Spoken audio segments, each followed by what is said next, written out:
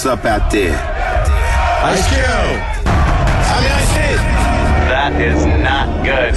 Get ready to experience the thrill of a lifetime. If you somehow find this offensive, just don't listen. But my guess is you'll be sticking around. Let's do this. It's going down, Jack. Hey, it's Larry King welcoming you to the Opie and Anthony Show right here on Sirius XM's satellite radio. Oh, this is good radio right here. Y'all are cooler and shit. It starts funny and then gets very uncomfortable. One of the most popular radio shows in the world. Radio journalism at its best. Hello, kids. It's the Opie and Anthony Show. They swear and they're vulgar and they talk about awful, awful things. That's what you like, isn't it? Very flavorful. Yay! That's what you like, isn't it? Please welcome Opie. The show is twisted, I'm telling you. We're enjoying this shit. That's what you like, isn't it? Anthony. I want dick prizes. Oh, I love when girls go through that. I'm here for you, ladies. Remember that. That's what you like, isn't it? And Jim Norton. If a pussy could talk, it would say, die. That's what you like, isn't it? Everything you are about to hear is real.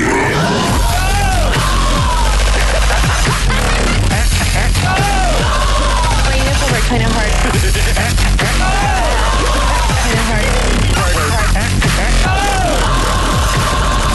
Good morning. Welcome aboard. But enough of this palaver. Let's get the show on the road.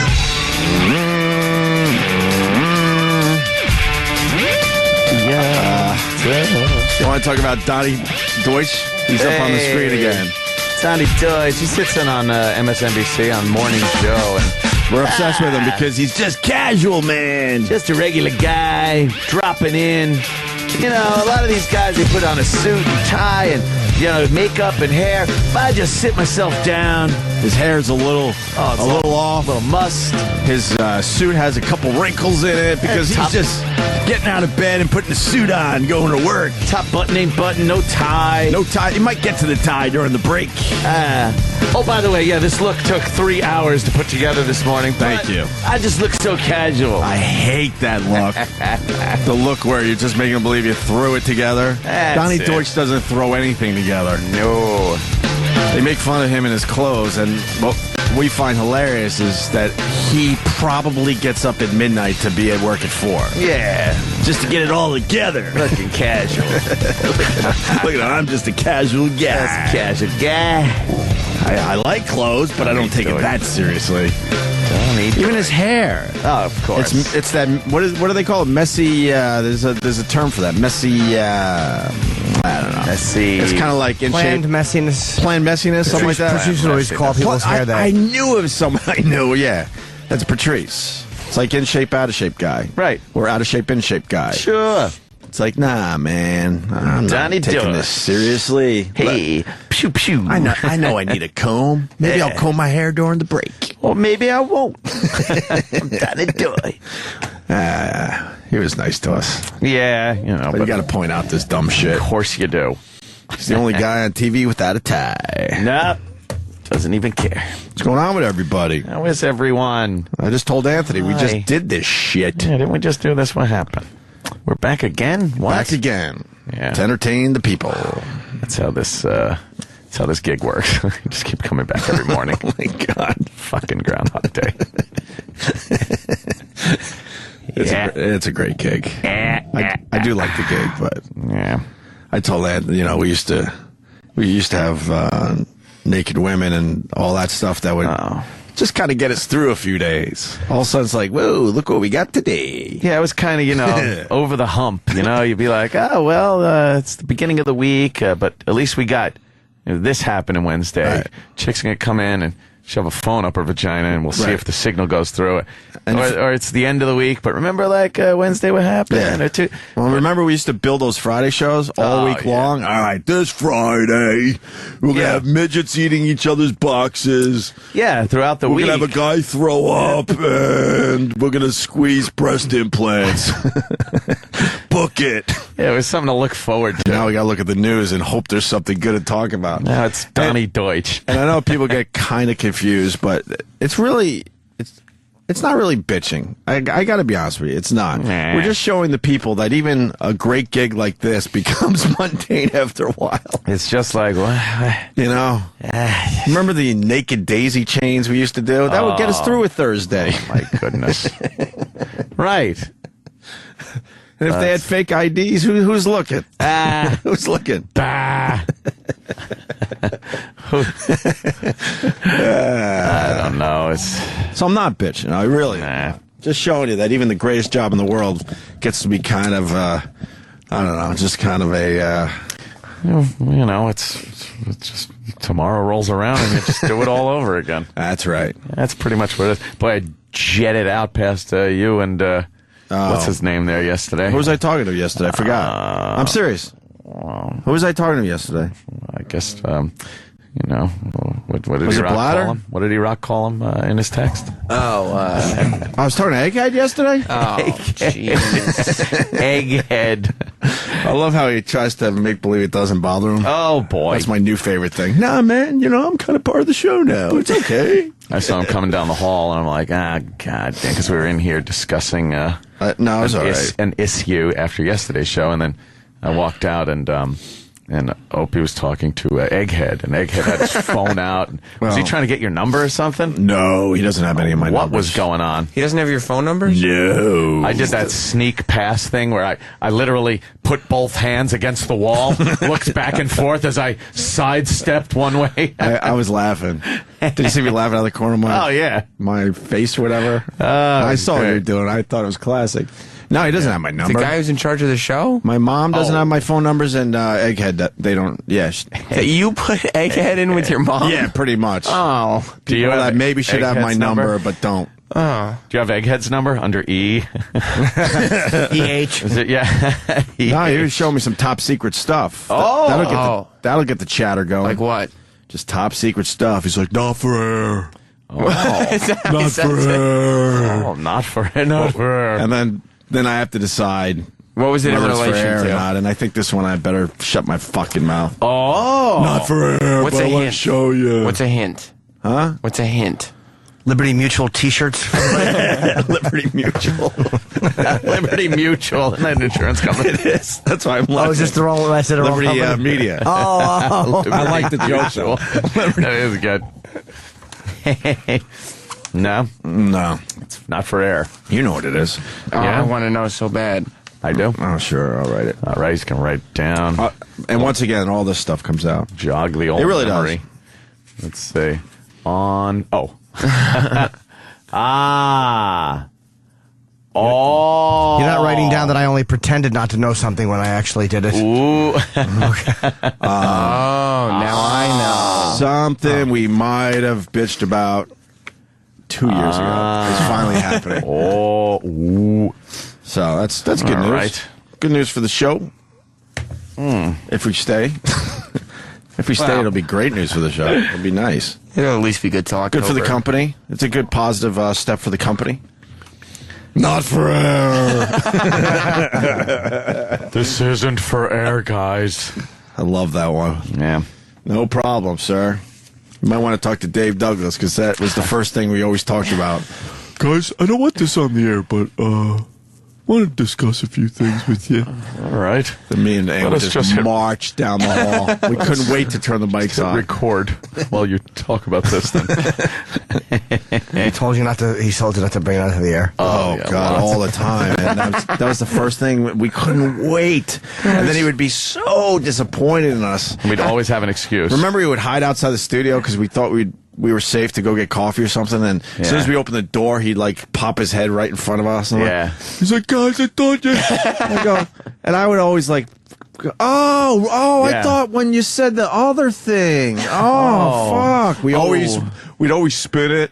Make him often? Yeah. and then he would feel good about himself and go, oh, okay. It was always It was something an honest like mistake, and he would walk back to his office. it was always something like, "Oh, we thought you meant the next time it happened because we already did this. We thought we could talk about it, Right. But the next time, don't talk about it. always- Oh, we're sorry. How always had often some- would he okay, say, guys. don't bring this up on the air? Oh my God. There was a period once a week he was Yeah. like, begging us to not do something or don't talk about this on the air, and it was the best radio. And for the most part, he felt compelled to not walk in on us during a break. So we would just keep the break going, but we'd look out the window and he would just be standing in the hallway waiting. And we're like, oh boy, he's not going yet. All right, keep going. So we would just babble. Yeah. A lot of listeners would get called away. A lot of listeners back then heard a lot of babble because we didn't want to go to break to deal with Dave Douglas. Dave. What percentage of the times that he said, don't bring this up on the air, would you bring it up on the air? I swear to you, probably 100%. Yeah. I don't think there was one. That's great. No, I don't think there was one where we finally said to ourselves, you know what? Yeah, maybe we shouldn't. I don't think there's one. Every time he thought that he had regained your trust, and that you guys were both back to being on, like, Fuck him again. And then boom, right up his ass. Just fuck him again. He would come into the studio and be like, God. Oh, no, he wouldn't say God damn it because I guess his wife would be mad, but he'd be like, damn it, guys.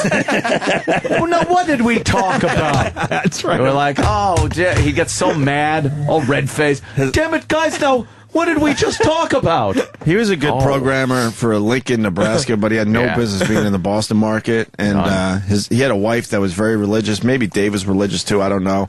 I do know that she had a big influence on the programming of the radio station. Yep. When we were trying to be a young, edgy rock station. Yeah. Didn't we have to... Well, they did. They edited songs way before anybody was editing songs. Lightning Crashes. Got rid of the abortion thing? First part. About abortion. Because rumor has it because of Dave's wife. It started at the second verse after the placenta falls to the floor. Oh, they didn't hear placenta hit the floor up there in Boston. I just thought it wasn't appropriate. Right. Did he really say that? Yeah, he did. Yeah. What a douche. Oh, yeah, he did. It was the weirdest thing. And His BCN wife would just, Hated us. BCN made fun of the fact that we were cutting out things of the song and we had no say over it. We talked about it on the air, though. Yeah. His wife hated us, man. Ew. So Did she laugh at the show, you think? That she didn't laugh at your show? Oh, no. Dave was in a quandary because we were very successful for the radio station he was programming, but he had to hear it from his wife every night. Every night. You hear what the guys were doing today? Yeah. Naked girls and baked beans? Really, Dave? This is why we moved to Boston? And then after hearing it from his wife, he goes into work where he thinks he's got some relief, where he can talk to his friends / co-workers, Opie and Anthony. Yep. And every time they just betray his trust. Just fuck him over. And he goes... The best meeting ever was when he literally... My brother says I say literally too much, so now there's something else you can pick up on. Oh, damn it. Because you have no life for I hate yourself. when there's a crutch. It's so hard to break those. But Dave Douglas sat there one day and told me and Ed, he goes, just, guys, just consider me the third member of the Opie and Anthony show. I remember that one. So he wanted, he thought logically that the program director, being the third member of a very edgy, we're going to push it as far as we can type radio show, that makes sense. He wanted to be involved in everything. God's honest truth. So I technically have Dave Douglas's job? Yes. You got Dave's job. Oh, he wanted to be me. Yeah, he wanted to be involved in all the bid ideas and decision making. Well, because we surprised him on a daily basis, and I'm sure Bruce Mittman would have to yell and scream at him like, "Did you know that they were going to do this today?" And Dave had to go, "No." So he was trying to get on our good side and say, "Look, guys, consider me the third member of the show. We'll work out some bits, and you could." Bruce would be like, Dave, I didn't know they were going to blindside me with a fagula bit. And I don't need the fagulers getting on my case. Guys, you got to stop the gay stuff. Dave, did you know that they were going to do a bit about Schwoogies? Schwoogies are going to call me, and I have to meet with them. Guys, could you just stop with the African-American stuff? Yeah. Oh, Bruce Mittman ruled.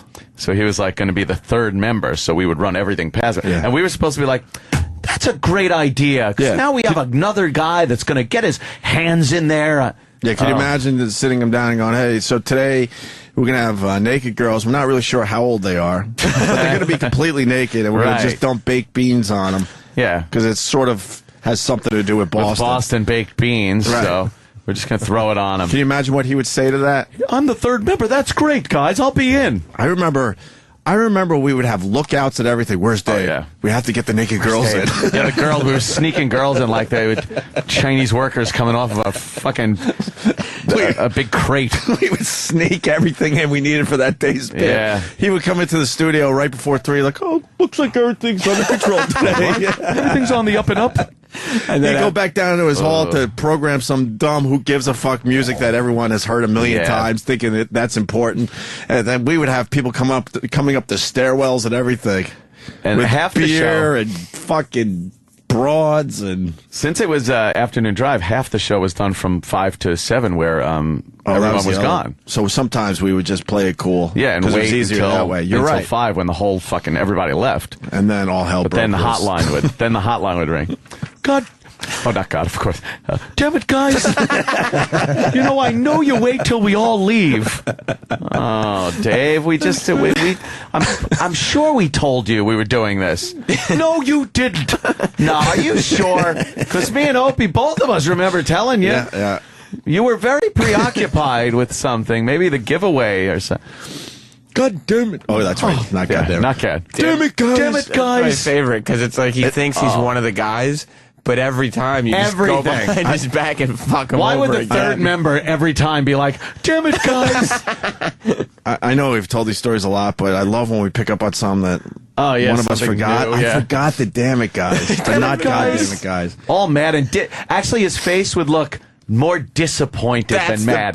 He was so disappointed in us, and he thought we'd look and be like, you know, we disappointed Dave today, and I don't feel good about myself for it. We love disappointing him. And know how he punished us? We would have these big beach parties, huge concerts where every on-air talent got a little taste of the stage. Yeah, a little something. And we would always try to get a bit going. He would always put us in the shittiest spot. Yeah. And we were by far the biggest show on the station. But, you know, he was Hillman would get the premiere slot. Yeah, Hillman would, and he wasn't doing anything. And then Ozone would get, like, the real rock spot, you know, the introduction of the big band that was there. A lot of times we got the spot while people were still coming in. Yeah, people coming in. Which was ridiculous. Hillman is still on that same station? Yeah, because he's like Wonder Bread. Everyone likes Wonder Bread. It's just kind of there, but you're not going to get too excited about it. You know, yeah, he's smart in a way. He knew how to play the game and survive. Yeah. You know, people aren't around the water cooler talking about Hillman. No, he's like a cockroach. He knows how to survive. He's just kind of there. He's nice to people. He does okay radio. Just okay radio. Nothing crazy. Yeah. I can't totally trash the guy. Did you like him when you were there? We had an understanding. Yeah. We had an understanding. You leave us alone, we leave you alone. Yeah. That's pretty much it. He's the mayor of Mantown. You gotta, Mantown. You know, he does the Mantown bits and all that basic shit. My biggest regret is I didn't tape the Dave Douglas phone calls when he would call during the show. Yep. I think somebody sent me one the other day that, you know, we're going into the gay zone. Yeah. Someone sent me that phone call that's based on. Wow. But I don't know where it is now. We actually had the phone call? Someone sent it to me because I think we, of course, played the call. Dave, yeah.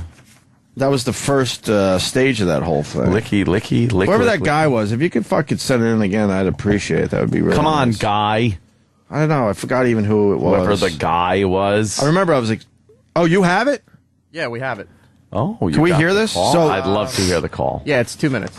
All right. So I don't. Oh, we were talking about that commercial where it's the two guys. Yeah. We did this break the other day, but we didn't have the phone call. Yeah, and this is typical Dave stuff. This would go on constantly. Dave. So Dave calls the hotline while we're playing probably, I don't know, on Alice in Chains or something. 7 Mary 3. 7 Mary 3, and had to kind of give us a little advice about what he just heard on the radio. He's helping out as the third member. This is, by the way, remember, this call is from the third member of the O&A show. So imagine Jim calling us with something like this. We haven't had a program director call our hotline since, I think Tom Chiusano was the last. Yeah. And here's the funny thing about Tom Chiusano. He was working for the competition, and he called us. He called us, yeah. That's how much he liked us and realized no one was supervising us. So he called even though it was in his best interest for us to flame out. Yeah. And he called the hotline and was like, guys, what the fuck are you doing? You can't do this on the radio. Oh, we can't? Remember that? Oh. Did Dave know you were recording him? And that you were going to air him? No, of course not. So then, after the phone call air, do you think he went, damn it, guys? Damn it, they got me again. Damn it, guys. In his car as he's hearing his phone call back. Damn it, they got me again. Oh, I thought I had him figured out this time. Go in and understanding. He'd never get his brain wrapped around you guys. I never respected the guy whatsoever. Is he in a big market now? No, rumor has he makes sure all the shopping carts get back in the supermarket. Oh, really? There's a rumor. Oh, wow. Yeah, he trashed us in an article and stuff too. But the fact is, I never respected him. Some of the guys have trashed over the years. I definitely had some respect for, but he had no fucking business being there. None. During our time, especially when we were trying to do something different. So, Dave, we do this over the top, edgy gay bit. Safe, FCC safe. Yeah. And Dave called to give us a little advice. Hello. Hello. What's up? I just wanted to, Why are you on this line? well, pause. Here's the other thing I forgot. Oh, right. We stopped answering the hotline, which is such a no-no back in the 90s, especially when you were doing radio. If that hotline rang, it was a known fact on radio. You picked that up and you took your fucking beating. Yes. So we stopped answering. We're like, fuck, we don't want to deal with this guy. Yeah. So what you hear in here is, why are you calling him this? He was calling on the request line to get a hold of us. He faked us out. And I'm being all naive, like, why wouldn't you call on the hotline? But he knows why, because we don't answer the hotline anymore at this point. He thought he had all your tricks figured out, not realizing you're recording him and getting ready to air the phone call. All right, start it again. Hello. Hello. What's up? I just wanted to, Why are you on this line?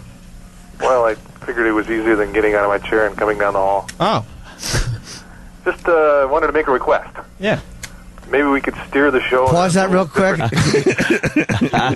I don't. Now that you explain that, like, I hate his ham-handed segue. I hate his wordplay. Like, hey, it's the request line. Well, I wanted to make a request, but it's not going to be a music request. Right. Ugh. He, oh, yuck. He was exhausted from dealing with us.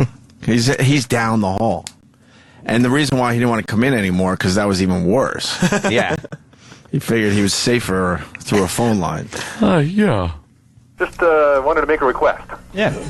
Maybe we could steer the show in a little different direction so that this doesn't get out of hand. What's getting out of hand?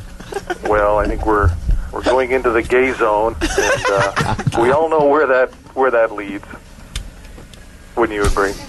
Not really, but Hokey pokey in the butt. no. Licky licky.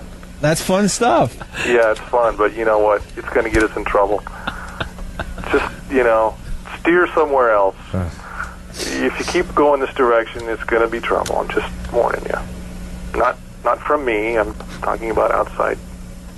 We've been down this road before. The old dirt road. Yeah. The old Give dirt me a little road. heads up here. All right. Okay. Head. See you. Yeah, he goes, the old dirt road. We've been down this road before. I'm like, the old dirt road.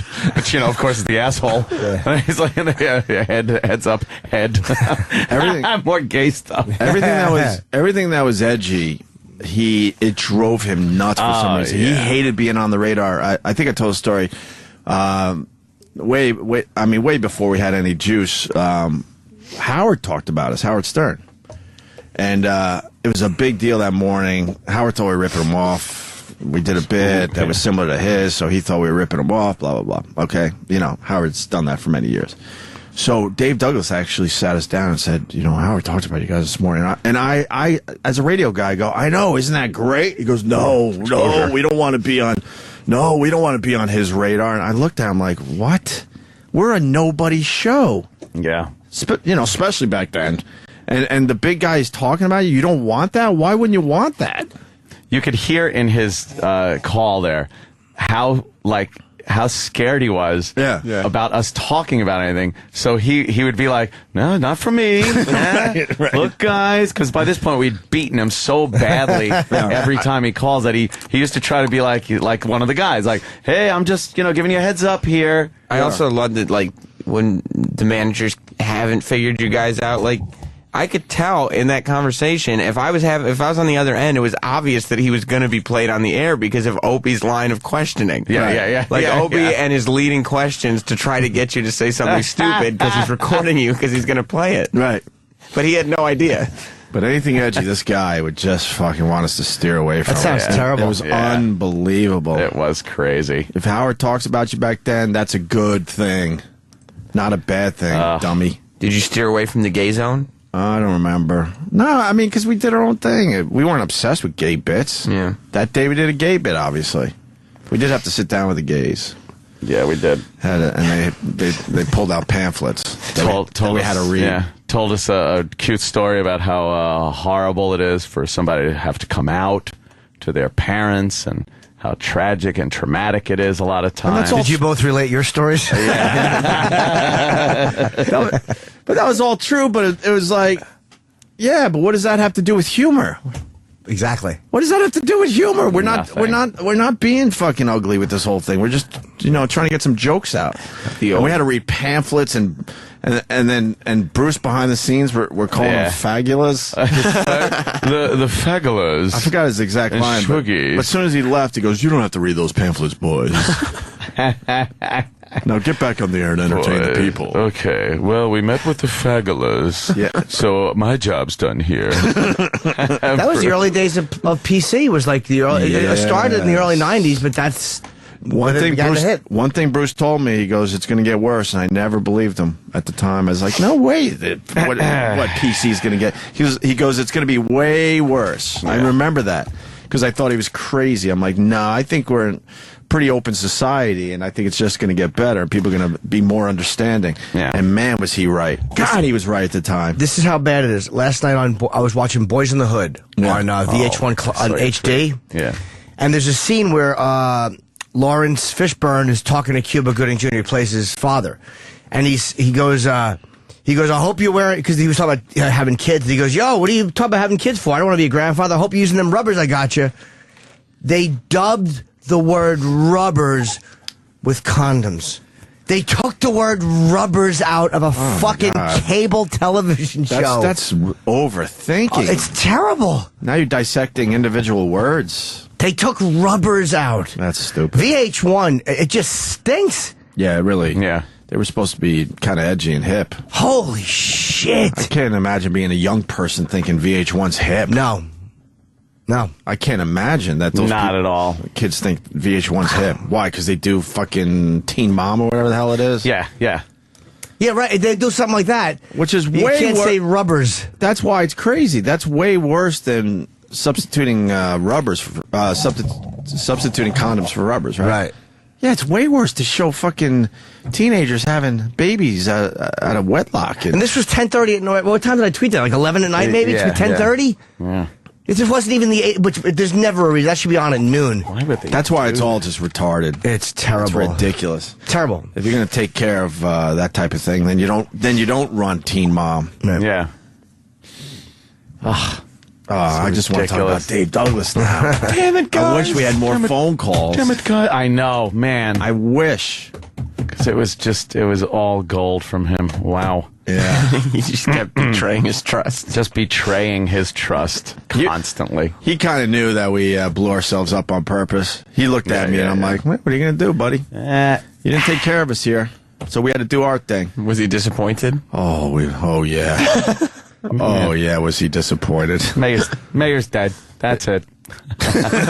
We're gone. Goodbye. See you later. Goodbye. Oh, he was disappointed. I saw it in his eyes. Like, I know what you just fucking did. Everyone else around here might not be buying into it. And you didn't let the third member of the show know. What happened, guys? No.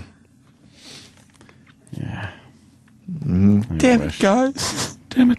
Was there a way to salvage the job after that? Meaning, before he actually canned you, or they canned you, in that time, was there anything you could have done? Now you look back on it and go, Of course. The pie throwing. Bruce Mittman tried. He Yeah. he hired a PR firm and everything because Dave hated working with us. Bruce loved working with us. That was the weird thing. But back then, it was still separated where sales try to stay out of programming. Yeah. Nowadays, Bruce would have completely taken over, probably would have been in Dave's face and said, leave these fucking guys alone. They're doing the job for this radio station. So we hired a PR firm. We had we've told these stories, but maybe it's worth telling again. We actually said no to a picture with sick kids because we're like, no, I'm not saving my fucking job by you taking a picture of us with sick At fucking the little kids. kid cancer hospital. That they were trying to get into the Boston Herald to go see. We're good guys. And then Bruce Mittman actually, I swear to you, jumped out of a bush with a cameraman to shake the mayor's hand. And they got that in the Boston Herald, like, see, everything's okay here. Yep. He was trying, Brucey. You got to give him that. Mayor Menino was at some kind of public function, whatever, ribbon cutting thing, and Bruce blindsided him. I want to save my meal ticket, my afternoon show. Like he basically said, hey, Mr. Mayor, and put his hand out. Yeah.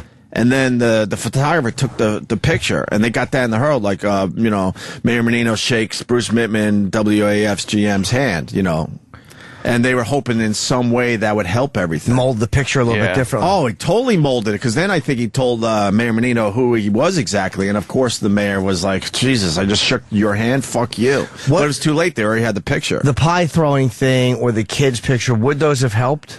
Well, Dave Douglas, I mean, this tells you all you need to know. We're in major shit. And he goes, guys, I got an idea. Bear with me. We're going to put you in Faneuil Hall and, in those stocks. What do they call those things? Stockades. Stockades. Or is it stocks? It might just be stocks. I think it's just stocks, right? Stocks, yeah. And we're going to allow fans and possibly the mayor himself to throw pies at you. That's going to take care of it. The mayor is beyond livid. Yeah. We told everyone he died in a car accident. And this is what's going to take care of the problem. We're going to have him and listeners throw pies at our face. Throw pies at us while faces. while we're in stocks. So we're like, how ridiculous. We're like, this ain't going to work. But they already ordered the pies. Yeah. They did. How many was it? A couple hundred or whatever it was? Fuckload of pies. So now they're like, well, fuck, we got to do something with the pies. So then they spin it like, why don't we send the pies to the cancer hospital, the children's cancer hospital. I forgot the name of it. I drove by it the other when I was up in Boston. Oh, you did? Yeah, and I went, holy fuck, that was the place we had to go to. I forgot the name and everything, but I just remember as I was driving by. And it was, I told this story, but it was April. Yeah, it was April Fool's, right? And we get in there and we meet all the kids. They're hobbling out of all these rooms in horrendous shape, some of them. And they all gather for the big, we're handing over pies. Some of them couldn't even leave their rooms to see the pies arrive. It was a big deal. And then the kids are hanging around singing Christmas songs. This is a true story. And one of the people that works there leans over to me and goes, you see Susie over there? Or whatever her name was. Yeah. I go, yeah. She's got a nice voice, doesn't she? I go, yeah, real nice voice. Great. The lady goes, she's not going to see Christmas this year. Hey, thanks. That's great to hear. Thank you. Her days were numbered. I'm like, what the fuck did we just get involved with? We did a dumb radio bit, and now we're going to try to use sick kids to save our jobs? Bail us out. And then I forgot who it was, but I looked right at him. I'm like, I ain't taking no fucking pictures with these, with these kids where the picture's going to end up in the paper so we look like good guys. No fucking way. I don't blame you. A bunch of bad kids like that. Way. Misbehaving. I wouldn't even have brought them pie. Guilt by association. Absolutely. Why give pie to such bad boys and girls? Well, I'm like, this is twisted. I know what we did. I know what we did was twisted, but this is fucked up. Yeah. So that's how they try to save our jobs. Yeah. People throw pies at our faces. Like the mayor was ever going to agree to that. We knew it was done. And then he was on TV once, and he was at some location for some shit. It was Fenway. Yeah. I know. Ask me anything. I know all this shit. A reporter was like, asked him about us and stuff, and he goes, well, today's can day. Right. Can day. He was so excited because he got the word from our company. We were getting canned. That they were going to fire us. And that made him very happy. Can day. Yeah. Can day. Jerk off. We played that clip. It's out there somewhere. Can day. It's can day today. Do you consider the bosses here like the fourth member of the show now? No, I mean, fourth, fifth, and sixth member. Yeah, definitely. The one thing they do right is just leave us the fuck alone. Well, they don't like the abuse. I mean, there's a lot of stuff where we just can't do, but they're not, hotlining us and all that shit after every break. They don't have much to say about what we do today. Yeah, you never hear about it unless the show is... The only thing Blatterall once in a while will say is that the show is particularly filthy. He says that? No, if it's particularly filthy, right? He'll say something like, it was a little dirty. If it's a really filthy show. Yeah. But he never says you can't do that. Yeah, no. He's offering an opinion, and it's rare. I'll hear his opinion. Sometimes I agree, sometimes I don't agree, but he doesn't force it on you. No, I like that about it. Neither does Gary. None of those guys try to force content. Oh, God, they just throw suggestions. Oh, my God, no. I mean, that hotline would ring after every break. Every break. Yeah. And then we moved to NEW. We had Gary Wall, who was cool. Yeah. He's indifferent to us. Remember, we met him on the street? Yeah. I go, Gary, what do you think of us after all these years? He goes, I'm indifferent. I'm indifferent. And I laughed in his face. I'm like, you know what? I like you for being honest. Does he just not like you guys? Well, he loved us, and then, I don't know, got a little ugly there. It did. We had a few battles with him. Whose fault was the ugliness? Yours, or did he do something? I, to this day, think it was him. Yeah. He left us. He would leave for really long lunches while we were taking on the New York radio world. Yeah, we kind of needed him in there. I thought he was pretty talented. He was trying to do some different shit. Yeah, he was. He was definitely had his hands tied though, as far as the company goes. He really wasn't able to do things. Is this boring, people? Nah, it's it's behind the scenes. Is he in the radio business still? Or no, I'm curious. I mean, Gary Wall. I don't think so. The problem with Ant says his hands were tied. It was unbelievable. So CBS Radio owned K-Rock, so they were doing alternative rock. And why couldn't we play classic rock again? There was a reason we couldn't play classic rock either. I forgot. Did they own a classic rock station back then, maybe? Yeah, who was playing classic rock? There was. But that was Clear Channel. No, yeah, but there was somebody, I think it was like, it wasn't CBS, was it? I don't know, but there's a reason why he wasn't allowed to play classic rock or alternative rock.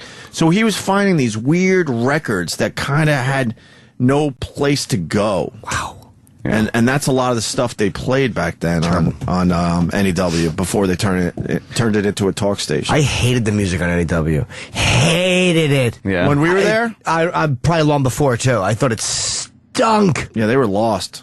Fucking Van Morrison again. Yeah, I don't know if they horrid. Maybe they didn't want to take on Q104 at the time because they were doing so well with classic rock. I don't remember, but I remember his hands were tied and he was just finding these records. Like we would play Sheryl Crow. Think about Sheryl Crow. Where do you really play her? Yeah. She's sort of pop, but she's sort of rock. She's kind of AC. You know what I mean? It's one of those artists that you don't really know what to do with. Yeah. She's popular, obviously. With other artists who get perpetual headaches. That was his problem because he wanted to just, schedule a music station his way, but he would have meetings all the time. You can't play these certain records because K-Rock's playing them. Green Day and all that shit at the time. But who cared if K-Rock played them? Well, they were owned by the same company. Mm-hmm. Oh, okay, right. But the weird thing is, we should have just been over there. We fit with that format perfectly, but... Isn't it amazing how they fucked up? When you look back, you're like, oh, God, what dumbbells. What dumbbells they were to obsess on the playlists. Yeah. Like obsess. Oh, yeah, they would obsess. Wow. Oh, and they just drove people away from it. Yep. So... That's interesting. I have no problems with Gary Wall. I know we had our issues, but yeah. In the end, I really did like the guy. We were just all in a weird, tough spot. We had too many hands in the soup, as they say, and his daughter, we had a babysit. We always had a babysit too. Yeah. We had to babysit Bruce Mittman's kids when we were at AAF in Boston. He would drop his kids off in the studio. Boys, could you watch my children for a while, and I'll be back. And then me and Ann are looking at each other like, we want to talk about tits and ass, and we got a 12-year-old in the studio. Literally kids in the fucking studio. It's Remember great. when that happened? Like, what the hell are we supposed to do now? Whoa. I think that was his way to try to keep us... Keep us in control. Mm-hmm. Maybe if I put kids in front of them, they'll behave. Little kids and these morally corrupt assholes. Maybe this will help. Yeah. He was trying everything. Oh, God. It might be time for the book. Little yarmulkes on. Might be time for the book. It was a fun time, wasn't it? And then he had something set up where the mics were always live, even if we didn't turn them on. So on the way home, all he had to do was call a phone number and listen to our conversations in between breaks. Yep.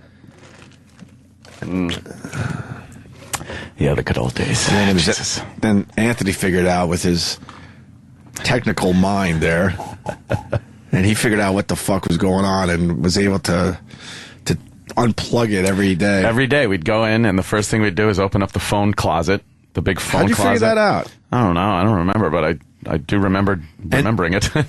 And Bruce Mittman couldn't call us out on it because obviously he would call and he wouldn't be able to hear us. Yeah. But he couldn't come in and go, I know what you guys are doing, because he was basically wiretapping us. Yeah. And then we would plug it back in at 7, so I'm sure when he checked it, he's like, everything's working. It works now. I don't understand what's going on. Hello. It works now. Why does it go out at 3, but then starts working again at 7? Time for Rocco. I don't get this. All I get to hear is Rocco eating. Hello. I want to hear O&A talking. Hello. I want to know what's on their mind. We would just pop the phone cord out. Boink. Yeah. There we go. You figured it out, though. That was brilliant. Fucking brilliant. Fuck it. We had a badmouth everybody during commercials. Man. Some things never change. No kidding. I'm trying to change that. God. I am trying. Yeah, a little stroll down memory lane. When you guys were on WJFK, what about that, Alex? Alex. What's going on, boys? Hey, Alex. When you guys were on WJFK for a minute before, that whole thing went down with the Whip 'em Out Wednesdays and the thing in... yes, we know what you mean. The church thing. Yeah. Yes. Those were the good old days. At least WJFK had some good radio on. Now it's all crap. Well, what is it? It's all talk now, right? I think they're doing sports, right? Sports. Yeah, all they do is sports. You can have a dude like Lamar Arrington trying to talk sports, thinks it's an expert. Well, sports. And the other guys. FM Sports Talk is the hottest format in America right now. It's everywhere. It's fucking everywhere. I listen to you guys every day, so I don't really listen to terrestrial radio, as I like to call it now. All right, sir. I appreciate it. Some old fans from the JFK days. Speaking of sports radio, did you hear David Stern and Jim Rome going at it? Oh, God, I heard that, yeah. I haven't heard this clip yet. By the way, the dumb paper calling him a shock jock. Who? Rome? No, just the thing David Stern asks shock jock. Shock jock. They're lazy. They're lazy are reporters. lazy. It was nothing's shocking anymore. Enough of the shock jock thing. Jim Rome, I don't really listen to ever, but he impressed me because David Stern seems like a cranky douche. Yeah, absolutely. But Rome seems like he likes to break balls too. And they obviously have I think the word was they've had cantankerous times together. Cantankerous? But Isn't he in the cantankerous? Oh, right. Cantankerous. No, that's the other one. Dummy. A lot of hardcore NBA fans are convinced that lottery gets fixed. Every year? I've heard, I don't know what they were talking about. There's a lot of people convinced that they fixed that shit, to bring up the weaker teams so the competition is better. Oh. And so this has been one of those conspiracy things forever, since Patrick Ewing, I think, joined the Knicks. I think. Someone that knows more about this, please call in. So Rome asked him about it. And Rome handled this, by the way. He's really a good broadcaster. He's a good, when you hear the way he handled it. I like Rome. Yeah, it's like, fuck, man, he's a pro. This guy's an unshakable. I like Rome. I like Mad Dog. I don't like Mike Francesa. No, he's smart, but he's irritating. I don't like him at all. Michael Kay, I saw at the No Yankee one game. seems to like me. Hey, dog. My droning voice.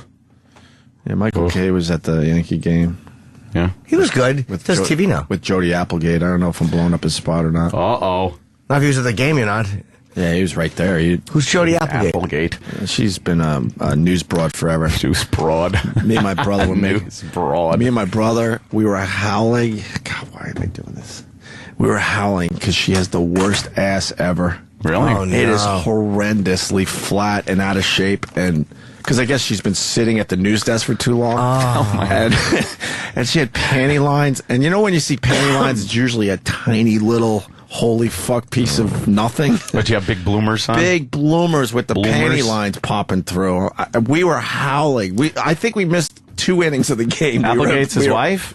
Oh, they're married on it. That seems to be what somebody says. But, Pal Talk, as far as yesterday goes, they just lie to me. Well, I don't... make me look like an idiot. I don't get out enough. It's my problem. So Don't get out in. I don't get out enough. If they're married, okay. Yeah. Here I'm thinking they got a big scoop. They've been married. Probably have kids together. I don't know. But, I mean, she's beautiful. Yeah. She's got a really nice face. She's got some implants now, I believe. Everything looks nice from here up. Yeah. But that ass is horrendous. And you've concluded it's from sitting at the news desk? Yes. I like it. Look, guys are hilarious. Yeah, it's from sitting at that news desk. I know this shit. Yeah. She's beautiful, though. She really is. But my point is nothing. Jim Rome talking to David Stern yesterday. If you haven't heard this, the fucking Twitterverse, as they like to call it, went nuts over this clip. The Twitterverse. We got the longer version, by the way. Yeah. So we'll see how much of this we want to play. You know, New Orleans won the draft lottery, which of course produced the usual round of speculation that maybe the lottery was fixed. I know that you appreciate a good conspiracy theory as much as the next guy. Was the fix in for the lottery? But I before we get into that's just a dumb question. In all fairness, because David Stern would never admit it if that is the case, right? So it is a loaded question.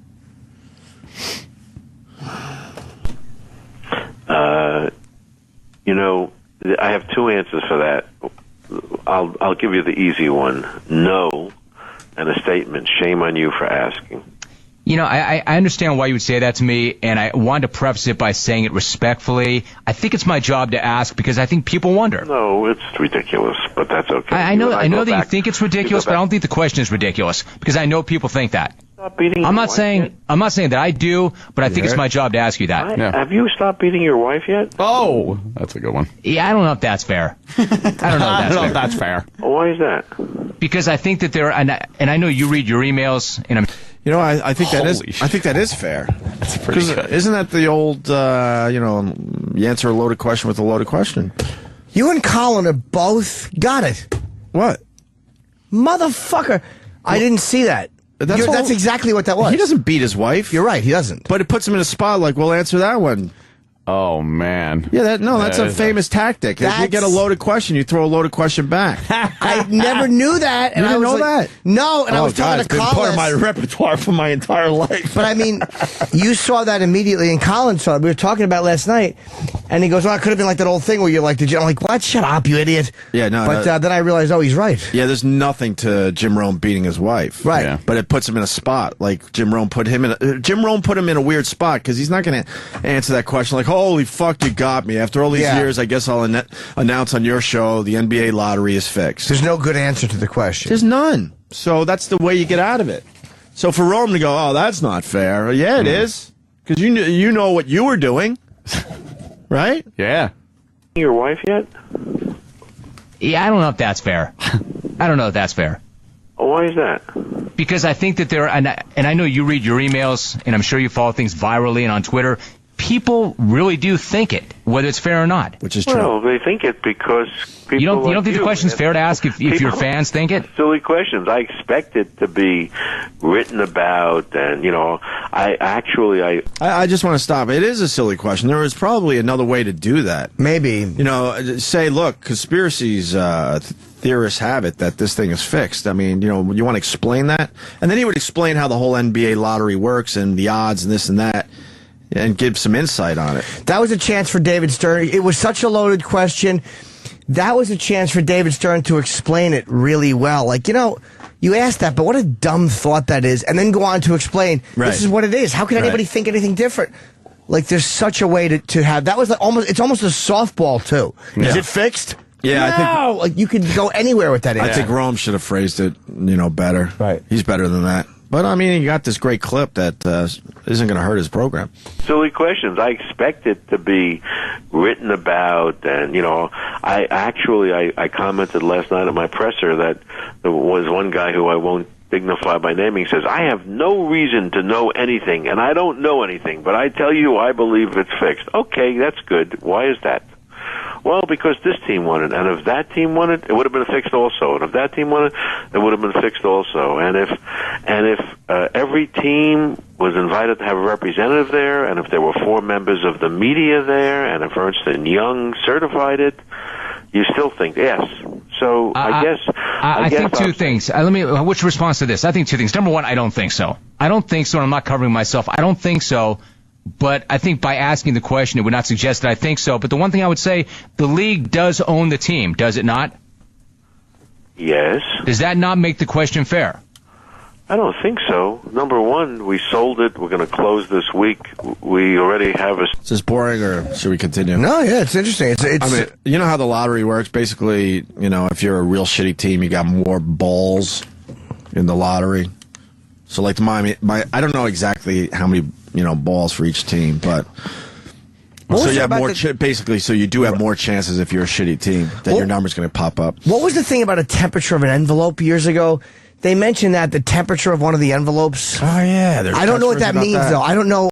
I'm not familiar with it. I'm sure 50 listeners will know what it is, but I don't know what that means. It must have been something that felt fixed because of the temperature of an envelope. Right. Wow, that's weird. And what I mean by an envelope, the temperature of an envelope. what I mean by numbers, your logo pops up, by the way, because now people are like, they don't do it with numbers.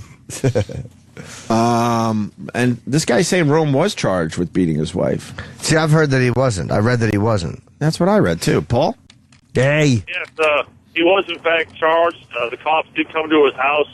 They did come over and try to attempt to press charges, but his wife, after thinking it over, decided not to. But there was a big brouhaha about that for a small time. Brouhaha. All right, so that's... Oh, was it? Can we Google that, Sam? So then David Stern was taking a pretty good shot there, then. I don't know the date or Because Colin thought the same thing you did. That would be more than a loaded question if that's actual dirt.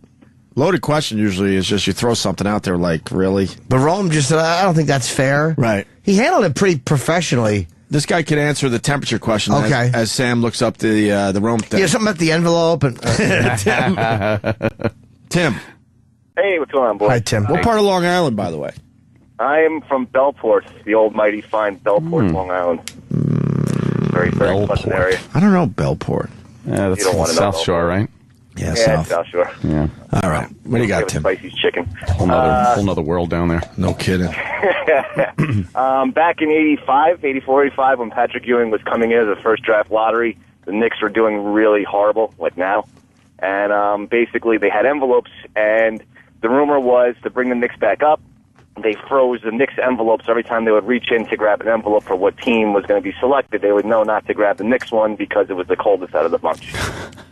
Oh, that's just a dumb theory. Okay, I thought, all right, that's just... Yeah, well, how long have they stayed started cold? that? Yeah. Really. What, they got to keep running back and forth with the freezer?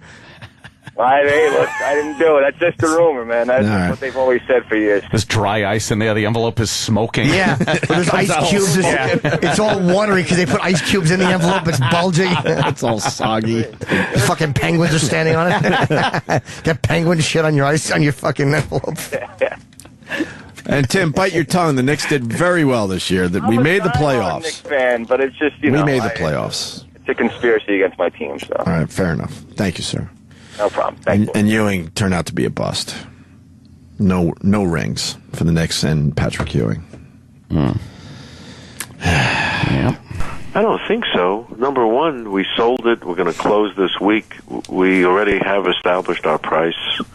I think that if it had gone to Michael Jordan and which was the next team up with in terms of a high percentage, there was David's take care of his friend Michael, and if it had gone to Brooklyn, which is going into Barclays Center, it would have been fair to speculate, I suppose, that we want to take Brooklyn off of the mat. So there was no winning, and people write about it, and it's okay to write about it, and we sort of expect it, but that's not a question that I've been asked before by a respectable journalist. I think I understand why you're frustrated by that. I think that I understand why that would upset you. I would hope that you would not hold that against me. I wouldn't hold it against you. You and I have been into more contentious discussions than that. I don't know. I'd put that one right up there. Well, it's good copy, and you do things sometimes for cheap thrills. I did not do that for a cheap thrill. That's not what that was. Well, it sounded like it. No, not at all. That's my point. That's where you and I, that's our point of disconnect. That was not a cheap thrill, and I was not throwing anything against the wall, and I was trying to be as respectful as possible. I'm just saying that people wonder about that. And I don't want to ask you a question by, here's what I don't want to do. I don't want to say, hey, Commissioner, people would say, because I'm going to ask a direct question. But people did wonder. But that was not a cheap thrill. Well, I got no thrill out of that. It's a cheap trick. No, flopping is a cheap trick. No. Putting the police Flopping, that's a good line. Well, these two are going at it. But listen, you've been successful in making a career of it, and I keep coming on. Making a career of what, though? Commissioner, I take great offense to that. Making a career of what? What offense? Cheap thrills? Are you taking offense? I am now. Now I am. If you're saying that I've made a career of making cheap thrills. Time, taking on the world, and now Jim Rome is pouting. I love it. No, I'm not pouting. I take offense. There's a difference between pouting and taking offense. I take offense to that like you took offense to the question. What if I said, were you pouting when I asked the question? Taking offenses. You want to hang up on me? No, I can't hang up on you because I'm running out of time. I would never hang up on you. Okay. Listen, I got to go call somebody important like Stephen A. Smith now. He's up next. All right, you go make that call, and I'll go talk to somebody else too, I guess, myself. All right. All right, Commissioner. Have a nice day. I did not hang up on him. We are officially out of time. See, I like the way you handled it. We'll come back and reset that momentarily. Stay tuned. What a pro, man. Like, I would allow my emotion to get in a way or to be a dick, but he... Yeah, but that would have been good radio. Yeah, but that was... When we sound like assholes, it's good radio for people. Sometimes, absolutely. But I mean, I was amazed at the way he handled it. Like, I was like, fuck, I would have been really annoyed at that. Yeah. The guy is wrong about the frozen envelope, Jim. Oh, okay. Joe in Jersey is very bad. You mean there's no ice cubes in the envelope? Of course. There's no dry ice, Joe. No ice cube. What happened in 85 was they put envelopes in like this ball that they spun around. The Knicks envelope was actually the first three envelopes were placed in. The Knicks envelope was thrown and bounced off the wall.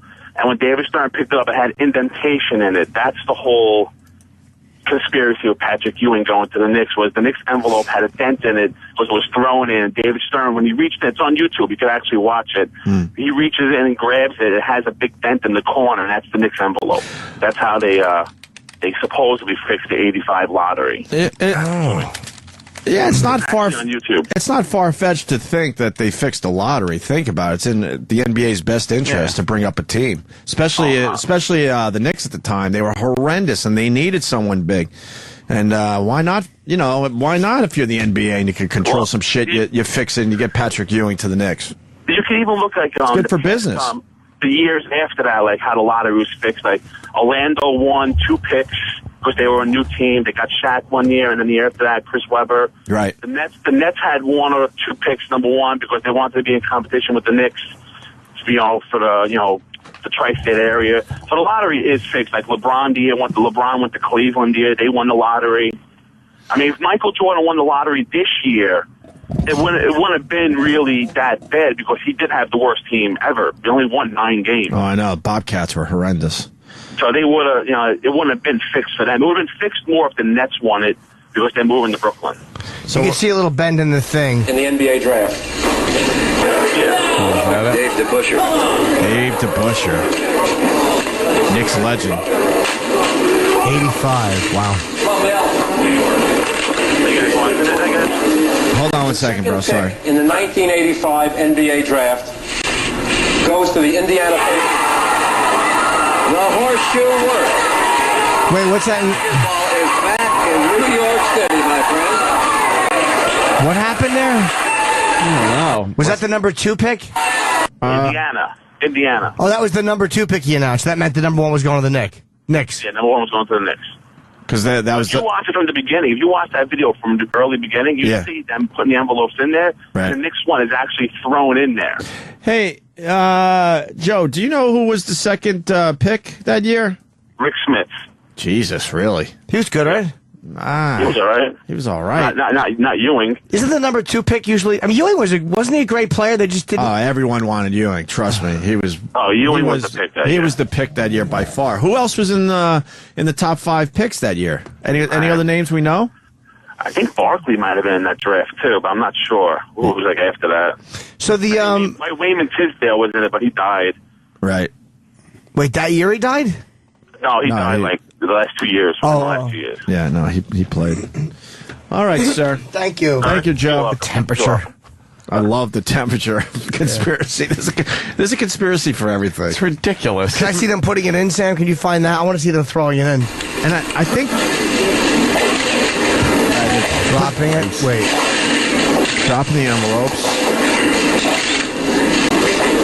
No, that was not thrown in. Stop it. Thrown in and it's bent. What? First of all, if he was going to throw it in, they would have just bent the envelope before. Right. Yeah. Why would you do it in front of everybody in a glass fucking circle? Or you would mark it. Of course you would. You can mark it in a way put a no big one else K would on it or know. something. Right. It's pouring a daiquiri over it. Make it cold. It's just strawberry daiquiri leaking out the envelope. It's deliciously cold. It's delicious. Yeah. All right, well. Remember when Jim Everett attacked Jim Rome? Yeah, I forgot what that was. That he called him Chrissy. That annoyed me. Oh, that's right. Chris, don't you say it again. Want to eat? Yeah, let's take us a breather. Each other's assholes. All right. Well, Jesus. Will I get new golf clubs? We got the latest on Sandusky, hopefully. Oh, there's more. Oh, there's It ain't a good. sexy little Is there story. good stuff today? No, meaning Good it's stuff every day. for us, yes. For Jerry, no. Yeah. Well, yeah, it's we already know it's not going to be good for him.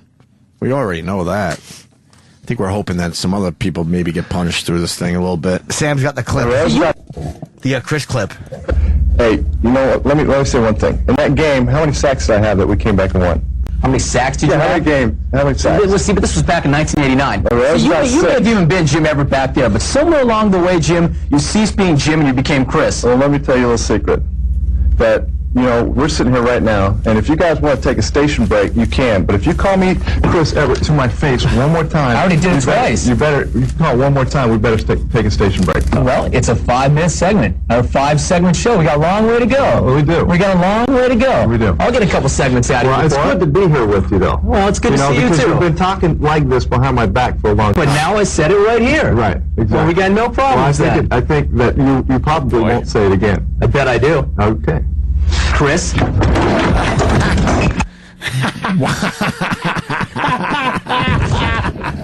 That's hilarious. I think that you probably won't say it again. I bet I do. Okay. Chris? Hey, Taylor, just kidding, man. Just kidding. Get him off me! Get him off me! That's not the real audio.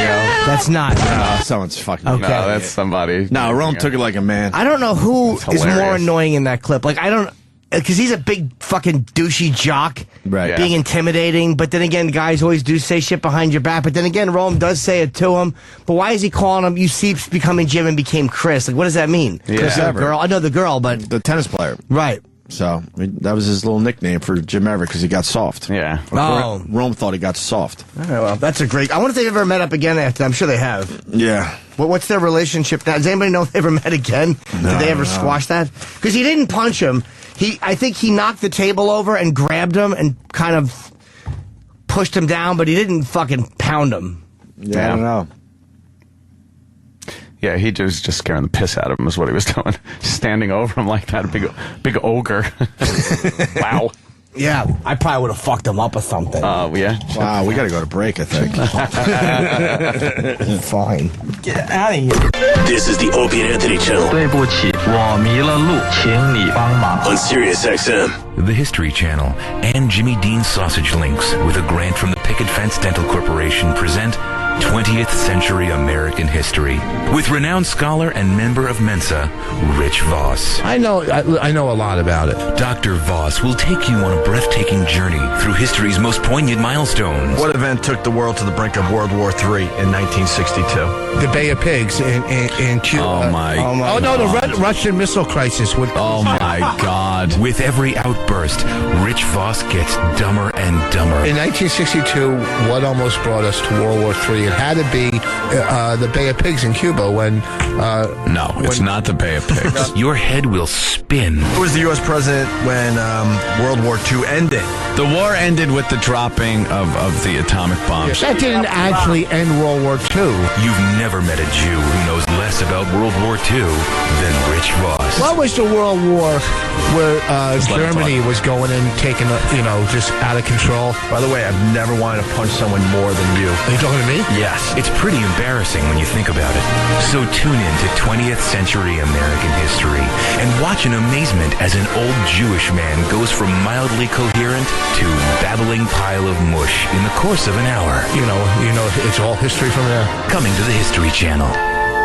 Coming up on the next Butt Trek, the USS Prolapse continues its journey through the universe in search of giant cocks to fuck. But the crew members soon find themselves in a compromising position. Oh my. Why is there nothing between their legs? It's silly. There should be something there. Why would these people be walking around? They must be alien race. Mr. Chekhov is unclipped. I noticed that at the urinal. I sure would like to suck it. Join our heroes as they unravel the mystery of this strange new life form. They all seem to be lacking something that I enjoy. Cocks. And struggle with the dangers of traveling through the universe. Bones, help me! There's a gerbil stuck in my hidey. Where did your cock go? Discover the fate of our fearless heroes. All on the next Butt Trek. Power up the ships, Captain! I'd like a dick in my backside. SiriusXM, the Opie and Anthony Show.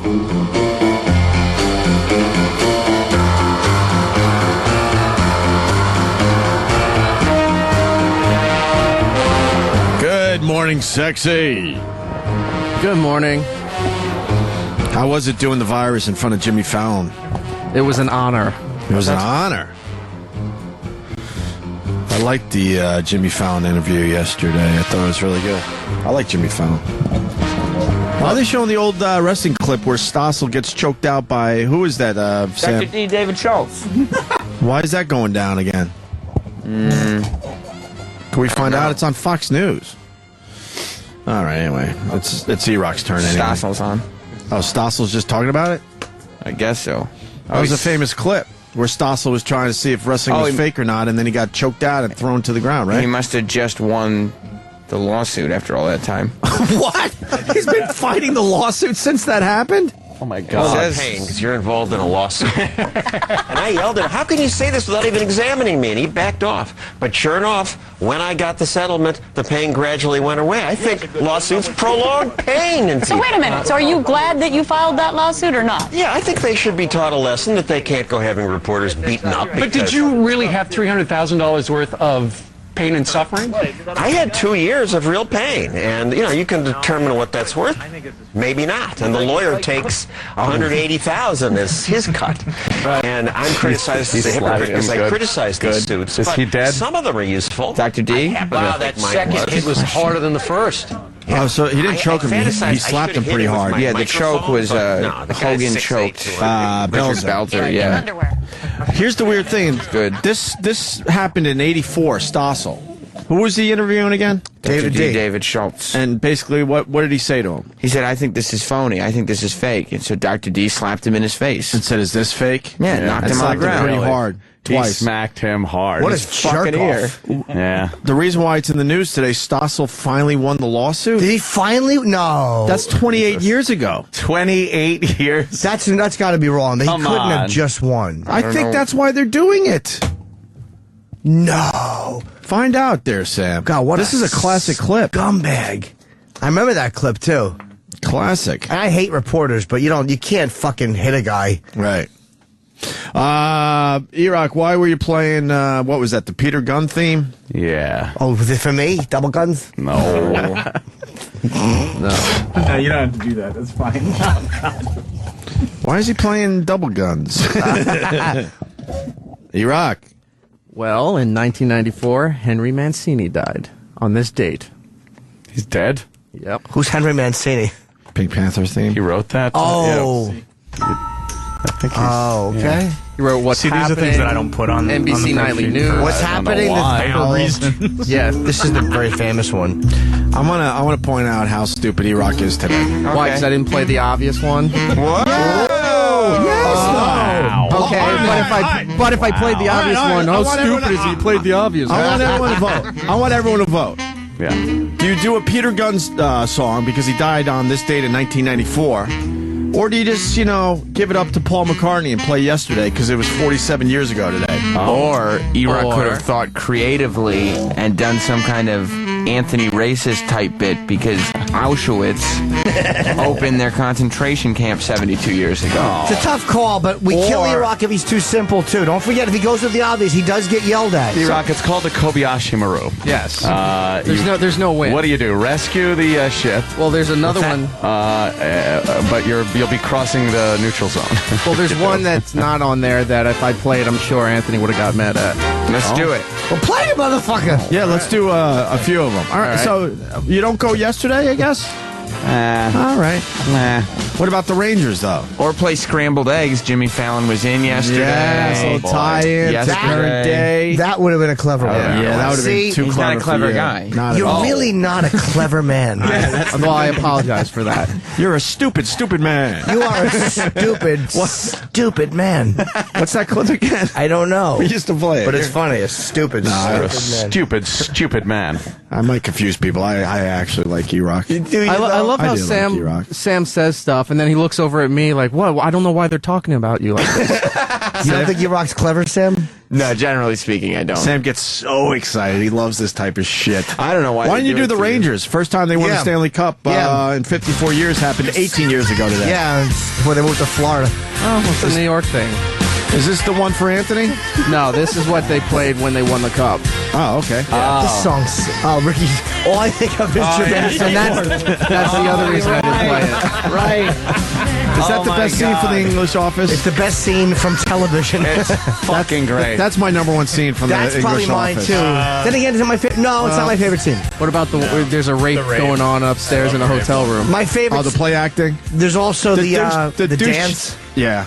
The douche chill moment, though, with that fucking boom box and him needing his music. That entire episode, though, like when he's in the back afterwards, asking like where they're gonna go, like afterwards to get some drinks. How can anyone think Gervais isn't a genius? Like,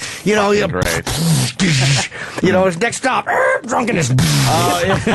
That's exactly what a guy says. Like, it was so perfect. I'm ready to watch that whole show Dude, again. that son of a bitch is great. And I love when they turn off the music and he walks back and he's like, Yeah. don't turn it off." The maid leaning in. That, you know what? That might be my favorite. Because the first time I saw that, I was curled up in a ball going, oh, God, no. It's so cringeworthy, embarrassing. When he leaves to his music and they go for the reaction shot of the people and they're just like, what a idiot. But I just wanted to say to you. Right. Oh, he's doing that little dance. And the way his t-shirt's tucked in. He waves and as he's jogging out the door. Yeah. What do you say? I've been David Brett. You've been the best. Yeah, the first time I saw that, it affected me. Like, it made my stomach hurt. If you can find that, It's so embarrassing. let's see if it plays well on radio. Play well for us. E-Rock, Kevin from Connecticut reminded me that Henry Mancini also did another song. Would you like to play it for the people? Oh, well. He wrote this. Yep. What is this? Oh, this is the theme song to What's Happening. Oh, yeah. What's happening? That's what Mabel King was saying to her legs. Fred Berry's fucking tipping over and dying. Look, Shirley Hemphill, the waitress, is dead too. Jesus. There's another one, E-Rock. Oh. You're missing one. Another one. Mm-hmm. What the hell's this one? Moon River. Henry Mancini He did wrote this Moon River. fucking song. Moon River. He didn't write Moon River. Yeah, he did. No, he didn't. Yes, he did. No, he didn't. All right, there's another one. He wrote this one. See, we laugh when it's appropriate, E-Rock. just love this song. I love when people get mad on Twitter and they start going, they write wah, wah, wah, wah, wah. It just, Yeah, they just go wah, wah, wah, wah, wah. I find it creepy that they figured out how to write it. You know what I mean? Where you know exactly what they're getting at. Nope, there's another song you wrote. Another one. That Henry Mancini did. Henry Mancini. Henry, I'm trying to bang this broad. What's that? He just ripped one. Jimmy just ripped one. No, I didn't. Are you getting a little excited? Yes, I am. Pushing out the excitement? Yeah, just getting rid of it. Come on, E. It's one that's close to your heart. Yeah, I forgot Is the there a title song of it. called Lard? Close. Close. I'm sorry, Rock. I didn't mean that. Close. It's your theme song. I know, I forgot the title of it. Hang Baby on. Elephant. That was him? Yes. Miscellaneous. That fucking guy. Yeah, he wrote the Virus's theme song. What does he think he was? Here it is.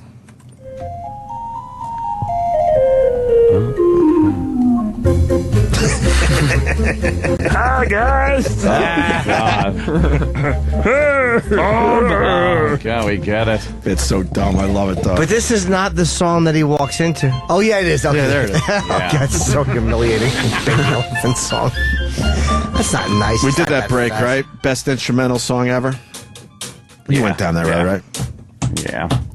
I like Hot Butter by Popcorn or Popcorn by Hot Butter. Remember that one? What was that? The. Yeah. But someone threw it out there and it became a hit. I know. This was a hit became on the fucking radio. hit. Why?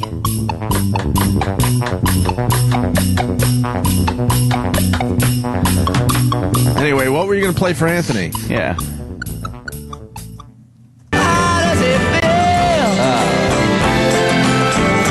He recorded this in 1965.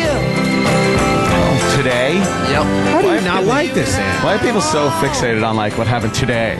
Like yesterday was just a day away from 50 just fucking years or something. Just gives us something to talk about because we can't have naked broads in the studio anymore. Exactly.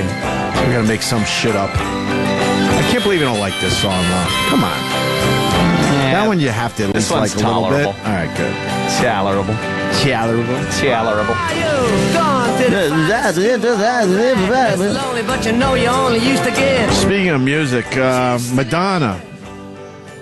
I was unaware that she mooned the crowd. Yeah.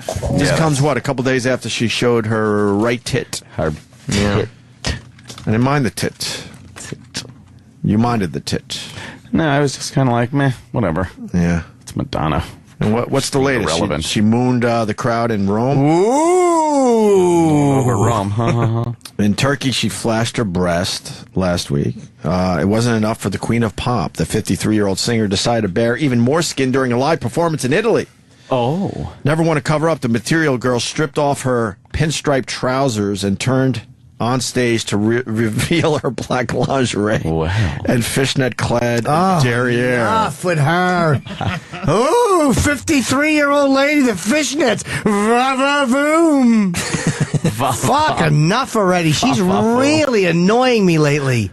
Her fucking Super Bowl performance stunk. Yeah, I don't like it. She's doing a horrible job of transitioning her career. And Yes, she is. She's fighting old ladydom. Yeah. well, she also had on her back the words "No fear." Ugh. See? Wow, you're brave. Yeah. You think Madonna's brave, Jimmy? Oh, what a So brave lady. Showing her asshole. Oh, she's brave. Oh, God, she flashed her nipple. What a brave lady. She didn't even really moon. Oh, it's just so stupid. No She had a tea fear. back on. World peace. Oh, and you know, Madonna, with all due respect, tremendous, iconic performer. Yeah. And I know it's hard to see yourself not as relevant. I mean, and I'm not even shitting on her. It just happens with age. You would, though.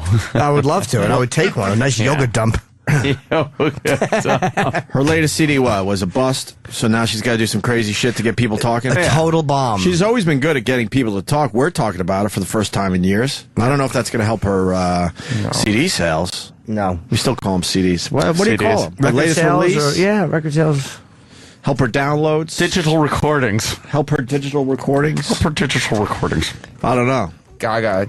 And she's trying to, like, She's trying to take on Lady Gaga. She's not happy that Lady that Gaga is getting the spotlight in that genre, so she's a moron. She's trying to, get the crown back. Lady Gaga.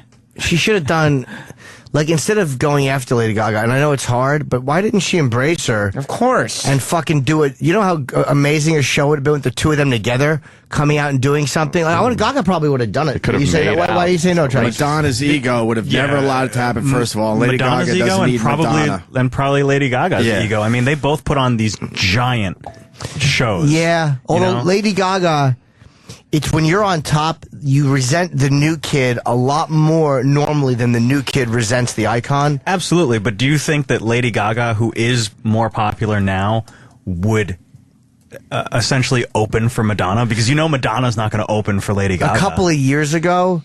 No, I'm talking about No, right but now. I'm saying a couple of years ago she would have embraced her. Nah, probably not. There's no way Madonna would go first. Yeah, and that's why. But she might have just to do a double headliner show with it. Like she might have just to do. Don't forget, you got Billy Joel. There's no such thing as. And these guys are Billy Joel and Elton John. They did stuff together, though. Right. And these guys are selling out these huge rooms on their own. Even though Madonna's latest release they don't need sucks, it. she's still selling tickets. They're not doing soccer stadiums. But she's playing 2 shows at Yankee Stadium. Who is? Madonna. Oh, wow, yeah. No, she's still selling tickets. The problem with Madonna, she's frustrated that no one's embracing these new songs of hers. That's what this is all about. Yeah. 2 Yankee Stadium shows. Yeah. What is she doing overseas? I know she's doing Turkey and she's in Rome. How big are these venues? Oh God, are they 20,000 seats or no? Oh, they are. Okay, wow. I think she's playing a place up in Quebec that fits over 200,000 people.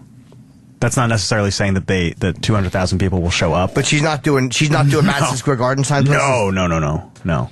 She's doing overseas. She's doing huge places. Yeah. Wow. Yeah, Madonna is, I guess. So, she's not over. No. But she wants international. She wants a hit song. But she needs to transition and realize that her days of being a relevant young pop star are finished, and she can still tour the same way Elton John or Billy Joel or any of those guys can tour. And she can still be relevant, but not in the young, sexy way she was. It's like you got to find a different way to present yourself, because really nobody cares about when you're 53 showing your tit. It's like, ugh. It's embarrassing. And isn't it 2 completely different genres of music? I mean, like Lady Gaga's doing pop songs, and she's more of like a dance person now. Yeah, Madonna. And Madonna lip syncs. Lady Gaga doesn't lip sync. Mm-hmm. Madonna fucking lip syncs. You're not playing Madonna songs on Hits 1. No. Exactly. Kids don't want to hear Madonna. Come on. Kids don't want to hear Madonna. Come on. They don't want to hear their... That's all you got. That's it. Come on. Come on. And now it's up to you. Come on. Explain yourself. Their parents would listen to Madonna and be like, oh, yeah, I like Madonna from when I was a kid. But the kids are like... She has stayed relevant a lot more than most people ever dream of. God. Like, and I mean, like pop culture relevant. But there's got to be a different way to do it. Like, she needs just another hit song, and she's fine. But she's been around since the early '80s. I think she might have started in '80. She just needs to stop thinking that people are going to care about her new records. Nobody cares about new records. Think anybody gives a shit about Paul McCartney's new record? No. They want him to go out and play his hits, and that's what he does. A new song, maybe they like. That Valentine song grows on It does, dude. I'm embarrassed to say. It grew on me, man. I'm embarrassed to say. No, it grew on. It was, I just don't know if I like when he goes, my Valentine. Because it's like, I don't like the Valentine sentiment. But the rest of the song I love. I don't love the chorus. I don't know. This is a cover anyway. Is it? Yeah, this whole album was I didn't know that. Oh, then fuck Paul McCartney. Oh, no, okay, whose song? Now he has to cover other people's songs? Well, he did like a standards album. This is good, though. I like some standards. She said that someday soon she said that was gonna shine. How good was Fallon's fucking McCartney impression? Oh, yeah. A little chat. Yeah, well, no, we have a fun little chat. Like, God, that's why he's a great impressionist. Because he didn't go for anything obvious. He just did a casual McCartney in the dressing room. Like, that's what that guy. Yeah. That's why Jay Moore is such an impressionist genius. Jay Moore's Woody Allen the other day. Jay Moore's every impression is original and fucking great. But he picks those impressions no one else is really doing. His walk. Who does Woody Allen? Do you know anyone? There's a good amount of people that do him. Fallon did Woody Allen yesterday. Yeah, but that not like Jay. Too. I'm wrong. That's an original song. It is, okay. Jay, because Jay does a fucking tremendous. Jay captures people, man, like in a weird way. He like he pointed out that Pollock, who's great, but I saw him once in an interview point out that his walking is a bit more rhythmic, whereas Jay is just really walking. It's He's just fucking awesome. He does Larry Merchant. Who does Who the Larry fuck does Merchant? Larry Merchant doesn't do I know, Larry right? Merchant. You know how brave you got to be to do a Larry Merchant impression? Yeah. That's just brave. Jay just doesn't have, and what I admire about him is he doesn't have this fucking fear of falling on his face. Or if he does, he's such a sociopath, he can just walk right through it. Yeah. Because that's what stops us, is this, I'm always scared when I'm on TV. I'm always scared that I'm going to be fucking terrible. And I stink, and it's like everything. He just doesn't seem to have that. Doesn't get and that's no, but there's times where he's not good, I'm sure, but that just fucking makes him have this ability to fucking. It's because he's a psychopath. Well. That might be it. He's crazy. He's crazy. He's crazy. Love Jay, but he's crazy. You have to be, I think, to have that fucking. Yeah. I don't know, man. I just panic too much. Madonna. There you go. That's what we got on her, I guess. Well, you're Donna. Double superstars. I just hate those fucking arms of hers. Ugh. I love her yoga arms. You don't like her ant arms? Oh, my God, no. And by those, I mean Anthony, who has guns on him. Yeah. Now, she is, she's got not enough body fat. Yeah, it's sinewy. It's all fucking. It looks like all like tendons. Oh yeah. She had that in '91. I was watching a couple of minutes of the black and white documentary she did, where she was on when she was banging Warren Beatty. Kind of like that thing. It was what I saw was, and Kevin Costner's in it. And he has a mullet. Yeah. What a fucking horrible mullet Costner had. He might have been doing Dances with Wolves at that time, so that might have been the hair. But her arms were like that back then, even. Mm-hmm. She looks good for 53, man. I mean, she's in awesome shape and healthy. You know she smells, though. I hope so. I like pit odor. Dude, I'm officially a fucking piece of garbage. I like a fucking good armpit. Not an oniony period pit. Officially a piece of garbage. Not a fucking period pit. Take your period pits and fucking spray them, you horse. Yeah. But you give me a nice musty, I'm not even trying to be dirty. I just love it. I don't like smells. Oh, fucking, smells drive me fucking bananas. They do. I love a good scent. Yeah. The more rancid, the better. No, not necessarily. Not necessarily. That's a chemical thing. That's how nature prevents us from mating with people we shouldn't. It makes the smells repulsive. I agree with you. Right? Yeah. A good foot smell. I've been wearing my gym shoes. Ooh. That's a little odd, though. Yeah, good foot stink. Sam. Oh, look at that. I don't like. Get rid of that. What's all that hair over your underwear? Sam stretched and showed his fucking. It's like almost his pubis was hanging out. Who taped that there, Fucking A. Sammy? Boo. You guys need to keep your eyes off my body and concentrate on the show. Well, sorry when you're fucking sitting there just teasing pulling us. your shirt up. Fuck, yeah. Someone's becoming a man. There he goes. Why don't you just tie your shirt up like the prison bitch? You don't like Josh? I love Josh. He doesn't touch you.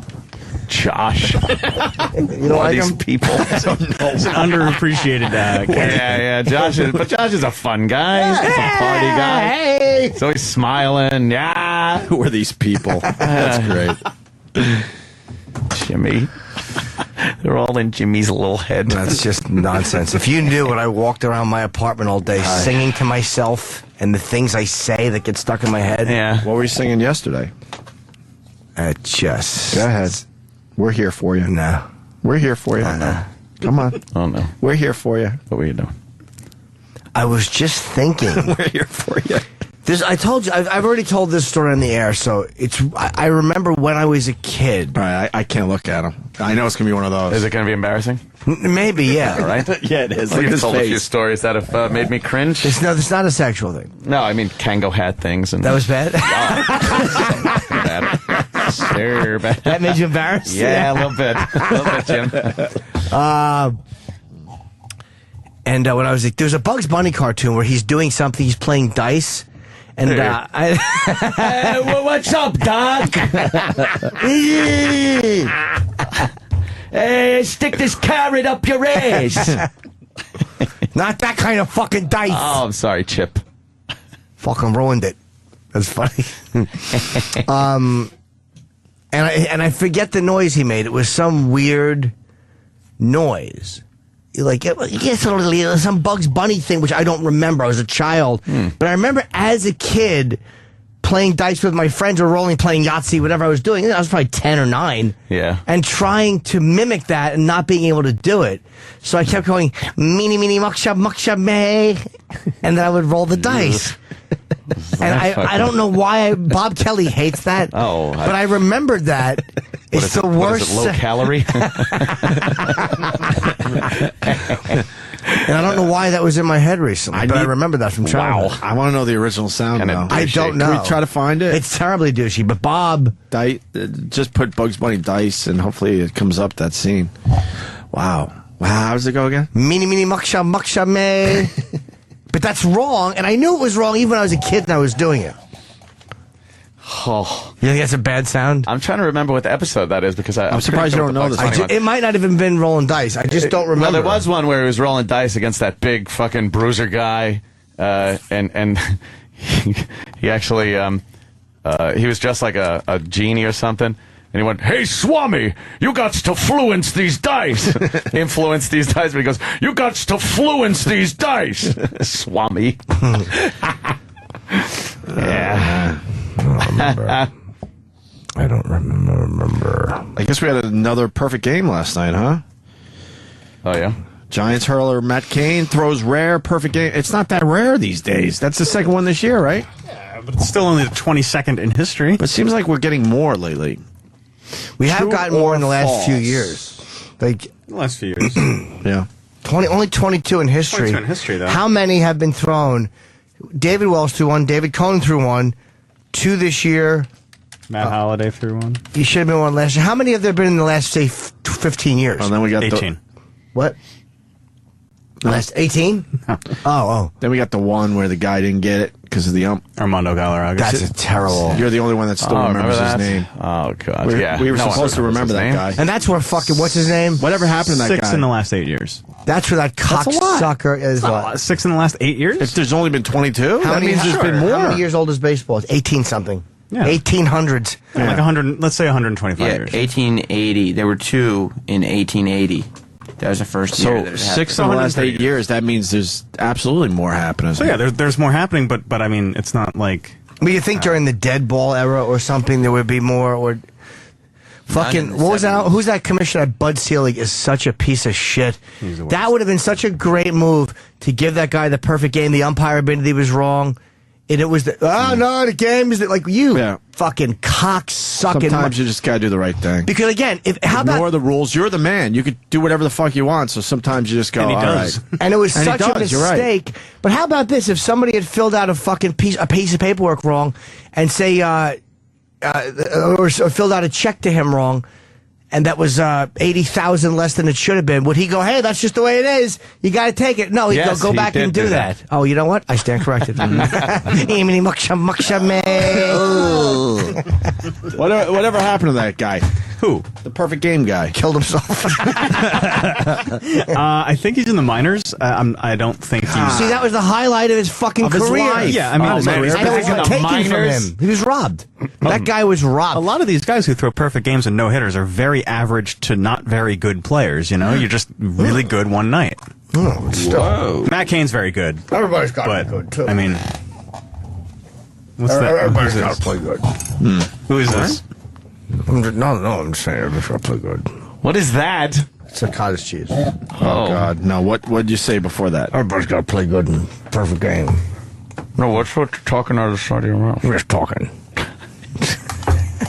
What is he doing? I think he's just trying to up the number of people in his repertoire. I don't know, yeah. Sometimes This is talk out of the side of his mouth while opening cottage cheese container guy. Yeah, no, this is ex-ball player. Everyone's got to play good. Coach third base in the monitor. That's all I got. A lot of characters, motherfucker. yeah, a lot of characters come and go in one line. Yeah. Once the cottage cheese is open, they're gone. Well, the cottage cheese is open, so we should take a break, I'm thinking. Yes, enough once reason. that cottage cheese opens. We got the latest Sandusky stuff. Oh, God. Travis thinks he's going to take the stand, but Of course, That's just what I heard. I'm thinking no. And that was why they played that Bob Costas interview. And maybe that's why his lawyer advised him to do it. So during the trial, we can play this, and there's a denial from you without you taking the stand. The jury can hear you denying it. I felt his penis on my back. Oh, my God. We got to go to break. I hope Sandusky is beaten to death in jail. I really do. I hope one of the other convicts beats him to death. Yeah. Yeah, it's And this, oh my God, yeah, we got the latest transcript from victim number 10. Victim There's number 5 talks. Victim number 7 is in this a little bit. Let's eat. The Opie and Anthony channel. Oh, yeah! On Sirius XM. The Opie and Anthony Show School of Super Professional Broadcasting presents Phone Calls 101, talking to a female listener. Can I talk to you for a second? You can, darling. Okay, just try to keep a little quiet and listen to what I'm saying. I'm just letting you know. You I'm can't talking shut about up, nothing. can you? Listen, Karen. Karen, shut the fuck up. Karen, hold on. Don't talk, Karen. Right. Listen. Yeah, I'm listening. No! When someone says listen, you don't go, I'm listening. You just listen. Shut up for a second! You don't shut up for a second. Why don't you shut up? Shut up! Shut the fuck up! Shut the fuck up! Could you shut the fuck up? Holy shit! Shut up! Shut up! Shut up! Shut the fuck up! Shut up!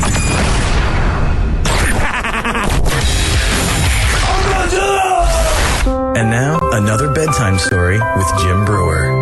Listen to this one. I went to Iowa, Dubuque, Iowa. We roll up to this gorgeous hotel. The kid comes up to me. He's got a camera, and he goes, Brewer, your dad has to go. He has to go now. And I know I've got about 5 seconds to get him out in the toilet or it's over. So I go there. I open the door. And when I open the door, there's shit on my fingers. So I'm like, what is this? So I'm looking at his hands. I can't understand where it came from. It's not on his hands, and it's fresh, and I can't tell where it's coming from. So I pull him up, and as I pull him up, I put him in the wheelchair, and I'm looking, I don't see nothing. So I roll him in, and as I'm checking, I can smell it. So I'm like, oh man, I see people looking around, and I look at him, he's got shorts on, and I don't know how I missed it. There's clumps of dung just hanging at his shorts. I finally get him upstairs, and I'm showering him up, but when I went downstairs, where I took him out of the car, there's a pile that must have fell out of his shorts, and it's on the sidewalk. It's such a surreal moment in life to see, like, where we go in life. Like, just, there's a billion flies all over this thing, and people are just staring at me going, I can't believe someone let their dog just defecate on the sidewalk. Stay tuned for more bedtime stories with Jim Brewer. Sirius XM. The Opie and Anthony Show.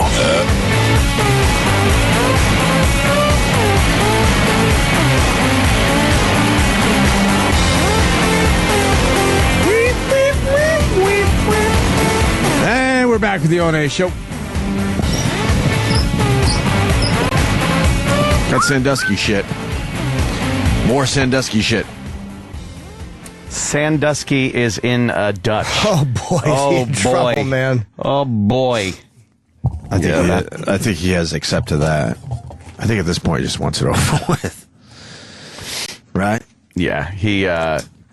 I'm surprised they haven't offered him a deal at this point. I guess they know they got this one. They don't need a slam deal. dunk. Yeah, but yeah, I don't know. I wonder if his attorney is going to them going, hey, can we make a deal? There's probably no deal because they want life in prison for this guy, because anything else seems like no punishment. How about we'll take life in prison, just please stop embarrassing me. Please stop reading the transcripts. Yeah, please. Stop this parade of grown men talking about how I suck their little pee-pees. Well, wouldn't it be funny if Sandusky on the stand was just talking about, like, how could they claim they didn't like it? Every one of them got hard. Oh. How could you say you didn't like it? You don't remember that time? Oh, but boy. there's an innocence. Well, I'm just yeah, okay. All right, sorry. Being Sandusky. Sorry. Blaming the victims. I realized halfway through that one. Well, I love blaming the victims. Thing. I always blame the victim. Please, it's a two-way street. If your asshole had hair on it, I wouldn't have fucked it. That's Sandusky's argument. It's your fault. Yeah, your fault. Well, the alleged victim testifies Sandusky threatened him unless he kept quiet. Oh, boy. Yeah. Jurors heard more graphic testimony Wednesday. I'll skip to this part. The 25-year-old man identified in the indictment as victim number 10 said Sandusky performed oral sex on him and vice versa. In the Who's Sandusky, vice versa? Two guys at once. In the Sandusky home in 1998, when he was in the 7th grade. Mm-hmm. So now he's 26, maybe? Yeah. 27? I reckon. He said, if I told anyone, I would never see my family again, the man said. Sandusky then apologized and said he loved me. The man said. Yuck. God. Fucking yuck. Yuck. Dude, you imagine you're fucking 12 or 13 and you're starting to look at girls and you like, you kind of got a crush on this one. Her hair smells good. Oh, and no. this fucking 60-year-old or 58-year-old guy with his fucking old man coffee breath is rubbing your leg like you're in a relationship. Hey, sweetie. What a fucking disgusting cunt. This guy is fucked. I would deal with a good molesting, but I'm sure you have. But keep that love shit out of it, man. Yeah. Fuck that love shit. If you want to fuck me in the ass and mouth, be my guest. Yeah, but don't try to kiss me on the cheek. Don't kiss me lovingly and say you love me. Fuck that. Yeah, you can fuck my ass, but I'm not going to the prom with you. Everything else is okay as long as that promise of the new golf club. Keep that love out of it. Ah, the love. Every day, by the way, I love Sandusky's walk into jail activity. Hey, he's helping load up the car. He's always got a binder in his hand. Got to just get in there in a court, smile like you don't have a care in the world. You're being accused of molesting 20 children. I don't have a care in the world. I'm just zippity-doo. Let me help you load the car. Hey, smile at the reporter. They're saying that you sucked their penises and made them suck yours and that you fucked them in the ass. I don't care in the world. This will all go away soon.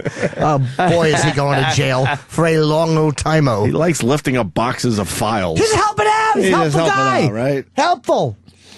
Yeah. Anyway, where were we? Shit. Okay, so he said if I told anyone, I would never see my family again. Then apologized and said he loved me, the man said. Adding that he remained silent about incidents until last year because I was scared, I was ashamed, and I was embarrassed. A 27-year-old man identified in the indictment as victim number 7 testified that Sandusky, whom he first met in 1995 as a young boy, would grab him around the knees and then eventually he would move his hand up my leg. If I was wearing shorts, his hands would go up my leg toward my groin area, he said. If he was wearing longer pants, he said, Sandusky would reach in and touch my penis. Oh, God. He snakes his arm all the way up his long pant leg. He's trying to get past the knee like he's trying to steal fucking chips from a machine. What's that? Soda. It was soda. Yeah, soda from a machine. He would touch my penis. Sandusky gave the boy tickets to Penn State football games for more than a dozen years, beginning in 1997. Wow, you get a dozen years of good tickets for the college games. Just for a little ass play. He wants to jerk you off and play with your balls? Yeah, come on. Oh, what the hey? Problem? The man testified that he didn't tell his story until last year because it was just something I didn't want my family or anyone to know. That's got to suck, huh? Yeah, I'll bet. I just figured I'll keep it to myself and I get to go to these games, so I'll push that part to the back of my mind. Yeah, that's a tough thing. Yeah. It's going to touch me every once in a while, but I'm going to be sitting on the 50-yard line. I don't know, man. I love how Ed just jumps in. 50-yard line, Ed. 50-yard line, that is pretty People good. wait years and years and never get to sit on the 50-yard line. Yeah, but I don't want it to hurt when I sit on the That's good. That's really good. Yeah, that's bittersweet. 50-yard line seats, but you got to put the little fucking tire inner tube on it. He's trying to hold his sore. Yes, because Sandusky's fucking it. He's a bad guy, man. He certainly is. A bad guy. Now we got a 23-year-old man identified in the indictment as victim number 5. So this is the third one today. Later testified that... Victim number 5. Come on down. Yeah. Later testified that Sandusky exposed himself to him in a Penn State sauna in the summer of 2001. Who hasn't had that happen? And afterward groped... Wait, 2001, so that's 11 years ago. So the kid was 12. So the kid's 12 in a sauna with Sandusky? He loved those 12-year-olds. He sure zeroed in on an age, didn't he? Wow. So he exposed himself to him in a Penn State sauna in the summer of 2001, and afterward groped him as they were taking a shower. Groped. Taking a shower again. What's the difference between a fondle and a grope? I think a fondle is more like, I'm going to guess like, you know what? I don't know. Kenny must have thought I said dope.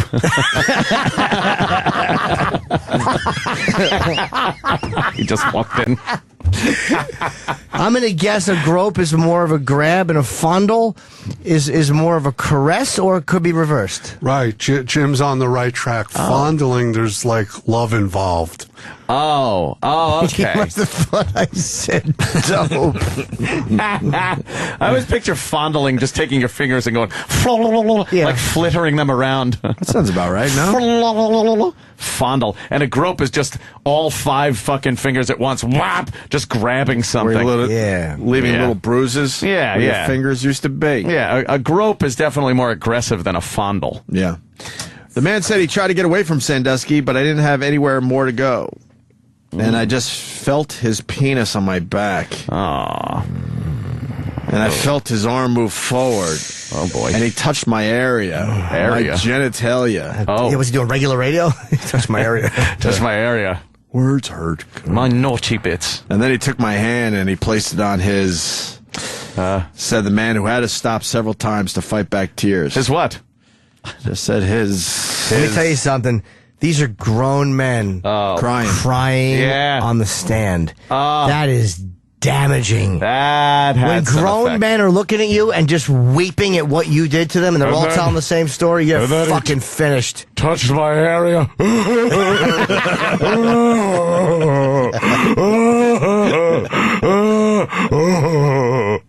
And then I felt his penis on my back.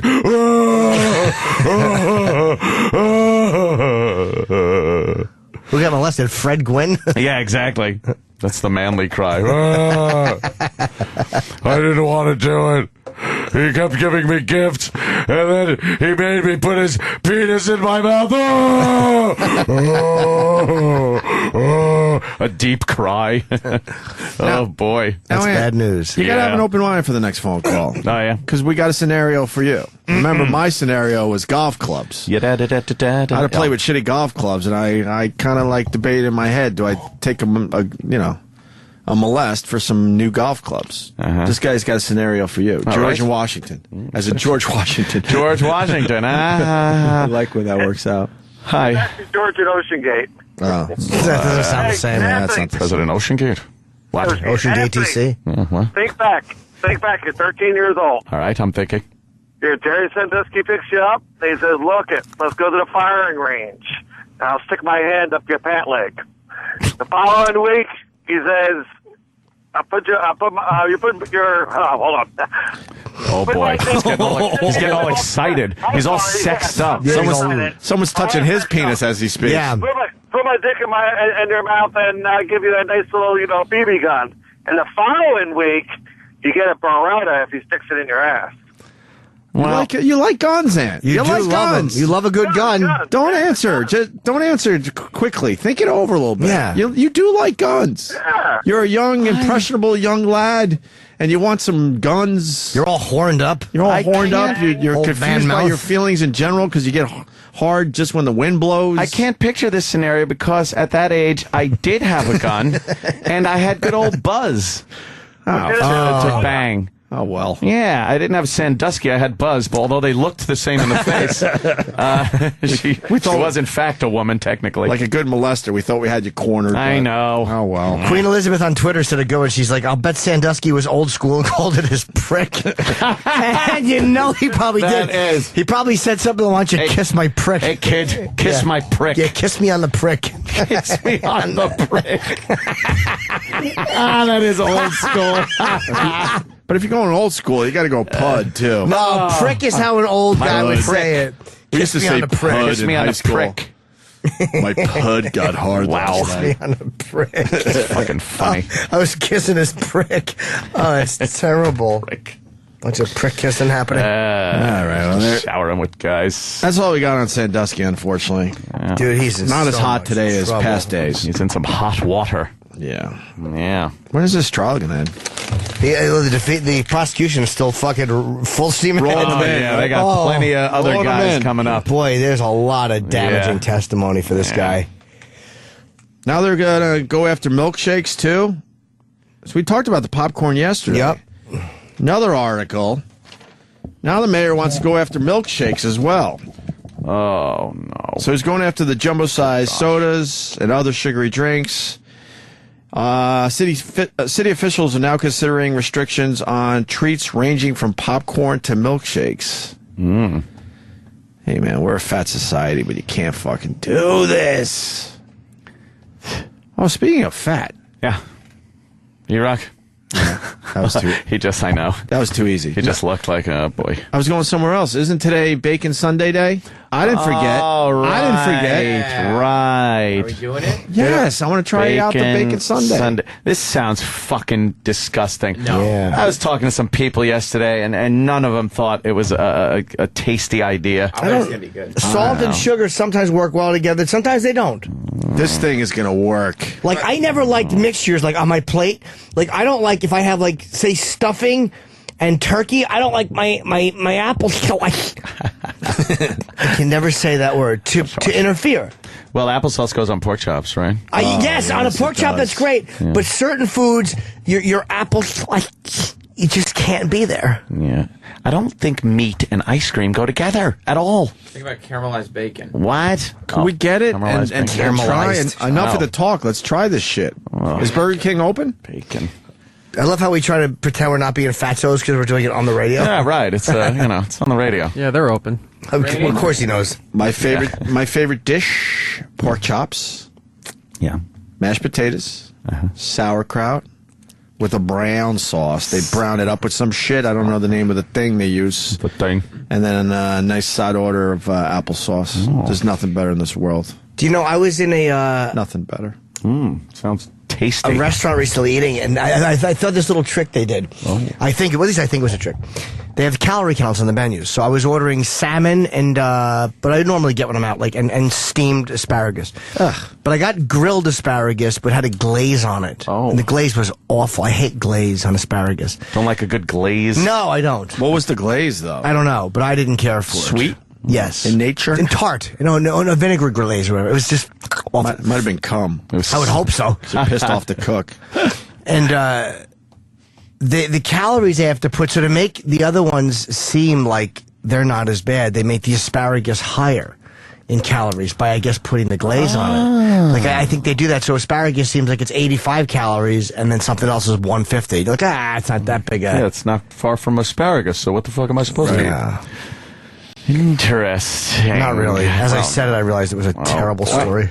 That's all right. I'm sorry. Sorry, guys. So at a meeting Tuesday, members of the New York City Board of Health expressed support for Bloomberg's sugary drink proposal, and then they started brainstorming, just getting together and brainstorm. That's what the problem is, right? Yeah, one guy goes, the popcorn isn't a whole lot better than the soda, so they wrote that down. We got to take care of that. And then another member suggested limits for milkshakes and milk coffee beverages. Limits.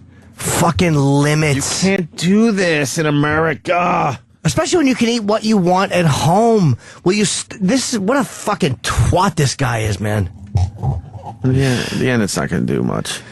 Nah, but you cannot legislate what people can buy. We don't have to pay for it, but you can't tell people. The government's not there to fucking do that. That's not their They're really job. not. The government should really be kind of an invisible entity that just makes sure you look around. You should see the results of the government without them being up your fucking ass all the time. Make sure all the roads are fucking fixed and shit like that. But as far as legislating against food and your freedom of making choices, good or bad, it's not their fucking business. Speaking of roads, you nailed this. Yeah. Dave in New York City, go. Quick, Dave, go. What's up, guys? Hey. Yo, this fucking mayor, I'm driving down the FDR South yesterday around the 30s, and they're fucking potholes, and the road is so rough. I got a little Honda Fit with fucking paper shocks, and this fucking mayor is worried about milkshakes and popcorn and soda and shit, and he's not even fixing the fucking roads. It's ridiculous. Well, let me play devil's advocate. Half of those holes are caused by fat people walking, so he probably figures if he can cut down on the milkshakes. Walking on the highway, yeah. The city didn't fix all the potholes this year. I don't know. Maybe there weren't they ran that out. many because They ran out of money though, or something. There's more potholes and chewed up road than I remember in past years. I didn't notice a lot this year, especially on the expressway and parkway and stuff like that, because I guess it was a mild winter. That's your right, sir. But pardon me. That's your right, sir. Pardon me. Pardon me. Not as bad? No, it hasn't been as bad on the major thoroughfares. I don't think. The best fat story almost ever happened 2 days ago. We didn't even mention on the... Did we mention the pedicab on the radio? Oh, God. Yeah, no, we didn't. Did you see that picture? Yeah, big that fucking was a good one. Pigs. We got these dumb pedicabs where you get in the back like it's a chariot. Yeah. Some asshole bikes you around. It looks like a miserable job. It's a fucking... They're in the way in this city. Right. They're all scumbag Hate them. fuckwads. They're taking the place of the horse and carriage, I guess, right? I don't know. You're taking the place of a fucking boulder in the road. And on 46th Street... around them. Hate those guys. Hate them. 46th Street, they got a block called Restaurant Row. So it's perfect this happened on Restaurant Row. Yeah. It was a couple of out-of-towners that were a bit on the heavy side, and they were so heavy that the thing tipped over backwards, and they were stuck there like turtles on their backs. They were laying on their backs because the little rickshaw thing flipped up on its back. Completely flipped and up they 'cause couldn't they were move. too fat. They're just laying there. And two big fatsos. And everyone was taking pictures and video and shit. Good. Yep. It was hilarious. Is that the picture? Look at this picture. Look at these And a two concerned dummies. citizen. There's a concerned citizen. Look at these slobs. Big Look at their legs. Look at these fucking slobs.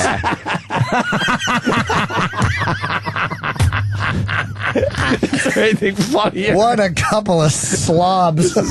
They don't bring up the fact that the guy that was pedaling it got catapulted 5 blocks. He's in serious condition. Yeah, he still doesn't know what happened. Yeah. Look at these slobs. What a couple of fucking slobs. Look at their fat ankles up in the air. Ugh. God, are we supposed to laugh at this shit? Of course we are. Yes, you. This is where you look at Bloomberg and go, just stop paying insurance for these pigs. Yeah. Fuck them. Just let them buy what they want. Yeah, they have freedoms. Why couldn't they get out of that particular? Just look at them laying there like fucking slobs. I don't think that's the best picture. I haven't found a good picture of this yet. That's worth hilarious, tweeting, dude. Because that one's kind of blurry too and a little dark. God, that's great. Is there any other pictures of this? Because we have to tweet this Can to you the see world. how much? This was check local. how much they weigh? Come on, Sam, please start googling. Read the story, Jimmy, if you will. We didn't do Oh, this. this is great. Big fat tip is the headline. Petty flab tourist trap. Two instead of pedicab. 2 tubby tourists. That is the best fat word ever, by the way. Tubby. 2 tubby tourists lie as helpless as toppled turtles after their weighty load proved too much for a pedicab. Flipping it over backwards in Hell's Kitchen. The heavyweights, a man and a woman, each about 60 years old, went down for the count on busy Restaurant Row on West 46th Street between 8th and 9th. An FDNY spokesman said EMS took one person to Roosevelt Hospital after the Sunday night spill. I've seen rickshaws all over. You never think they would tip backwards, said the witness. The trapped pair was comforted by another petty driver as they awaited aid. Oh, what fucking slobs. That's hilarious. There's no official weight limit for pedicab passengers, but one driver admits he usually bypasses whale hails. Oh, God. Whale hails. A whale hail. Boy, did they not fucking give these guys the benefit of the doubt or anything nice with this story. Nope. Yeah. How many fat references That in one drives me, story? dude. I was at there was a little up by our place. The other day, there was a, one of those dumb little street fairs they do on a Sunday a couple weeks ago. Every week they do that. And I'm watching some woman in a wheelchair, and she probably weighed 450 pounds. I'm watching what she's ordering, and I wanted to just smack her and go, "You fucking pig!" Yeah. Like, I would love to eat that. And I can't. I threw pretzels out yesterday because I'm like, I can't stop shoving pretzels into my fucking fat face. Man, it's hard. I believe to a point it is a disease. Yes, it is. And I'll tell you why. Because when I eat shitty, the next day I have no desire to eat shitty again. Yeah. But these people will eat shitty every day, and I can't. I don't understand that. I always balance shit out because I have no desire to eat, some greasy shit the next day after I indulge. But these people, they don't even think twice. Nah. And it's got to be some kind of chemical thing. I don't know. It has to be. It is. But there's still a point where you have to make a choice. Yeah. And it's like, I'm sick and tired of hearing the excuses because I have to make the choice and it's fucking awful. I hate making it. Yeah, that's true. It stinks. Like, we're going to eat a sundae today. Are we? They're on the way? I'm not going to eat a sundae. I want to, but I can't. Are you going to taste it? I'll have a bite and throw it out. I will do the same thing. I'll have a bite and throw it out because I will not like it. I'm going to love it. You're going to like it. How do you think I'm going to like meat? And I just don't dig on swine. You're going to like it, I think. That'll be one charming motherfucking Sunday. You get the gift in there and you fuck it and butter something with a sundae, right? No. Wow. You like Pulp Fiction, Chip? Yeah. Fucking Travolta. When they shoot that guy in a can. Oh, Jesus. What? Chip. I didn't say nothing. I know. I hear you. I just found out my manager's a Joey Kikeberg. I didn't know that. Whoa, Jesus. My mother told me never trust those people. Wow. Chip, your mother's was a horrible person. Yeah, Colin asked Chip last night at the cellar. Of course, there were Jewish comics at the table. He goes, does Chip trust Jews? Because he just wants to hear Chip not trust Jews. Yeah. Colin. Gotta get Colin back on the show. It's been a while. I like his take on everything, especially things in the news right now. He's fucking. He's great. in LA doing some benefit. I think he'll be. Is he? Good. Yeah, that Mr. creep. Kite. Let's see, for the benefit of Mr. Kite. I honestly don't know what that is. It's a Beatles song. Oh, okay. What is it? For the benefit of Mr. Kite, there will be a show tonight on Trampoline. The Hendersons will all be there. Is that a good song? What's the name of the song? The Kite song. That's off of. Is that off of Sgt. Pepper? Wow. Yes. I don't know. Which one is it? Play it, E-Rock. Is it Sgt. Pepper? Yeah, go to YouTube. Be for the benefit of Mr. Kite. Wow. That's the song? There it is. For the benefit of Mr. Kite. Okay. You know this one. I don't know the Fucking words. Sgt. Pepper. Let me go out on a limb. Say this was a good album. How do you know the words? I don't know. He always used to sing this shit. What else is on this record? Not much else, really. It's a whole album of fucking hits. And it was I what? got a picture texted. This is the Sundays being made. Oh, they're being made right now. They're on their way up. They better not be melting. I know we should put them in those NBA envelopes to keep them cold. This is a good song, man. Yeah, this is a good one, man. What's on that record? You could draw a fucking definitive line between albums that came out before and after Sgt. Pepper. That fucking album changed everything. Everything else is so like hokey. A Day in the Life might be my favorite Beatles song. That's a goddamn good one, right? Yeah, man. So many fucking hits. It's astounding how many fucking hits the Beatles wrote. Crazy. And you gotta remember, no one was doing this shit. No. All these weird noises and yeah, this is all the production. The production value. You know what album influenced this album? Don't say Jay-Z. Pet Sounds. All right, thank you. You're obsessed with Pet Sounds. That's so weird. We are. What's Pet Sounds? Right. What, the Beatles? They absolutely did. They did not. Yes, These they boys did. stunk. No, they didn't. I interviewed a few of them at You did? yeah, on Leno line. Not Brian Williams, but two of the other guys. I think the Beach Boys stunk. They didn't stink. They had a couple good songs. They had a lot of good songs. Name me one. Besides the one you like. Any of them. I mean, No. had a lot of catchy pop songs. I thought they were terrible. California Dreamin' wasn't even them, right? That was the Mamas and That Papas. was Mamas and Papas. Yeah, which is a good California song. Girls was the Beach Boys. That's actually a good song. It's shit, but it's a good song. Hey, listen to that. I just think David Lee Roth. Don't think David Lee Roth. His version was better. No, what? Get the fuck out So of here. much better. Woo! Gave us girls to look at too. Yeah. These girls are in your mind. Midwest farmers' daughters. Daughters. That's perfect. Think he oversang that one? Oh, just a tad. See, they're all harmonizing, and then you get David Lee Roth. He doesn't want to harmonize with nobody. Oh, woo! Woo! Give us David Lee Roth. Dig the styles they wear. Well, the way they talk. This is good. No, it's not. Daughters. Really? You just fucked up this song for me forever. I never noticed daughters before.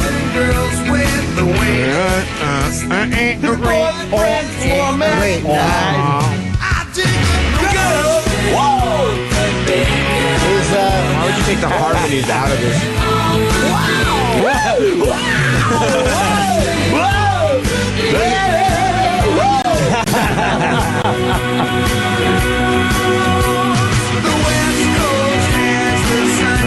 And girls all get so tan.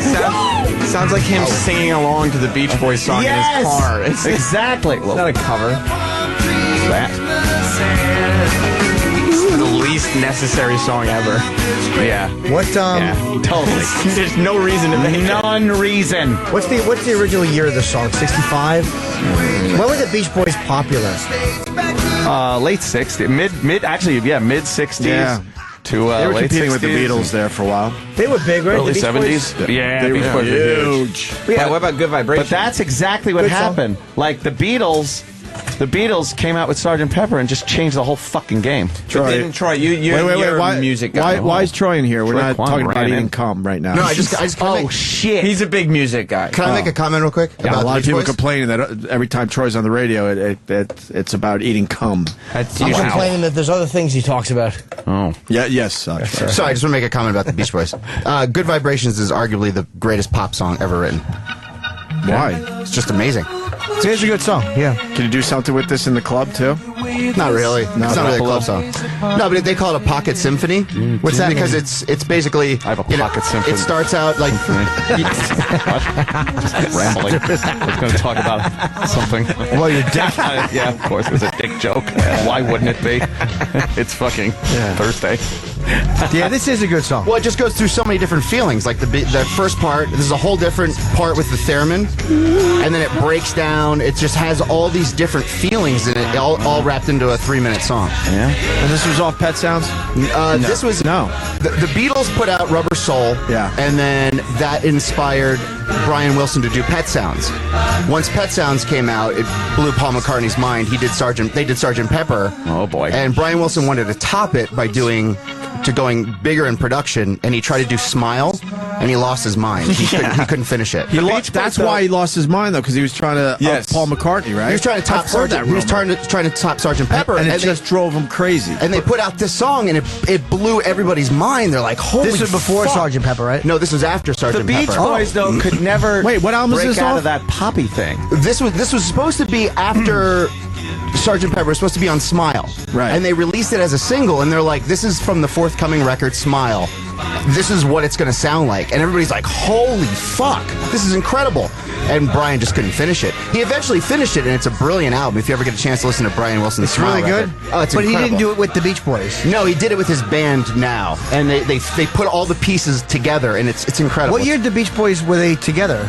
Well, they started in the early '60s. You know, they did all like the Like 65, Round Round I Get Around, In My Room, Oh, yeah. Surfer Girl, With Little Deuce 62. Coupe. 62? Yeah, Surfing Safari. That was their first single. That's crazy. And Surfing Safari is a great song too. All right, you know what? I was wrong. I was wrong. About the Beach Boys? Yeah, I was wrong. Of course. But I never liked them. But now when I'm thinking, like, I don't think of all their songs in a row. Oh, they got so many. I'll just hear one and get annoyed. Yeah. Like, all right, you're They on do the have a beach. lot We of heard you. hits. They were on the beach. Yeah, they were great. I didn't know that story about him trying to top There's a great documentary. I actually gave it to Sam. You can borrow it if you want. It's the whole story of what happened and him losing his mind. Like he was trying to get inspired, and he built a sand box in his bedroom, and he put his piano in it. Of course he did, because it's like the beach.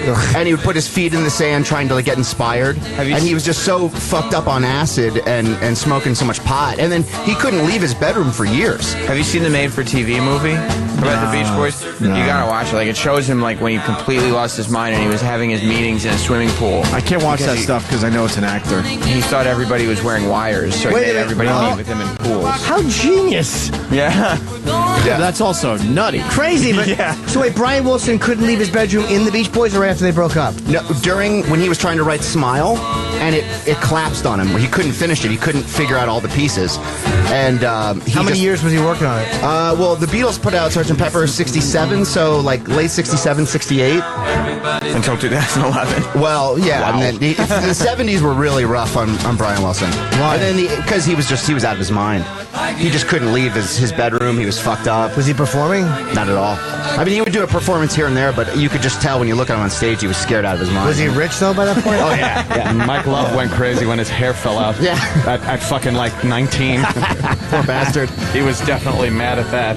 But he's in denial because he's still Oh yeah, he puts he's that still hat working on and it. just fucking sings his dumb song. Well, guess what? Oh, God. Roland just walked in with 6 bacon sundaes. We didn't eat boy, they really fucking... They really go off with the bacon, don't they? How do you not like this? Disgusting. Roland said he also got a Whopper for Eric. Did you really? Did E-Rock request a He Whopper? requested a little burger for What himself. flavors are those? So what do you do with Caramel this or thing? fudge? They both. That's how they make it. Thank you. Do you take the big piece of bacon first? I don't know. It's just a piece of How do bacon you in do there. It's all this? lazy. I'm in. Oh no, there's bacon bits in there. Yeah. Oh my God. Bacon bits. Dude. Dude. I'm not a junk food addict, but this shit is good. Ugh, that smells like bacon, but it's ice cream. I love Anthony.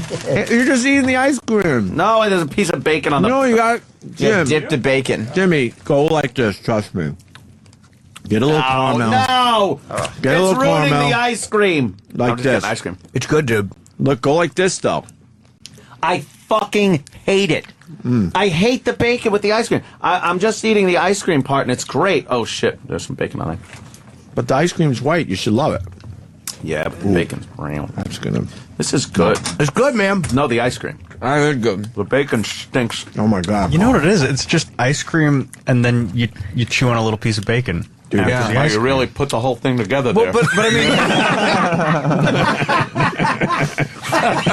What a dick. I thought we shared But deserved. But deserved. Yeah, shut up, stupid. No, really, you just put the spoon in and it comes out with a treat on it. Go fuck your mother if you can find her. Wow.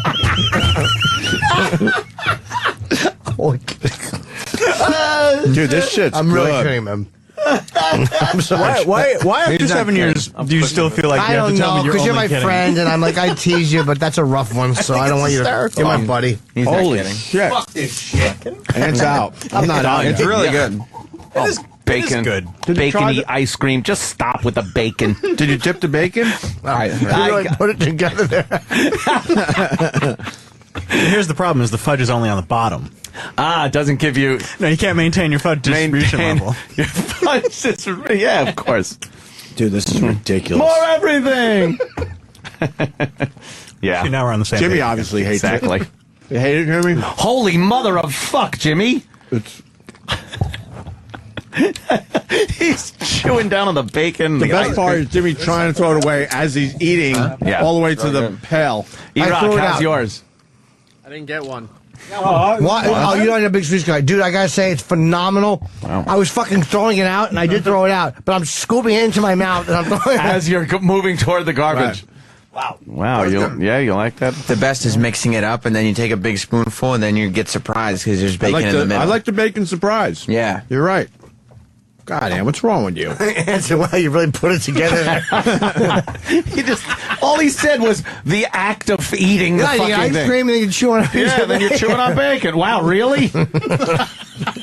One more bite.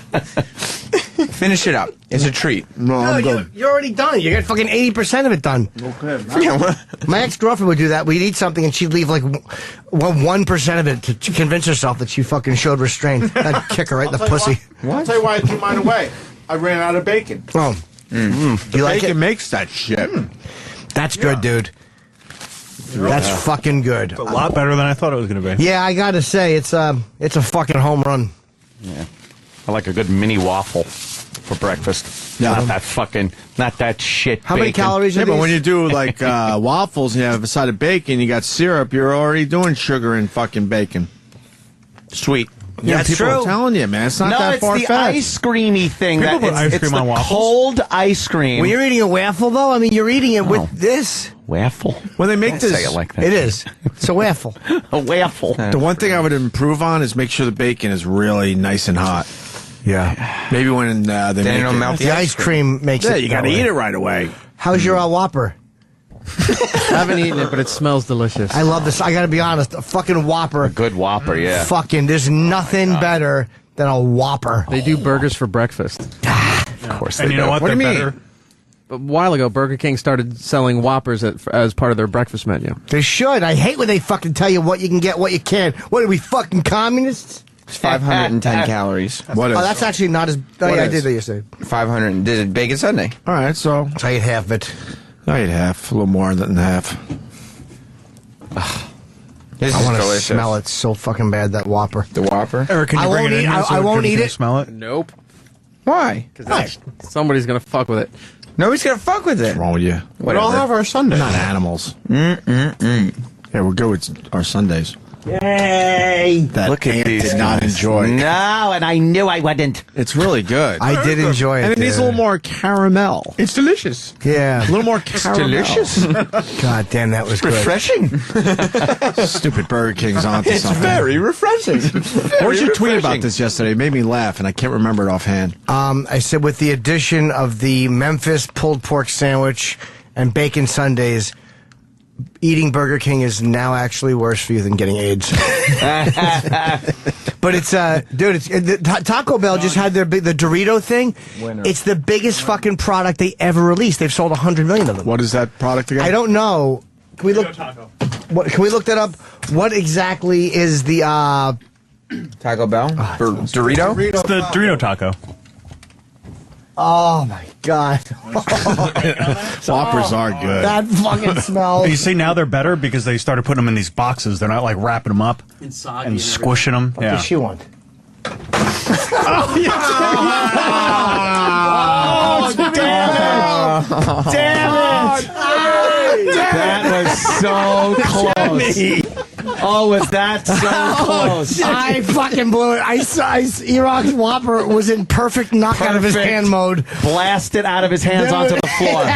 It had the fucking. He's eating it in the package. Yeah. And the how would you describe it? The box is open. Yep. So the fucking the Whopper's in the one he's holding, and the other box And the flap. other the part of that's the top of the box. And yeah. I leaned over to slap it out of his hand by the flap, and I fucking almost broke my arm on the chair. On the chair. Oh, that would have fucking been God great. damn it! The disappointment on the young blew lad's it. face would have been. I fell blew down. it. And now he's running out like a lion taking his kill to the tree. Yeah.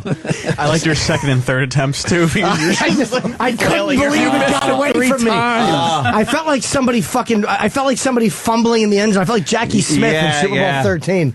That's I can't gotta- believe I missed that. That was also like when the puck is like right in front of the net, and and, just slap the it. guy's trying to slap it in, but he keeps hitting sticks. I fucking, you know what? I even got on. What the hell does she want? And Iraq turned around and looked. Oh, And I just got over eager. I'm like, slap it, miss! You actually had him all fucking Dude, looking I away. fucking had it. Oh, perfect setup. I didn't want to hit it while it was in his hand because I didn't want to hit his hand. That stinks. I should, and I could have. There's one time I could have got it by smacking it up, but I didn't want to get it all over him. Wow. Damn it. I know, I blew it. God damn it, that would. Iraq, would you have been bummed if that was on the floor? Would have been disappointing. He's got a mouthful of Whopper. I'm so mad at myself. Fuck! I blew it big time. Wow. God damn, I don't know who to apologize to, but I'm fucking sorry. I'm disappointed. Sorry to Opie, to Anthony. I'm disappointed. Sam it and didn't Travis. We set that up 5 minutes ago. Sorry to E-Rock's wife, who was probably really rooting for me to knock that out of his hand. Yeah, nice Sorry setup for and Kenny. everything. Sorry for the company. Sorry to Liberty Media. How many calories in that Whopper? It's got to be a lot, right? I would say 1,000. 750 or 800 or is it more? I'm going to go. Maybe they can't put it. They got. What percent? Maybe they're trying to keep it under. What percent of a normal human being's calorie intake would that be? You think? What is it? Around. A guy's what? 2,500 calories a day. A little more than that, maybe. Wow. Really? I think somewhere. Jesus. How many are in the Whooper? Let's see. Let's see. I want more bacon now. Calories on a Whopper. Calories on the old Whopper. Whopper. Traditional Whopper. You just got a Whopper or double Whopper? He's not listening. He's good to go. Oh, boy. He's thinking about WrestleMania again. I have a Whopper with bacon. Oh my God. I love how he casually throws the bacon in. It's not a double? For himself. No, it's a single. He goes, God damn it, I fucking wish I knocked it out of his hand. Whopper with bacon. He had one bite in. He was one bite into that Whopper, so you had Whopper flavor in your mouth. Right. So he knew the goodness. You had a bite of Whopper. Oh, my God. I should have broken my arm. That would have suited me. Whopper with bacon. Well, without bacon, it's 670 calories. I was right, 750. Bacon's got to be a solid 200 calories, maybe. You got cheese on there? He's not listening. E-Rock, can cheese? on it, yeah. He's thinking of There's SummerSlam. cheese. You think he's thinking about wrestling too much? Bacon. Yeah, he thinks about it all the time. Trying to do a show.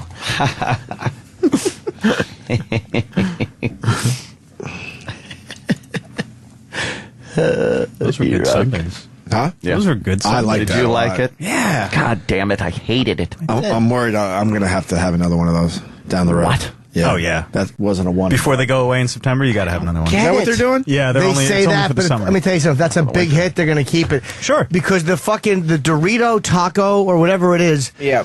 was 100. It's the biggest because they were in trouble after that fucking meat scandal for Taco Bell. Oh, yeah. Like, what is it? Is it meat or is it shoe leather or is it a hat? Nobody knew what the fuck they were eating. And now it's always a hat with Jimmy. What exactly is it? Is it turkey meat or is it gnat cum? They didn't know. They said it was ground up gnat testicles. But now they have a fucking massive. And it sounds pretty good. Now they're doing another one. They're doing a Cool Ranch Dorito. Cool one. Ranch. Yeah. Oh, boy. I would love to try that. That's nothing Good? special. No? Okay. No. Didn't we say hi to Joe Walsh? Did we? I love how we say yes to all these guests, and then we see them on TV, and then I'm reminded that we did say yes to We Joe said yes Walsh. to Joe Walsh. You said, did we say hi to Joe Walsh? Oh, I mean, I'm like, sorry. I Yes. don't know, did we? Well, why don't we get Joe Wall? Did he We do said- Howard yesterday, right? I don't. Roland's saying he's coming in August. But then why do we have him now, though? He's here. Yeah, why didn't we have him Fair. yesterday or today? Like, we're yesing these people, and they're not. Then Roland throws it. Oh, down the road we're gonna have him. What happened with Joe Walsh? They're bringing him back in August. Why He was didn't we here get him already. this time? Because he's doing the TV rounds. Adam Walsh. He did Howard, right? Yeah, that's because he got him a while ago. Yeah. But when did he do Howard? Why didn't we get Joe Walsh? It was, I thought it was this week. Yeah. Oh. What's going on with Joe Walsh? He's coming back in August All right. for his tour. Is he gonna play for us? If you want him, I'll ask. His son's a fan of the show. All right, yeah, because I was bummed out. We definitely suggest him. All right. Joe Walsh. Yeah. Did you try the sundae? No. Why not? Because he's dieting. He's trying. Yeah, but you could taste it. I know. Nah. I'll jerk off to this amount later. It was good, but it's not worth breaking your diet for. It had a decent I flavor. don't know. It's pretty good, Jimmy. Nah, but I'm in the same boat Roland is. I'm trying to fucking watch it, and it's Yeah. like, it wasn't amazing. If it's not Blue Marble ice cream, I don't What's care. Blue Marble ice cream? One of the best ice creams in Brooklyn. You had the flavor? It's beyond good. They have cinnamon. All right, we got to get some Orange ice cream popsicle. in here. It's phenomenal. You're gonna turn me into a foodie. This ice cream is literally, once you eat it, you don't want any other. So how ice do we cream. get some of that? We're in Brooklyn. Is it in supermarkets? No. Why wouldn't they do that if it's the best ice cream ever?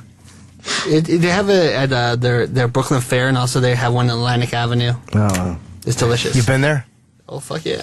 Let's send an intern to get some of this stuff for tomorrow. Did you ever travel somewhere like that just to get the ice cream or the snack or I something? traveled an hour and a that's all half he for does. pizza, yeah. Wait, oh, 2 you went to hours. New Haven? Yeah.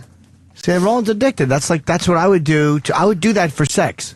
I wouldn't do that for food, but I would do that for a massage therapist or whatever I wanted if I felt it was going to be sexual. Yeah, that's addiction. It ends up delicious. So. Delicious. Win-win. Did you guys get invited to Ice-T's premiere? I didn't get invited, but I could have went. But I had work. Would you go? Yeah. No, I would have loved to. It was last night.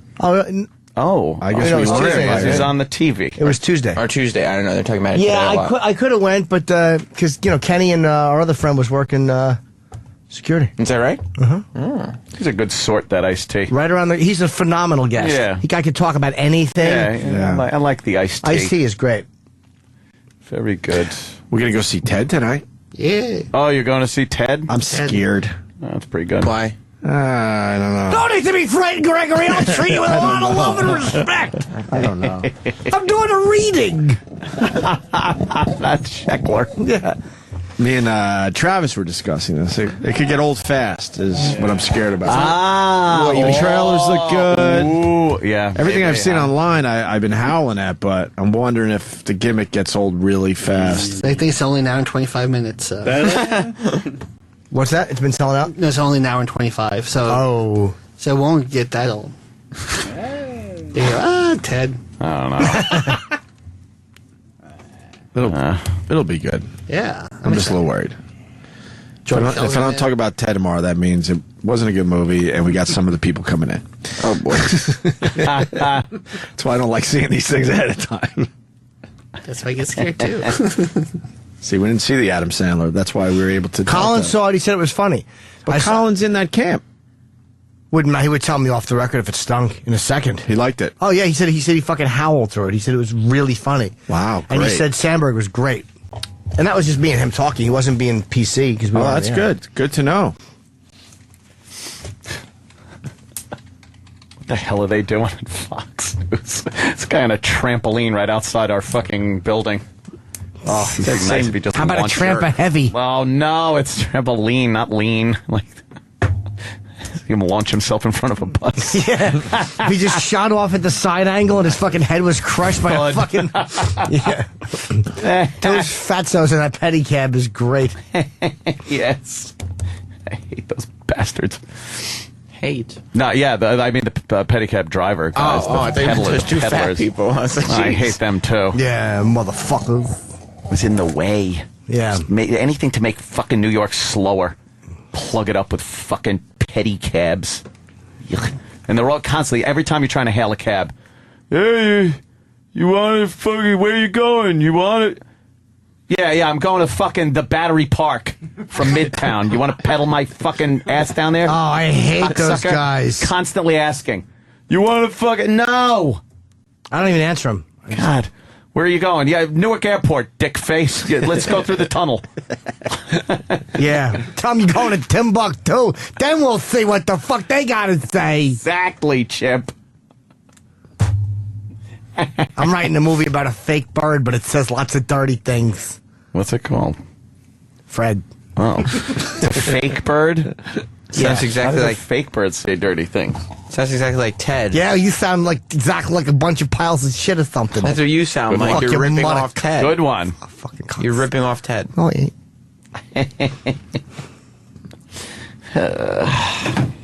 Let's break, I think. Yeah, we can do that. Thanks for the Sundays. Have you ever had candied bacon? Nah, I don't. That's delicious. Yeah. It's beyond good. Yeah.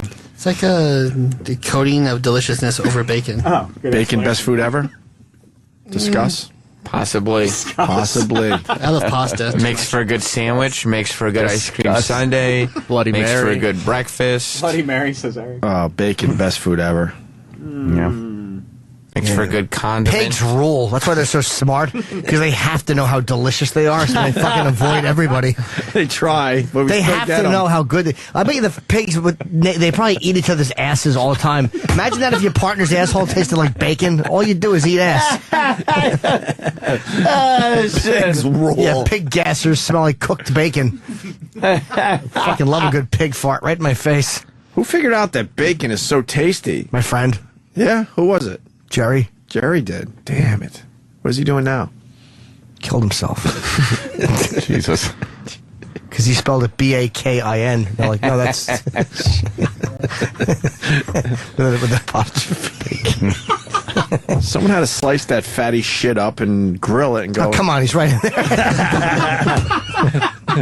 I don't understand that. I don't understand.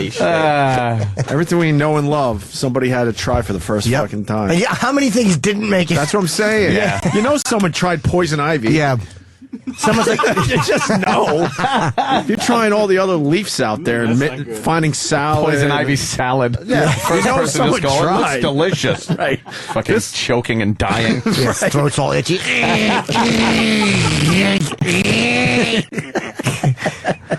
Well, what is that? No, it's delicious. I'm telling you, it's when you scoop. It's dog vomit, but you scoop it up with the fucking the nail of a horseshoe. It's Right. a real delicacy. I always think this shit. You have to try this crap for the first time. Like when you clean out a horse's cock. I bet you one person tried to put that on bread as a pate. Yeah. Yeah. I mean, you just look at clams and oysters. You can't just assume it was going to be tasty. You had to try that stuff. I don't know. What are we going to do next? What do you want to do next? On the other side of the break? Yeah. Just on the other chit-chat. side. Just chit chat today? Yeah. Yeah. I have plugs. Oh. No, I got some really funny stories. Individual follicles. You got funny stories after the I break? did with the plugs, yes. Really? Yes. At least with two of them. And maybe Troy could talk about Brian Wilson a little more. Oh, people Troy are, likes music. Here's everybody on the Pal Talk chat when I was looking down. Shut the fuck up, Troy. Why? Troy, you're a dick. That was some Shut good the fuck- knowledge. I'm relaying the I enjoyed the messages. that. I liked I'm just relaying the message. Yeah, there's a little music He's a musical knowledge. guy. STFU, Troy. I knew Brian Wilson went crazy. I didn't Yeah. realize it was because he was trying to top the Beatles. Oh, yeah. I just heard found out things, yesterday that E-Rock shit himself in the hotel at my wedding. Nobody told me that. All right, well, we're going to find out why next. Do you think he's a legend, Brian Williams? Wilson. Yeah, Brian Wilson. What do I keep saying? A legend? Brian Williams Oh, is a Brian legendary Wilson. newscaster. He's the news guy. Brian who's- Wilson's absolutely whose a hot legend. daughter is on fucking Girls. That show Girls. Yeah. By the way, don't call me a faggot, but I do enjoy that show. It's a good show. That fucking thing is goddamn funny as shit. I like David Mamet's daughter on that show. Yeah. Oh. That's my girl of choice. That's your girl? David Mamet's daughter? Yeah, there's something pretty fucking hot about her, huh? Yeah. Yeah? Like that? Yeah. Yeah. It's all right. I told Jess all about it. Hey, married guy. Oh, well, already trouble in paradise? Yeah, I'm going to run away with David Mamet's Vows daughter. schmouse. That's right. What guy would you worry about Jess being around? Like, what's her guy? I'm sure it's an actor or a comedian. No, or a comedian, now that you mention it. Let me think. Val Venus? Yeah, Val Venus. Tom Hardy, is that his name? The guy from Batman? Yeah, Tom Hardy. The British guy? Yeah, he's a stud. Oh, yeah. Warrior. would she like him if He's she a wasn't with hunk. you? He's a hunk. She likes him and she is with me, yeah. No, but I mean, would she, Would she lie with him? I think she would regardless. Oh, really think she'd cheat on you with him? I mean, I would think so, but it's not like I could get mad about it. Hey, guys, good news. We got info coming in on bacon. What? This guy is a food broker. Dan in New York, welcome to the Opie and Anthony Show. Morning, guys. How are you? Hey! What do you got on bacon, sir? We represent a... Hi there. This is Troy, phone screener for the Opie and Anthony Show, here to help you with a helpful tip. When calling into the radio show, it's a good idea that you turn your radio down. O&A, what's your name? Where are you calling from? Yeah, make sure Opie knows he don't know shit from shit. Turn your radio down. What? I can't hear you. Am I on the air? Hey, asshole! Am I live right now? Hey, turn your radio down! Hey, you! Turn your radio down! All right, thanks, man. Punch it out. See?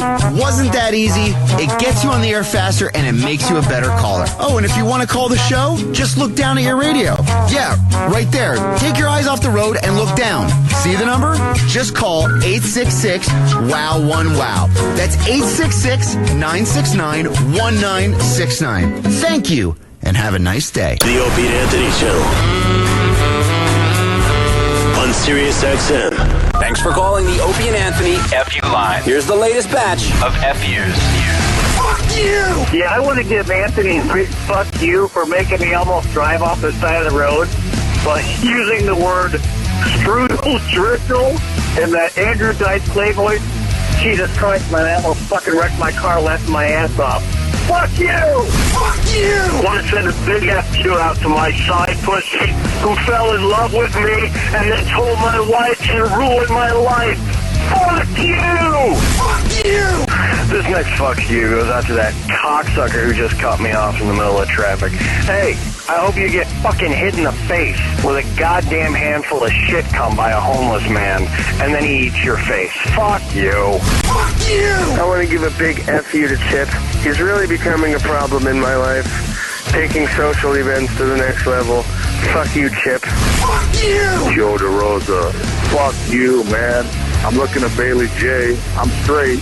I look at it. The chick's fine, but I don't like the downstairs part, man. Fuck you. Fuck you! I'd like to give a big F you to the O&A phone screener. You know, we call in, we got something to contribute to the show, and you just hang your phone up on us. Fuck you, phone screener. Go back to fucking watching porn. Fuck you! Oh, Mimi Beardsley.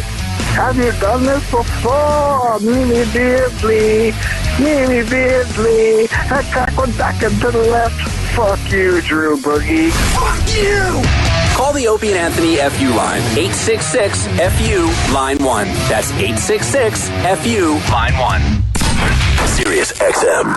This is the Opie and Anthony Show.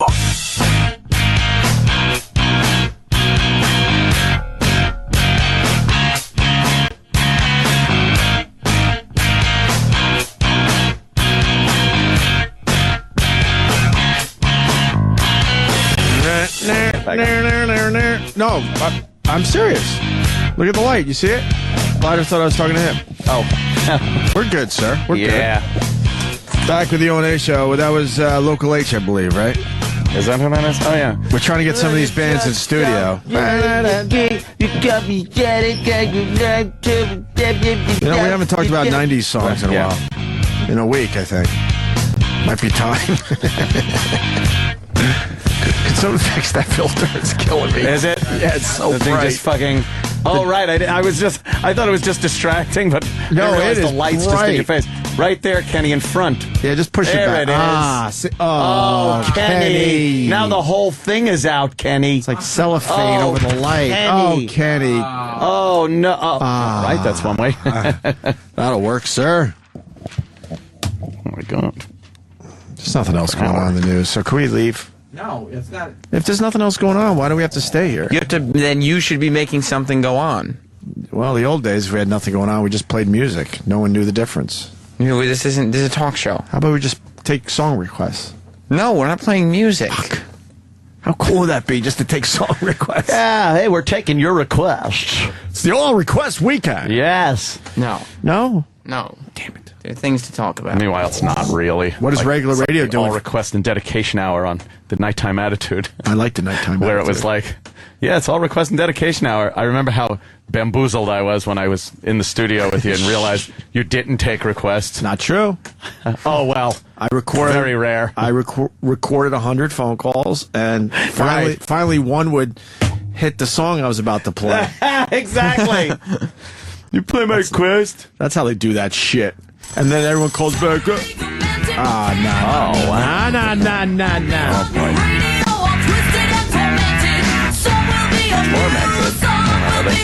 Torment. The sound's gonna just give you shit now. I remember this. I feel like I just worked.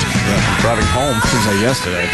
Sam, where's your jingle, asshole? Oh, shit. You don't have no jingle. No, I don't. We have jingles. You don't have no jingle. So you can't make fun. Can somebody please make me a jingle? Damned if you do. Damned if you don't. I got a jingle. Sam's Not Black is a jingle. Working for a living. This was one of the many Opie contests that BAB decided. One of the many. Well, there was the famous lookalike contest. Ah, that's true. I remember that one. Oh, really? Yeah. That's brilliant because no one knew what I looked like. Radio. That's brilliant. Lookalike contest on the radio. See ya. All right, enough of that. Yeah, that's how the request worked, though. Record phone calls until you hit one.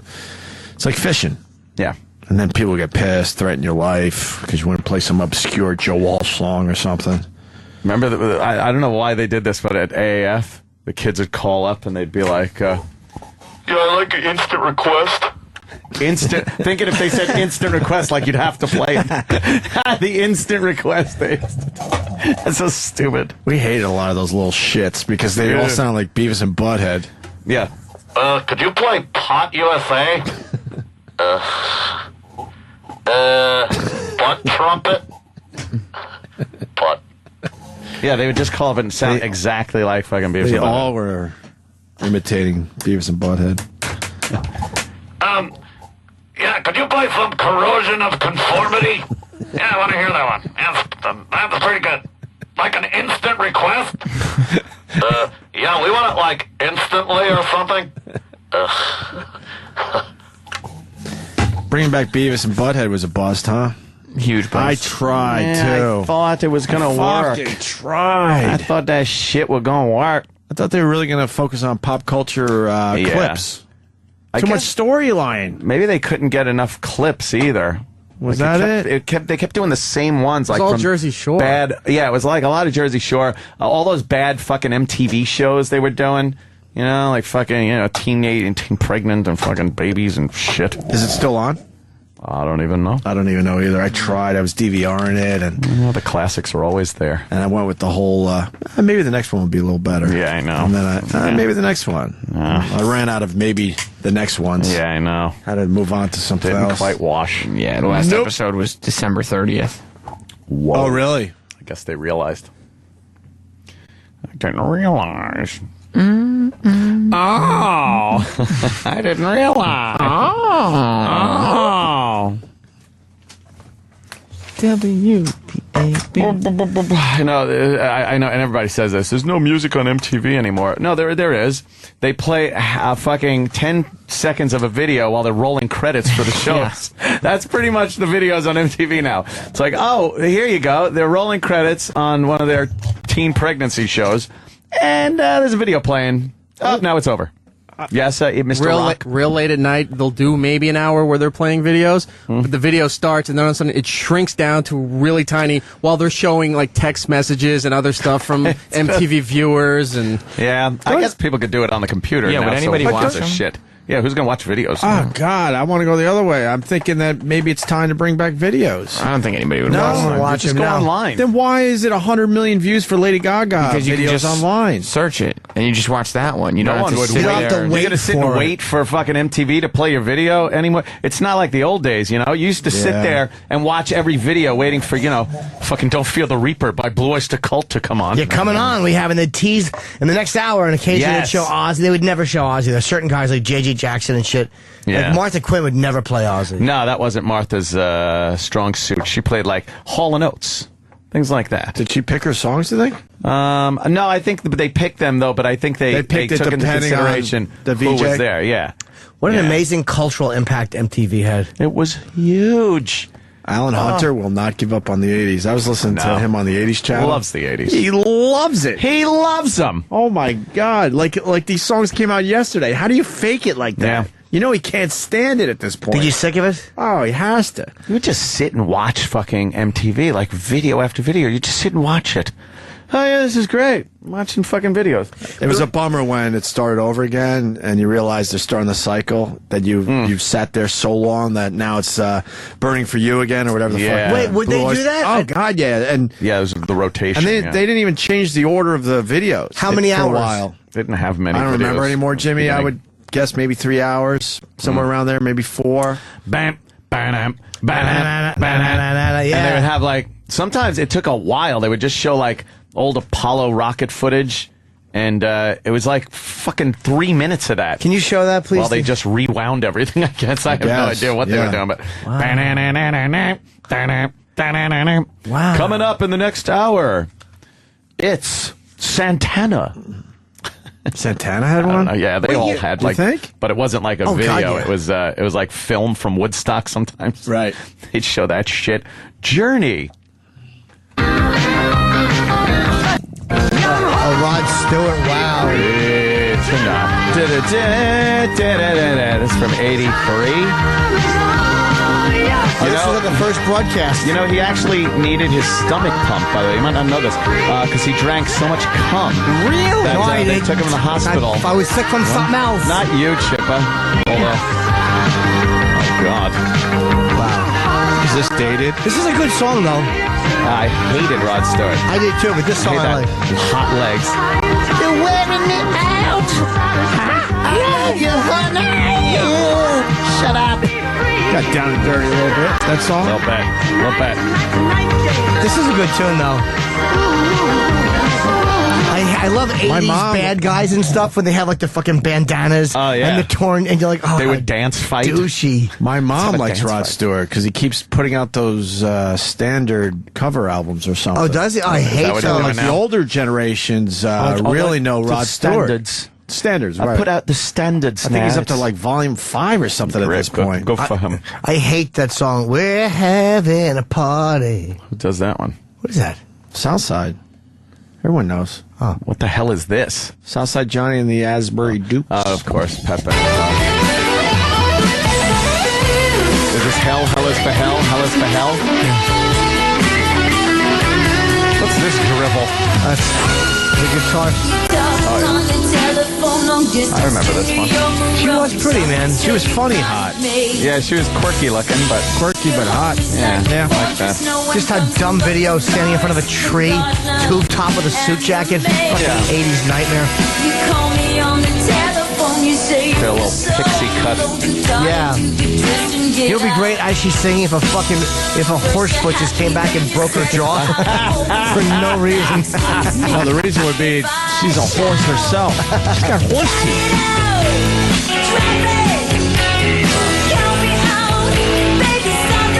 This starts really bringing it back in a weird way to the fucking. Yeah, I remember that one. Growing up, and this was such a big part of your day. Why is Egghead talking to Club Soda Kenny? Oh boy! I bet you that they're fucking. Oh my! Now you know what? I'll bet you they're fucking gay together outside. Oh, and they're Jesus. arguing about the hotel bill. You ordered the shrimp cocktail. Geez. Well, I wanted to get the taste of your cum out of my mouth. Well, you didn't have to take it. He's making an imaginary drawing on the wall. He's drawing on the wall. He's like, with I his told you finger. I was going to come here on your back, and then you turned around here, and it went into your mouth. So therefore, it's your responsibility. See, that's what you did wrong, Kenny. Kenny's face looks like he's explaining physics. Because I don't know what you're doing. Yes. Sad to say, I know exactly what he just said. Oh, do you? Yeah. What? We're thinking of maybe doing a live broadcast. And he's just explained to Kenny, I will bet money on this. This is where the city is, and this is where we're we're thinking of broadcasting. Yeah, that's pretty good. Go find out if I'm right. Kenny, touch your shoulder if that's right. Can Kenny hear us or no? Of course he can. No, he can't. He's probably just not listening. He's not listening. What else is Well, new? Kenny can't do two things at one time. Well, he can't even do one thing at one time. Sure. That's for sure. Let's see what he just described. Oppie. God, Martha Quinn was young, man. Oh, yeah. I don't want to see the original broadcast, though. I want to see, like, the rocket ship taking off once they had been established. Okay, we can do that. Hey, let's say hi to Jimmy in Houston. Hey, Jimmy! buddy. I'm right here. Hey guys. Hey, my wife grew up really sheltered and didn't have MTV, and so I was going through some stuff the other night with her on YouTube. And Well, hold on now. Was she alive? How old is the pig? Oh, Jesus. she's 30. I'm just kidding. Wow. Oh, Jesus. Wow. Wowee. Go ahead, bro. I'm sorry. So I put on Yankee Rose by David Lee Roth. I fucking just was going through some popular ones, and she's like, this is the gayest fucking shit I've ever seen in my entire life. I can't fucking believe anybody thought this was tough or cool. But I get, I guess that's just, she had never seen it and wasn't alive or wasn't watching MTV in the 80s. So. Yeah, it's dated. I mean, a lot of Some it of is these dated. videos are rough to look at now, sure. But you got to remember the time. Okay. Yeah. No, you're right. There's a moon landing. Bam. Bam. Go back. Oh, yeah. Oh, yeah. Remember this shit?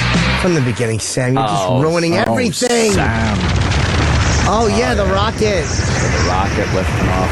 Astronaut getting out of the lunar module. They're on the moon with the MTV flag. And there it is. Wow. All right. J.J. Jackson with you. How famous was this song? Martha Quinn's going to play some Journey. The new one from Journey, Separate Ways. The world premiere video for Separate Ways. I would get so crazy when Ozzy was going to be on. Would you? Yeah. There was that live one. There was 3 of them. Where he would just pace back and forth on the stage. Yeah, he would just kind of stumble walk. That was from fucking a concert he did in California. It was Children of the Grave, Paranoid, and Iron Man with the 3 songs. Paranoid was the one that I remember seeing a lot, man. Yeah, Paranoid. And that was him from, it was 1982 concert. I just don't remember where in California he was. Fuck. And then in the middle of the song, he just lifted his hand up and he goes, "I love you all." Yeah, he had his fucking frosted, I think, blondish hair. He had no shirt on. He had taken it off. Right. He was all chubby. I hated that they only played those 3 songs. Yeah. Yeah, that one. Oh, this is great. Oh, man. Look at his outfit. I love the knee pads and stuff. I like the way he just walks back and forth on stage like a mental patient. And that's after Randy was dead. That's Brad Gillis. Yeah. But that's a cool stage set. He had the fucking castle. Oh, yeah. And the guy playing fucking... This was old school with the basic fucking... Just a giant light show, but they were just regular lights, not lasers and shit. He's sweating and all chubby. Yeah, but he only has a few tattoos. That's how you know how old he is. He's got a John Wayne body. I need a rub down.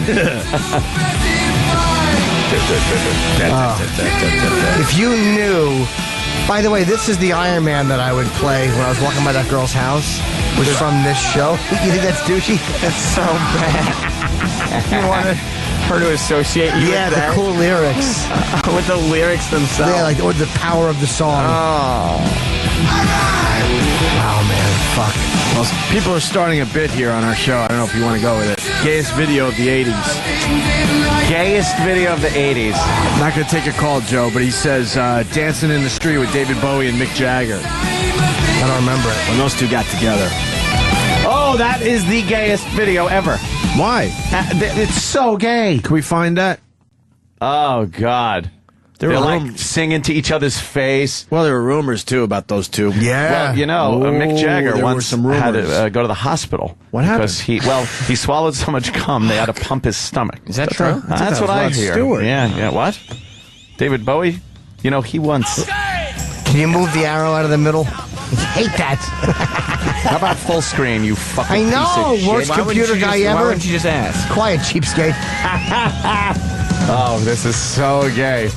Woo! Oh, no. Look at Mick. He's jumping Dancing around. in the street. He's dancing. And this isn't as gay as Bowie. Calling out. He does with his hands. Are you ready for a brand new beat? For a beat. crazy. Oh! Well, the dance moves are a little rough. Terrible. Hands on his hips, shaking his ass. Now Bowie shaking his ass. Oh, this slow song motion jump. Stinks. You don't like this, Jimmy? Oh, no. Look. This is And now look, they're touching each other. terrible. Their hair is like touching. cheek to cheek. Oh, my God. Did they think this was cool? Why isn't there any girls in the video? Wait. It was an era of girls. Genie pants. Why is it just them dancing together? It's like the It's like the Rick Roll video. The long jacket. Oh, yeah. Look, they're right in each other's face. Oh my God, their forehead to forehead. What do you think has worse breath? Now they're back to back like a rom-com. I don't know. You guys Probably think neither of Bowie them. has worse breath? Yeah. In that scenario. From the cum that was pumped out of his stomach? Was it him? Is that true? Bowie, yeah. Holy Yeah, shit. definitely. Is this a joke video? Now This they're is a banging joke. each other's hips. This was fucking serious shit back then. They're drinking a beer. Whoa, Look out. crazy. Oh my Nick's God. playing with his hair as He he's looks looking lovingly gay. at David. Oh, They're doing like Bowie's popping leg. out of the. This is terrible. Oh, no. He's Mick Jagger. This is embarrassing. Oh, God. Oh, yuck. Isn't this embarrassing? Now they're rubbing asses. This fucking. Yeah. Why are they rubbing each other's asses? It's a terrible They're song. heinies. It's an awful song, an awful fucking video, and they just look stupid. It's a bad song, man. Are you liking this, Sam? Oh, yeah. The song. This is lousy. Do you think the song itself is bad? It fucking stinks. Dancing, it's trite idiocy. We're just dancing in New York City. Are you? We got a better one. I met this. I met this gentleman that Kevin from Connecticut's going to talk about. Kevin, go ahead. This is gayer than Philadelphia. You guys know what I'm going to say. Rock Me Tonight by Billy Squier is the gayest video I've ever seen. I don't remember it. I met Billy Squier, and look, look, I what happened? How do I say this? It ruined his career. Did it? Which one? Which one? Rock Me Tonight by Billy Squier. Yeah? I met him. What did... He sounds a little different when he's not singing. Rock Me Tonight, what, the video was a little fucking freaky? Come on, Sam, open it. Sam! Freaky diggy? Open it. It's open already. Rock Me Tonight. I remember. Oh, my God. He's got satin sheets. He's in bed with satin sheets. He's nude. What's he doing? Being gay. Oh, he's putting some tie-up pants on and This is getting dressed. His little 80s shirt. Dressed into his 80s shirt. Oh no, it's ripped and his arms are showing. Oh, he's dancing in his room like Michael Jackson. Oh, that's a terrible dance. Oh my God. He's snapping and moving his arms. Oh no. This is terrible. Full of light. Oh, he's looking over his shoulder. He's crawling on the floor. He's rubbing his cock on the floor.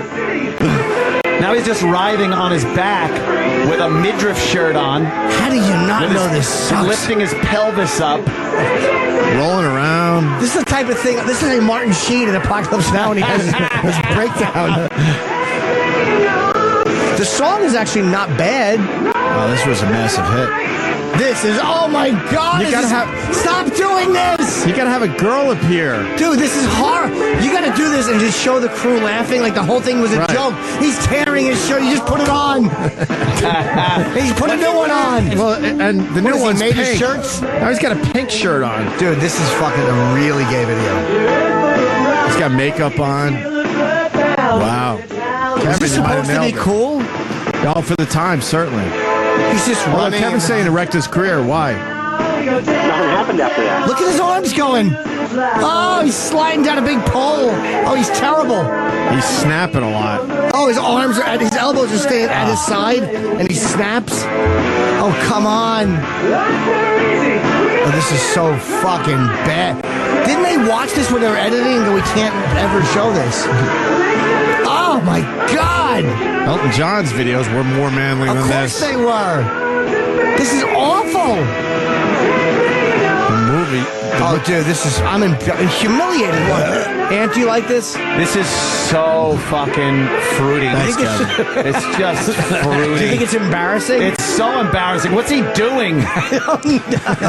He's convulsing in his room. I love when it angers you. What is he doing? It's just, I don't get it.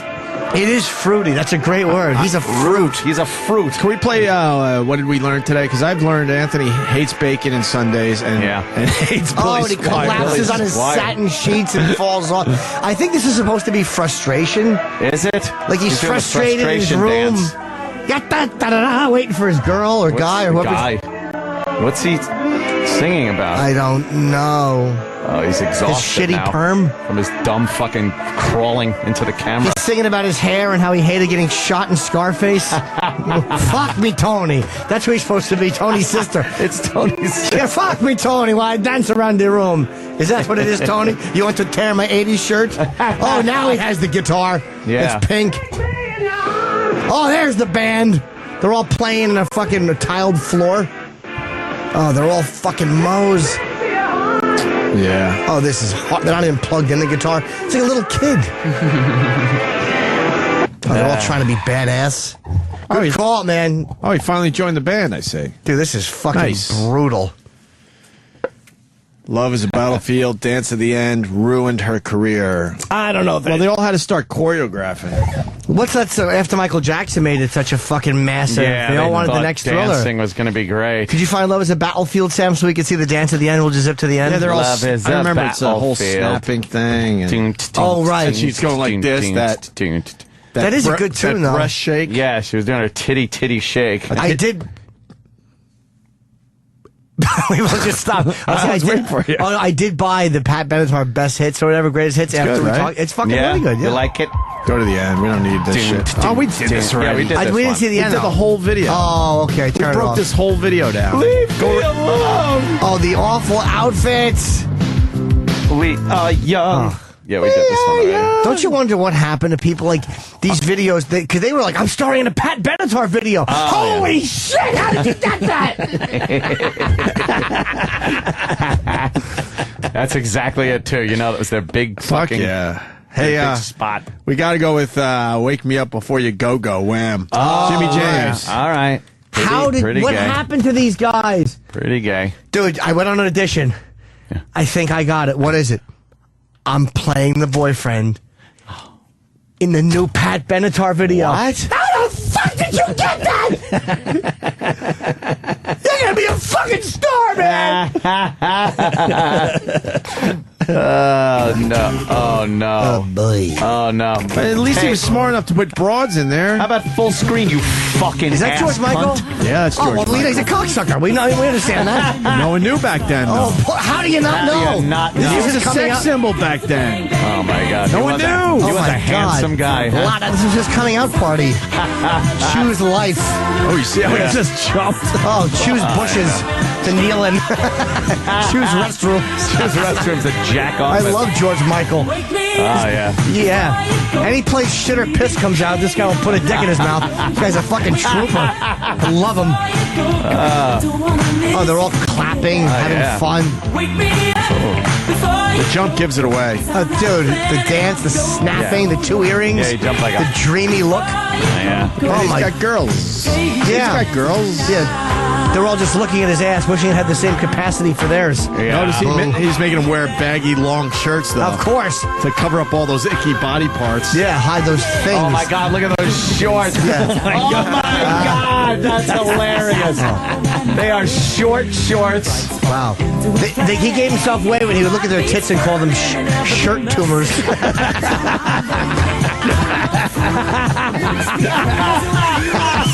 Oh my God, her shit tumors are really bugging me. Oh, God. Okay. Is this worse than Billy Squire? No, because he really came out as gay, and not at all. At least there's girls in this video. Yeah, At least he's just a fucking. You know what he is? He's just a guy who enjoys dick, having a ball of dancing. Dancing and singing. Oh, the hats are awful. Or Andrew Ridgely. Is that who that was? Yeah, he's the other guy from Wham. He's just known as that other guy from Wham. What's he doing now? That's why they call him the other guy from Wham. He's probably licking pussy wherever he goes. Jesus, nice gums. Oh, look at this. Oh my fucking God. They're doing the dance, the monkey. Look how appropriate. And wow. And yeah, it looks very, very good. Oh boy. Oh no, he's got these fucking fingerless yellow gloves. Yes. But I mean, people were wearing that back then. Yes, gay men. Oh, okay. And another pink shirt. Pink was in. Dude, was this really not considered homosexual? No. There was a weird androgyny in the 80s. Like even Motley Crue and like Poison and all these fucking bands and Skid Row. There was like a weird, an effeminate, they were not gay. There was like a lipstick thing. Yeah. Fucking, like Ozzy wears eyeliner. There's a really weird fucking crossover androgyny. George Michael was absolutely looked at by girls as like, oh my God, he's so beautiful. Wow, he's so cute. But gay never really even came into it. Yeah. And now you watch this and go, oh, come on. He might as well just have a dick in his ass while he's singing this song.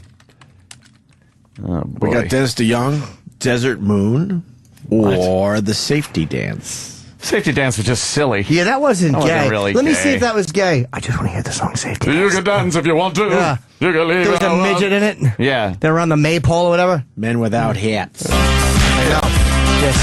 We should have played this while that woman was having a head punch draw. They're just running through a big green field. This is crazy. It's like the pilot for Game of Thrones. Midget. It's Game of Thrones. Yeah. And the midget's just frolicking. Oh, he's in a jester suit. I love.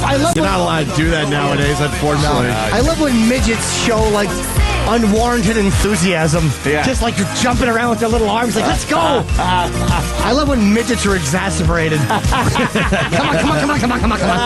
What's the matter, little fella? Midget means fun. Yeah. You're just having a great time. Look at him. Could you go back 1 second? Little observation. He's walking, and the midget's running just to keep up with him. Yeah. I love an eager midget. Little arms. Come on. His pants look like the background of the Carolines. You see his pants? The midget pants? No. Yeah. It looks like the backdrop at Caroline's on the stage. Oh. Wow, that's funny. Little dogs barking. Like, what is this thing? The dog's barking at the midget like a creature from another planet has landed. That's not gay. Yeah, it's not gay We at can all. dance. Everybody look at your hands. Yeah, exactly. It's a good song, though. It's I a like fucking. safety If dance. you don't like the safety dance, just get out of the country. Now he does safety dance. He makes the big S with his hands. Safety dance. What was the safety dance? What is It's the SSSSAAAFFFFE. right.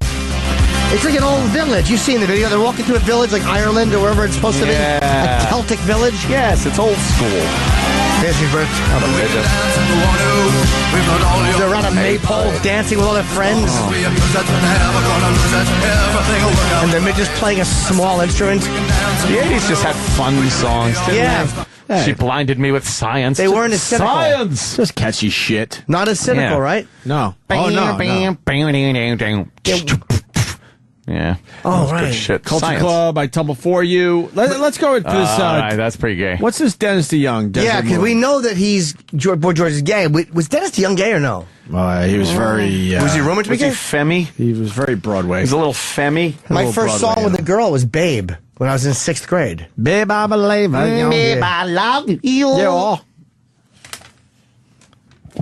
I must be on my way. He took Sticks in a weird direction. Yeah. Time is drawing near. I don't like Sticks. I did too, dude. Mr. Roboto fucking rules. I think I'm weird. Oh, no. What's he doing? Dennis DeYoung. He's got out of a train. He got too conceptual. Got sunglasses.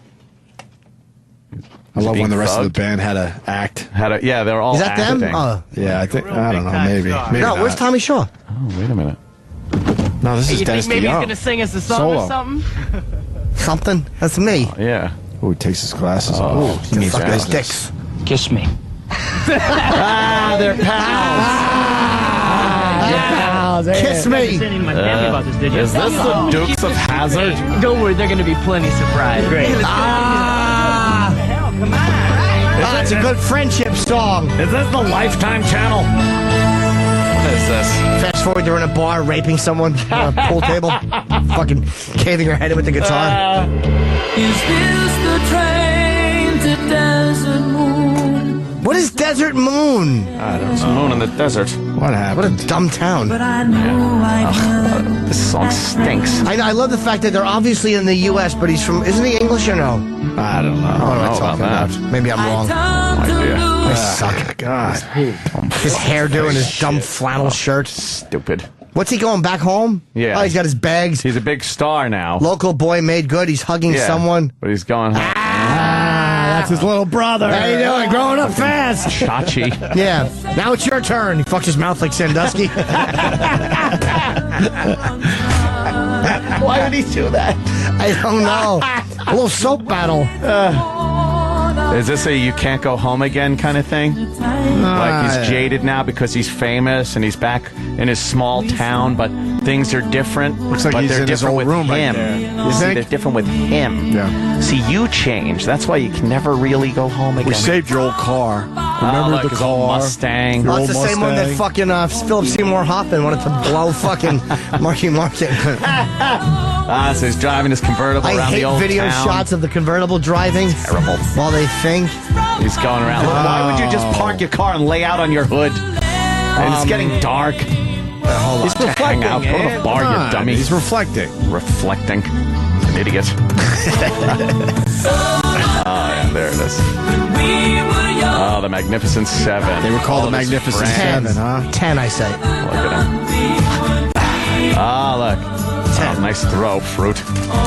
Oh, my God. What the fuck? The fuck is Who that? plays football like that? Jeez, they're in little short shorts. Now they're arm wrestling. This is great. Sucking each other's dicks. Got him. The Magnificent Seven, they like each other a little too much. This is horrible. They're all. This is friends getting together. They're all living like they used to live. Yeah. Did they really do the fucking temperature gauge and the fucking Magnificent Seven, 14 wonderful testicles. Yeah. 7 bags, 14 gifts, 14 nuts. Oh, God. Now they're looking at fucking pictures on a their slide lives. projector screen. Yeah, exactly. This must be his girl that got away. I know. The one that got away. Oh, they're all looking at him like, I'm sorry you had to see that Put picture. those slides in. What happened to her? no. Oh, she didn't keep in touch? Story. Good to have you back, man. You didn't How keep long in you gonna touch? stay? I don't know. Larry, why don't you go grab a beer? Oh, sure. Oh, shit. I have a feeling the girl's gonna show up. I hope bet, so. right? I bet. Let's take a ride. It's his old girlfriend. It brings back memories. Oh, boy. Let's take a ride. God forbid he would fucking fly her in, this cocksucker. He's Yeah, doing right? What's wrong with you? Tweet her. 4 guys in short shorts. Fucking. Google her name. See where she is. Oh, wait. But then you find out, like in the video, it's fun. They show the newspaper headings that she was burned alive in an auto wreck. It's some unnecessarily violent death. Horribly violent. Like she was drunk driving, and her black boyfriend was punching her, and the car flipped over, and she was burned alive. She was skinned in it as it slowly burnt. And they pulled her out, and then her arm got stuck in the car because she was so burned. She was so crisply burned. And that's a sore memory for him when they put her picture in the Sore montage. spot. Oh, here we go again. Da, da, da. He's by the lake with Where his is this pals. bitch? Come on, Yeah, where is she? Where She's is gonna she? show up. Hope she's really fat. He's got his arm around his buddies. Yeah. No one fucking you know. acts like this. It's not gay if you're trying to get over an old flame. His old flame. Why don't you skip a rock on the lake? Yeah. Look at them. Oh. Yeah, why don't you get over it by fucking having some broads there? Yeah, is she going to be there now when they come walking home? Yeah. She's been waiting there. And then they'll all back off. Yeah. He walks up to her and just smacks her in the Yeah. face as hard as he can. Rekindle old flames. Yeah. And then you realize she left him because he beat her like Jake LaMotta. That's why she left. He's alone shirtless in his bed. room. Because she's not alone. at that house anymore. Now he's going back to the train station. Oh, wow. Got his guitar. He's in. No, she'll be there. I hope so. I'm actually rooting for this girl to be here. I kind of remember For fuck's her, sake. her standing there at the train station. Has to be. Yay, Santa Paula. That's where they are. Oh, Oh, no. here we go. And it's the big moment and a train comes and You know where you're going? yeah. I don't know. Maybe Chicago. Look, What's the drama? I don't know. Maybe Chicago. Oh, he's giving the kid the keys To the Mustang. Yeah. He doesn't need the Mustang anymore. Keys to the glory hole. Shaking hands. Nice dry look from Gillette. He's Right. sitting alone. He leaves. Yeah, now he's alone, and the in the chick's car. gotta show Gave him the up. car. Get out of here. Your mother's cunt. Your mother's And then he kills himself in front of the train, but he lives. Both of his legs are off. Hey, what? Uh-oh. Where's the girl? She's gone. What? Wow, I would have assumed. No. Is there an ending? A post-song ending? No? What? Wow, I would have guaranteed. Holy shit, I would have bet on that. But No go back. What trespassing. happened to the girl? No Desert trespassing on her You old don't house. fucking- Oh, boy. Sold it. They sold it. She's gone. Moon? What was Desert Moon? A hotel? I don't know. I guess so. I guess he's going to Chicago Was to that his see old if flame? she lives there now. Yeah. I guess the search continues. Hey, Dennis DeYoung, you want some Chicago deep dish pizza? Hey, where was that girl you was with back in your hometown? I don't know. I remember everyone was fucking her. Oh, Dennis DeYoung's all pissed. Where are you going? Not Chicago anymore, you fucking cocksuckers. Where are you going? Yeah. Detroit. She like, Yeah, she was the town fucking whore. Oh, God. Have a slice of deep dish. It tastes like it was dunked in a pool filter. tastes like lasagna soup. Lasagna soup. Just stole Ronnie's line. Ronnie's line was great. It's like you're eating cake. You know, hey, Dennis, where's your fucking bride? Getting back to that Paul Williams movie, and there's a connection to what you're doing right now. Yeah. His fucking band guy was from Chicago. Oh, yeah, He kept taking me out of the movie. He was talking like that. I thought I was listening to Harvey Waller from Chicago. Well, I told him not to do the drugs. Right. And they told me to leave. I don't know. I was kicked off the bus. What? Why did he have such a thick Chicago accent really 40 did. years later? Why? You travel the world. Don't you lose some of that shit? You'd think. Holy fuck. You'd think. Rough Boys, Pete Townsend. Oh, yeah, that's a little gay. And we know what happened to Pete Townsend. He was doing some research for a book and blah, blah, blah, blah, blah. I'm trying to get Sam to find blah. Which one are you looking for? this heavy Chicago accent. Oh, God. Yeah, there. All right, and just listen to Ed. He's nailed. Oh, here we go. He's just got it. Who's this down. guy? Just a regular guy. You got to Yeah, there's plenty. It's just go to anyone. They're all faking Go to it. what? Oh, I know. Are they? Hello.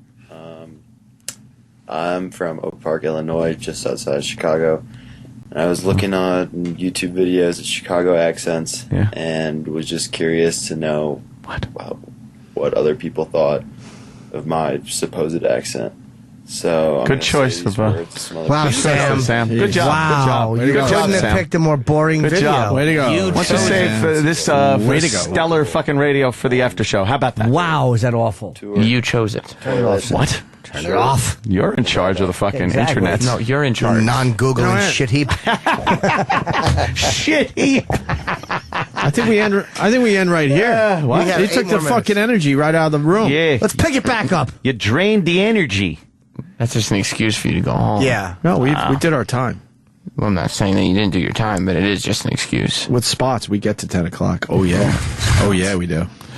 You're right. When we used to work 3 to 7, we actually were out by 6. That's true. Elton John's. I'm still standing. Is that gay? That's pretty goddamn bad. Yeah. Yeah. Yeah. He was saying that after fucking 8 cocks had ravished his asshole. They couldn't get him down. He was like LaMotta at the end. They never got me down, Ray. Ray fucked him brutally. I'm still standing. I don't remember that being gay. Yeah, he does this little dance. He's got a cane and a top hat. Oh, it's so gay. He's coming over the hills of Hollywood or wherever he is. Yeah. Yeah. Up 3 fists, of course. Yeah, of course. Which is the wink of the gay community. All right. Yeah, boy. that's not gay. Yeah, it's gay. Just with a Yeah. pit helmet on. Holy fuck. Guy with a jock. Wearing all this shirtless French legionnaires. It's a good song, though. Like, gay painted men with giant cock bulges. He's running between them. Yeah. Taste of love and the little left on his chin. Pink suit. He's The giving gayest a guy man on earth. He glitter. just gave pixie dust to. Yeah. Oh, boy. They're all falling. Oh, he's knocking down all the women. Yeah. Oh, more fists. Oh, he made little kid movements with his Yeah. legs. Yay. What are they doing? What's these dances? It's Look at the very camel gay. toe on that guy's balls. Yeah. Wow. Jeez. Oh, he's patting a girl's ass. Yeah, They don't hated show him that. Purelling his hand after. Oh, look at these painted man. men. Oh, there's someone getting a cane. That's great. Yeah, there he goes. That's right. So after he's on the receiving end of a fucking daisy chain, he can still walk. You could bury the cane up to the hook at the end. That's what it's Tickle for, his to ball get sack with the hook. Yeah, someone holds it. Balls, asshole, balls, asshole. He's pleasured and straightens out his scoliosis. That's what the fucking hook is for, so you can get the rest of the cane out of his asshole. They're like, look, we're 5 canes down. Put a hook on it. This guy's ass, it's a cane eater. Amazing cane-eating ass. Oh my God, it's great. Oh man, these guys are all painted and naked. Oh, the fucking guitar riff. Oh boy. It's a good 80s video, though. I got Yeah, very colorful, a lot of movement. Yeah. And they're They're all still they standing. bumped into each other on the beach. This is crazy. Ta-ta. Yay. Now he's got his piano. I'd seen this video probably 500 times. Yeah. Feeling like a little kid again? All the men are doing the fist motion. Boy, they love Fist in this video. They did. What year is this song? 84? 83? Straw hat on. Yeah. Big rainbow headband on it. Yeah, you see the rainbow flag, too. Yeah. He was kind of coming. He was trying to tell everybody he was gay. Nobody wanted to hear it. He's like, come on, people. Look at me. Did you get this? I couldn't be gayer. This song's figure it called. out. Yeah, look at this cast in this video. Exactly. No, not one person who lived past 1991.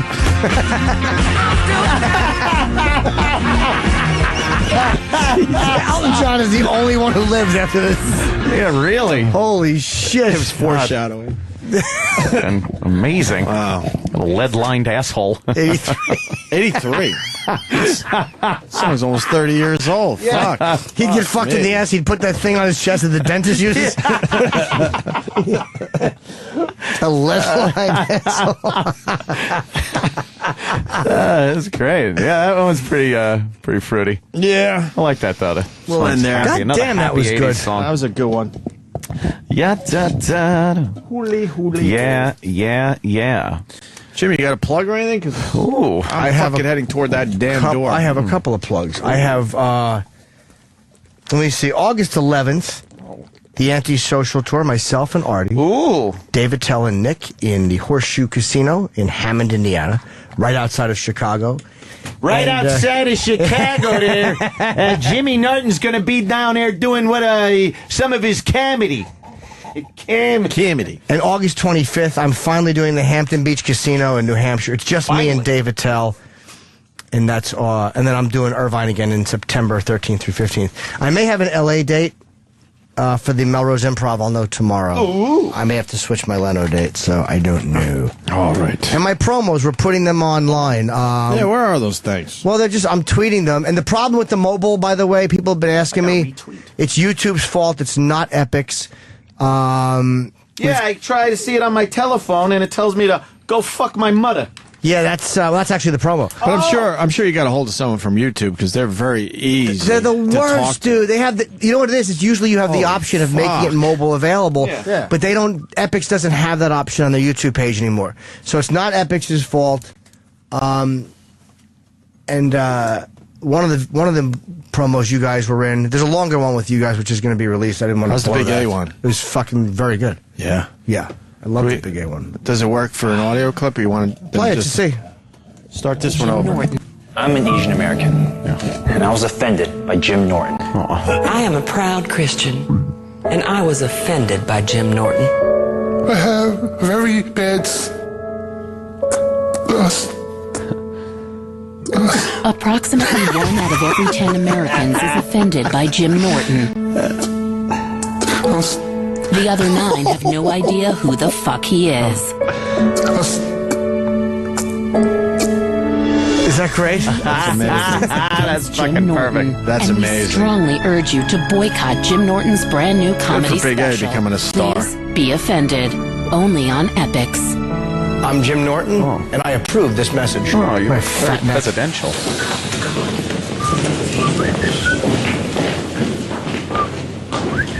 Everyone's leaving it. Fuck you. Oh, shit. Oh, wheelchair lady even gets up. Very good, Jimmy. Jimmy's all alone in the room. Very good. Yes, Epix did a great job with those. And there are more coming. I'm doing one a day. Some of them are repeated, but the ones that are repeated are not the jokes. It's like you'll have another one where it'll be like, I'm an African-American woman, or I'm an Asian, because there's only so many takes we got. But we try to mix up the jokes. Some very, very funny ones coming up. But Big A, I was happy for. I knew they were going to do that one later in the rotation, and I'm like, I know get people it are out going to like there. that one. Yes, it's great. All right, boys and girls, see you tomorrow. 99 Luftballons, Ochheim, Wexham, Horizon, Heifman, Führer, UFOs, Optium, all, Dedum, Sekum, Ein Fleckelstaffen, Helgen, Effen, Erlins and Gibbon, Win, Derlin, Wardy, Horizon, Ner, 99 Luftballons. Bratwurst.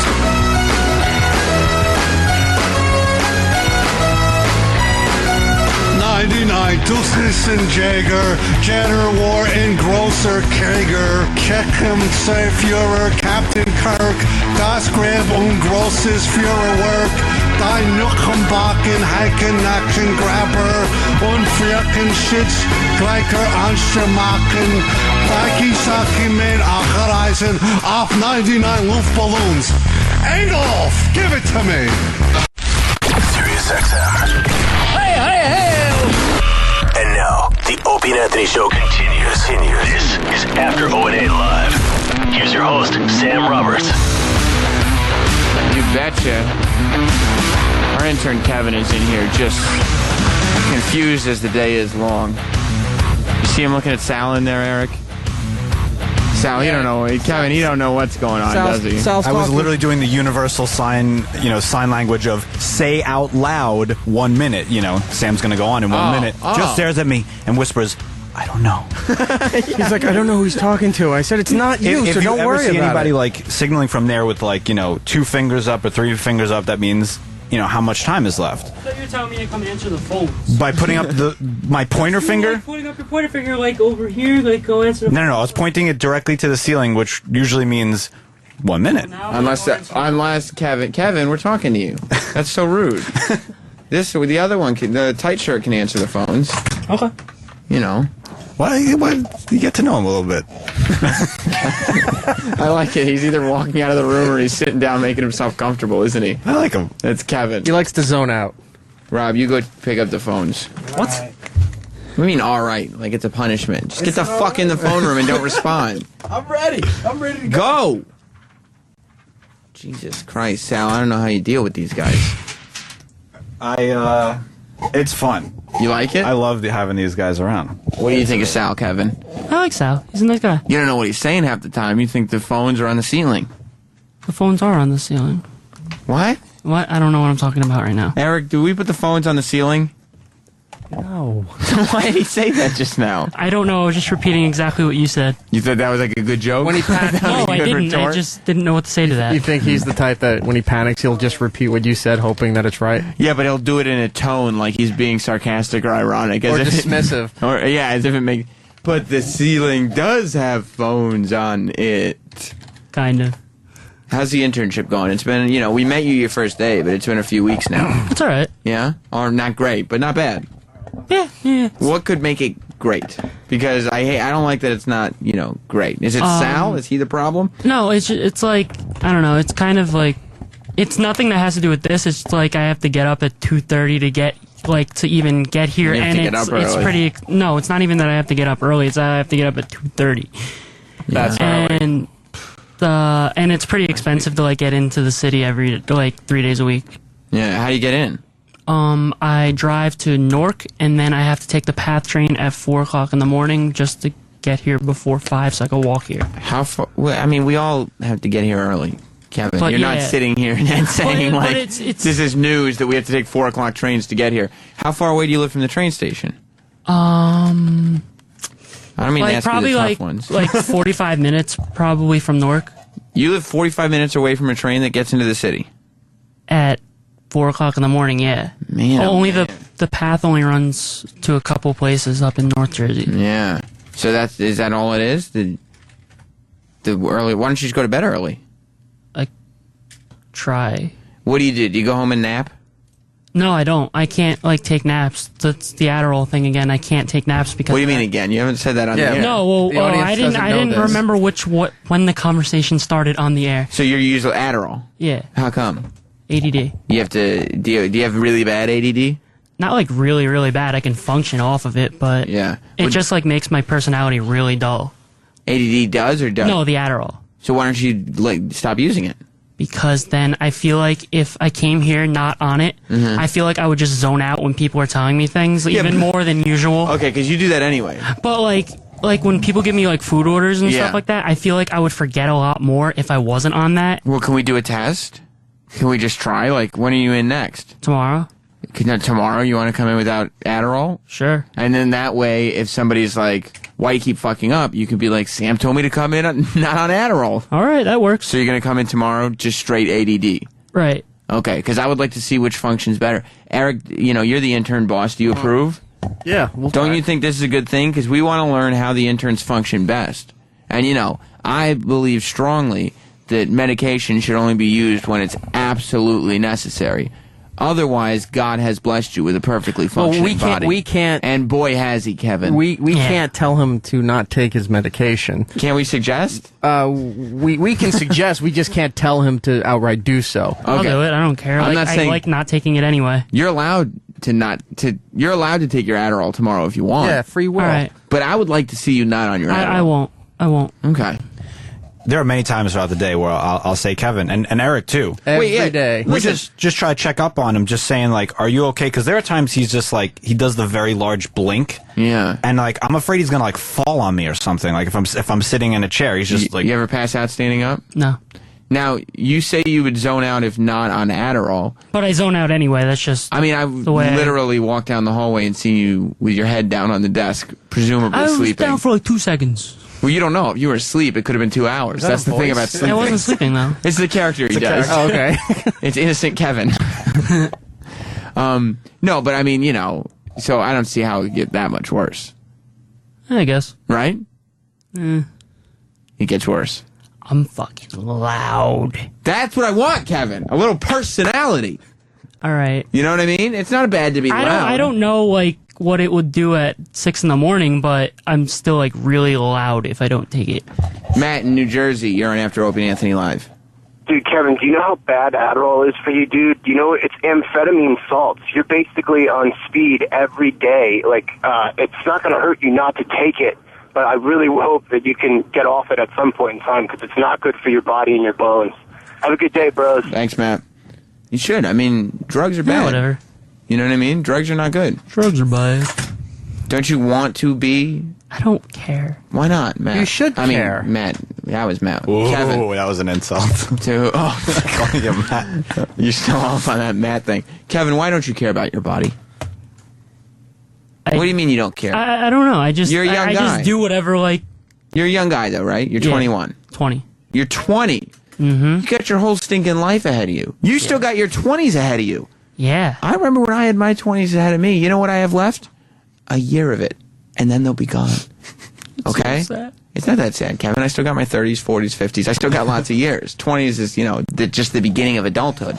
But you're just entering into adult life. Why is my Twitter up? Well, people are allowed to look at your Twitter. It's a public thing. I found a little interesting tweet. Only 2 hours ago, we have a tweet. Okay, you tweeted 2 hours ago? Tweeted 2 hours ago. Who's that in your Twitter picture, Kevin? Chico Resch. Who's Chico Resch? The announcer for the Devils. And do you like him? I like his mustache. Oh, okay. What's your Twitter name for the people so they can read along? I'm not announcing that on air. Can we? Oh, okay. No, if he doesn't want to. Okay. I mean, I'm just asking. Well, yeah, I won't. But say you know Twitter Twitter is public. Yeah, I do. But Okay. then, like, people like Sal follow me and retweet everything I say. All right, Sal, if you're retweeting him, what's your Twitter name? No, I don't want to plug my Twitter. Okay. Well, All right, fine. Okay. It's Sal617. But besides the point. My Twitter name's not Sam, but it has nothing to do with any of this. No, Kevin, well, you can sort of find him this way, I guess. We're not saying it directly, but he has a hashtag in one of his tweets that says, waking up at 2:30 sucks. You don't like the wake-ups? I woke up, like, hallucinating about something because I, like, went to sleep at 11. So it was just, like, weird. Why would you do that, then? I don't know. Why do you... What were you doing? I tried to go to sleep at, like, 9, and I couldn't. Well, I will say this. The 3-day schedule makes it a little tougher. Yeah. I mean, I would think that... What are you here? You're only here 3 days a week, right? Yeah, I'm here Monday, Thursday, Friday. Okay, so probably tonight it'll be easier to fall asleep early. Right. I can understand that. But do you think you're hallucinating because you're not sleeping and you're pumping your body full of Adderall? No. That's when I'm just ridiculous, sleep deprived, I just, like, imagine things. Right, and that's the last thing you would want to do is imagine things. No, it's actually kind of fun Maybe sometimes. we should get Dr. Steve. Yeah, call him. Okay. Aaron in New York. Hey, what's happening? Hey, how many milligrams of Adderall is this Joker on? Joker, how many milligrams of Adderall do you take? 40. Is that a lot, 40? Aaron? It's an average dose. The problem is it's got a half-life of at least 36 hours.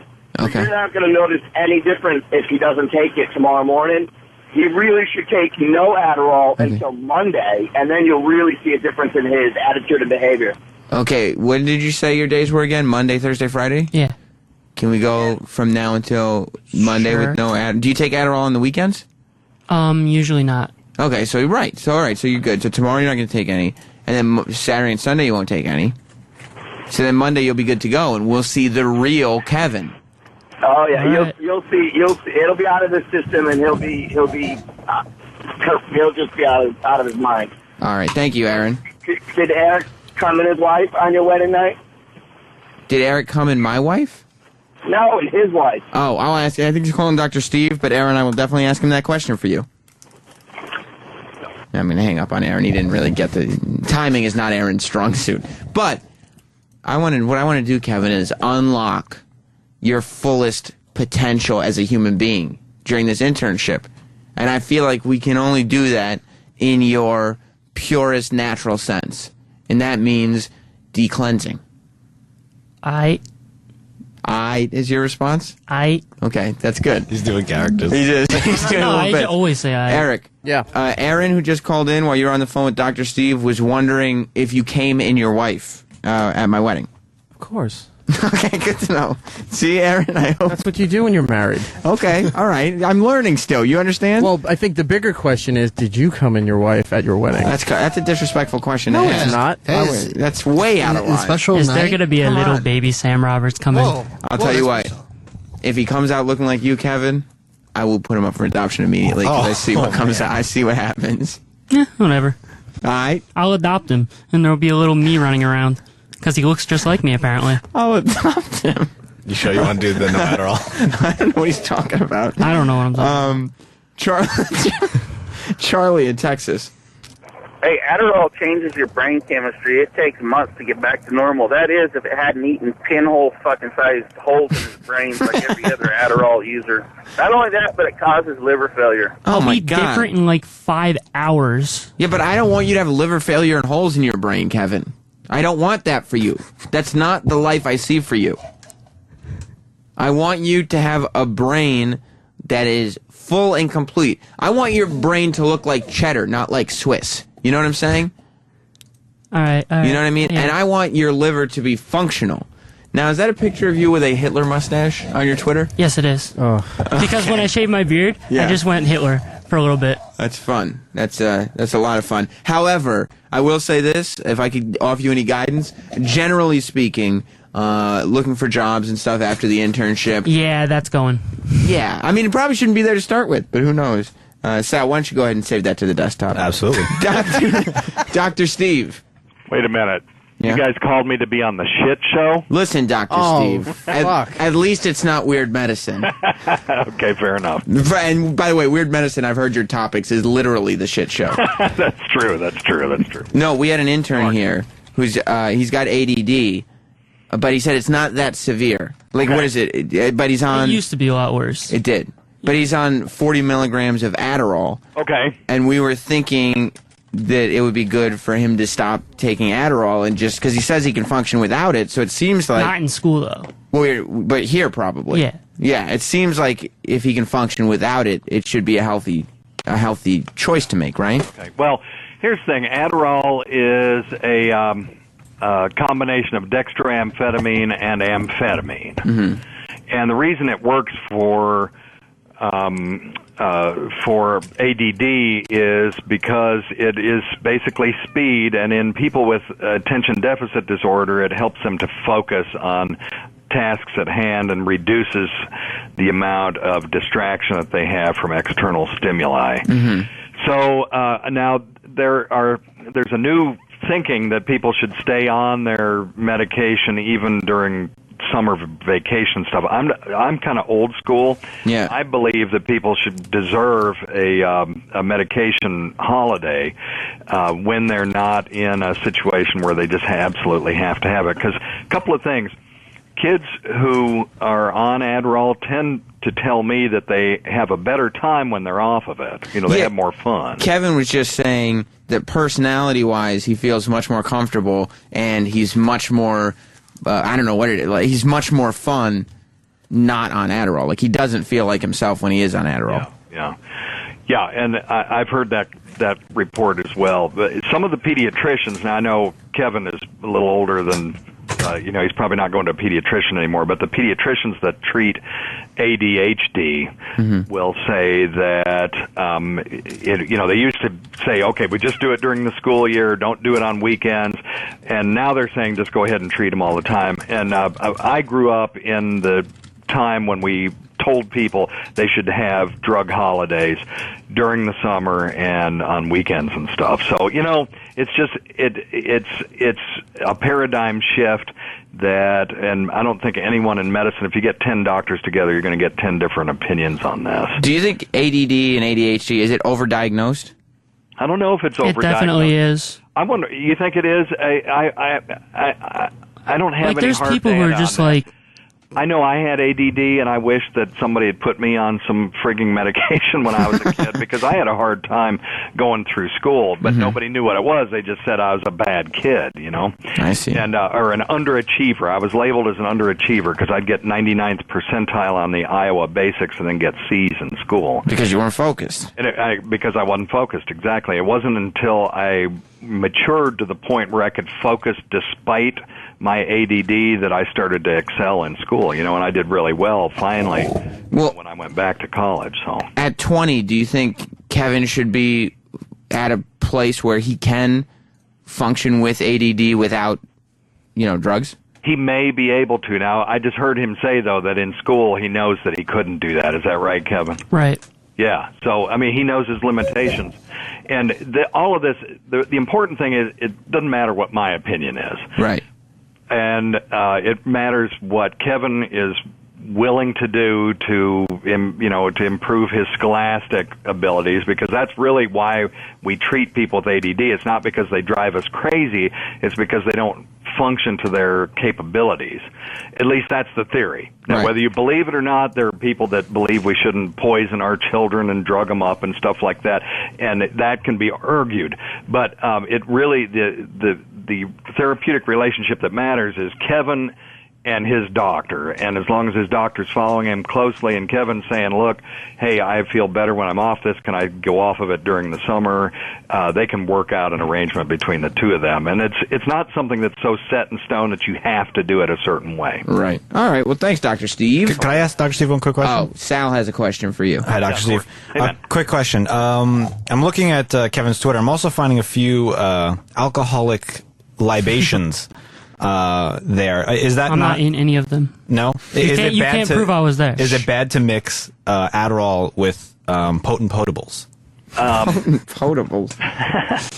In moderation, in an adult, it's probably okay, although they recommend that you avoid alcohol when you're on this stuff. Okay. I'm just looking to see if there's an absolute restriction about alcohol, because I'm looking it up right now. It's been a while since I've prescribed any Adderall. I'll tell you what, Kevin, just email me and I'll let you know about that. But it's, that's always, whenever you're taking mind-altering medications, drinking alcohol with them is always recommended that you avoid that. Yeah, just ask Heath Ledger. No, I'm not commenting on that. All right. Thanks, Dr. Steve. Okay. All right. Take care. All right. Bye. Okay. Bye-bye. So has your doctor said, have you ever talked to him about getting off Adderall? You don't remember. You're not quite sure. I might have. Yeah, all those before. doctor-patient conversations, you don't really remember. I really all of them. just go in and bullshit with him for 20 minutes and then leave. Just get that script, huh? Exactly. I'm with you.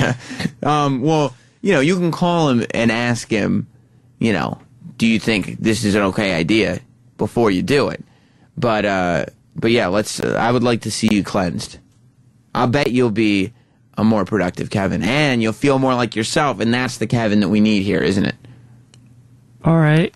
All right, or maybe. I don't know. Sure, whatever. You were building a catchphrase. Remember? Okay, get out of here, Kevin. I'm done with you. Listen, I want to talk about something else. I want to talk about Steven Singer and Steven Singer Jewelers. This past few months, you've heard that Steven Singer is the best place to go to buy your gifts. You've heard about his brand new Super Silver Argentium with diamonds. And don't forget about his popular black diamonds.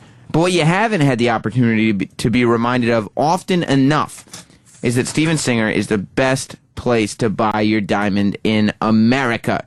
Steven Singer Jewelers is absolutely the only place to go for your engagement ring. I just got married in my Steven Singer rings, and that's where I got the engagement ring too. diamonds all over that shit. Steven made it so easy. Steven has the largest selection of loose certified diamonds, an inventory of over 3,000 settings for you to choose from, and his guarantee and warranty is absolutely unrivaled by the competition. It's 100% full money-back guarantee. It's truly risk-free shopping. So when it's time for the ring, don't forget this piece of advice. Go see Steven Singer in Philly at the other corner of 8th and Walnut on the phone at 1-888-I-HATE-STEVEN-SINGER or online at IHateStevenSinger.com. Yes. Amanda, you're on After Opie and Anthony Live. Hi. I was just listening to how you were saying he was on 40 milligrams a day, and I heard Dr. Steve saying, he could talk to his doctor and stuff. Well, you would think that you would trust what the doctor says. Myself, I went to a doctor for the first time. I've had ADD my whole life, but my parents were unwilling to put me on medication. So when I was finally old enough, I was about 20, pretty bad. Yeah? Yeah, so when I was about 20, I went to a doctor on my own, and I was excited that because I was going to be going to school, and that I would finally be able to focus and do good. Work to the best of your potential. Exactly. Yes. And she prescribed me 140 milligrams. A day? A day. That's a lot. That's 100 more than Kevin. Yeah, and I only weighed like 115 pounds at the time. Christ almighty. And let me tell you something. Kevin a lot more than that. Significantly more than that. We'll just say that. Kevin is not... he's the heaviest of the interns. We'll just say that. Even bigger than E-Rock? No. He's not that big. I'm not trying to insult the kid. Okay. But still, and you think that you're doing the right thing, because I didn't know any better than that. I just knew that I felt like I was smoking crack all the time. It was not good, and it's very hard to get off of it when you're on that much, because you become addicted to the speed, basically. Well, maybe we'll have maybe we'll have to wean Kevin. But hopefully he'll talk to his doctor. Not on 40 milligrams. I don't think he'll need to wean, but I definitely did. I had to go into, a program to get Jesus off of that Christ. much. And this was all prescribed, right? Yeah, and she prescribed me Xanax and Klonopin together, which you can't even take together. I had to go to, different pharmacies in different cities and stuff, and they'd all look at me like, you can't take this together, you're going to die. I wonder if Dr. Steve gets pissed at these other doctors that just prescribe mountains of pills for everyone and makes everybody legal drug addicts. It's amazing. I would hope so. It's amazing. This lady's everyone I know that goes there is walking around either like a zombie or they're on crack all day, All right. Well, thank you, Amanda. I'm glad you're doing better. Well, thank you. I listen to your show and Opie and Anthony's show every day. So fantastic. I'm glad to talk to you. Congratulations. Oh, thank you. I'm engaged myself, but we're in no rush. No. Take your time with it, Amanda. Take your time. Yeah, we want to do it the way we want to do it rather than rush it for everybody else. You know what I mean? That's right. All right. Thank you, Amanda. All right. Thanks, Sam. All right.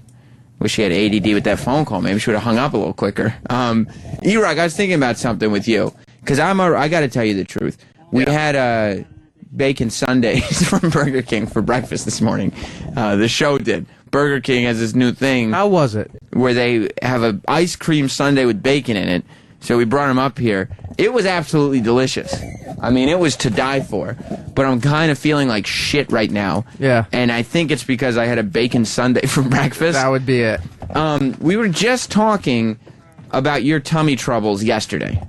And talking about how you don't know why it is, but you always... No, there's certain times I do know what it's from. But then there's other times where it happens anyway, despite other things that usually cause it. But this morning, Roland is going downstairs to get the already inappropriate for breakfast bacon ice cream sundaes. And they weren't happy to make them. And you get a Whopper for breakfast. I didn't order it. He didn't. No, Roland started saying that, but he goes, no. He's like, I got you this instead. Yeah. You just bought him a Whopper? When I said, I go, Eric would enjoy the sundae, but he will love the Whopper. Okay, but Eric, whether you ordered it or not, what happened to the Whopper within 20 minutes of it being here? It was almost entirely eaten. Yeah, exactly. I left 2 bites that I threw out. And you saved it. When Jim was trying to chuck it on the floor, you saved it like it was your firstborn. I had a feeling that was coming, that's why I turned. But if it was, he probably would have nailed it had that chair not been in the way. but it was just too funny that he slammed his arm right into the back of the chair. Sal, Kevin doesn't know what you're saying right now. You gotta don't be afraid to just say it out loud. Again, to him, using even my if pointer it's an finger. interruption. You can't do hand signals. Just tell him out loud what he needs to do. Grab the replays. Grab the replay. Yes, sir. Unplug them first. Okay, they're unplugged. Okay, so yeah, Eric, were you thinking to yourself while you were eating the Whopper for breakfast? He was a bit disappointed that he didn't get the Sunday, but I think No, I wasn't actually. Were you thinking this is going to cost me later? Oh yeah, I was telling him too. I said this. I forgot how delicious a Whopper is, but I know within a few hours this thing is going to be killing me. Massive shit. You think so? No, it's not that. It's epic not proportions. like that. It fucks with your intestines. Your intestines. Well, my intestines. So so you just get stomach aches then? Yeah. You just go, oh, my stomach. Now, did you get any condiments on the Whopper, Roland? I said load it up. Loaded up with what? Loaded up. It came with what? The bacon. That was the first time I had a bacon Whopper. You had to put bacon on it specifically? Well, the one goes, all this is for you. I said, yep. Did you ask for mayonnaise? I said, throw some mayonnaise in there. Standard on the Whopper. Well, Roland might have told me that he asked for extra mayonnaise. I said extra of everything, please. Oh, okay.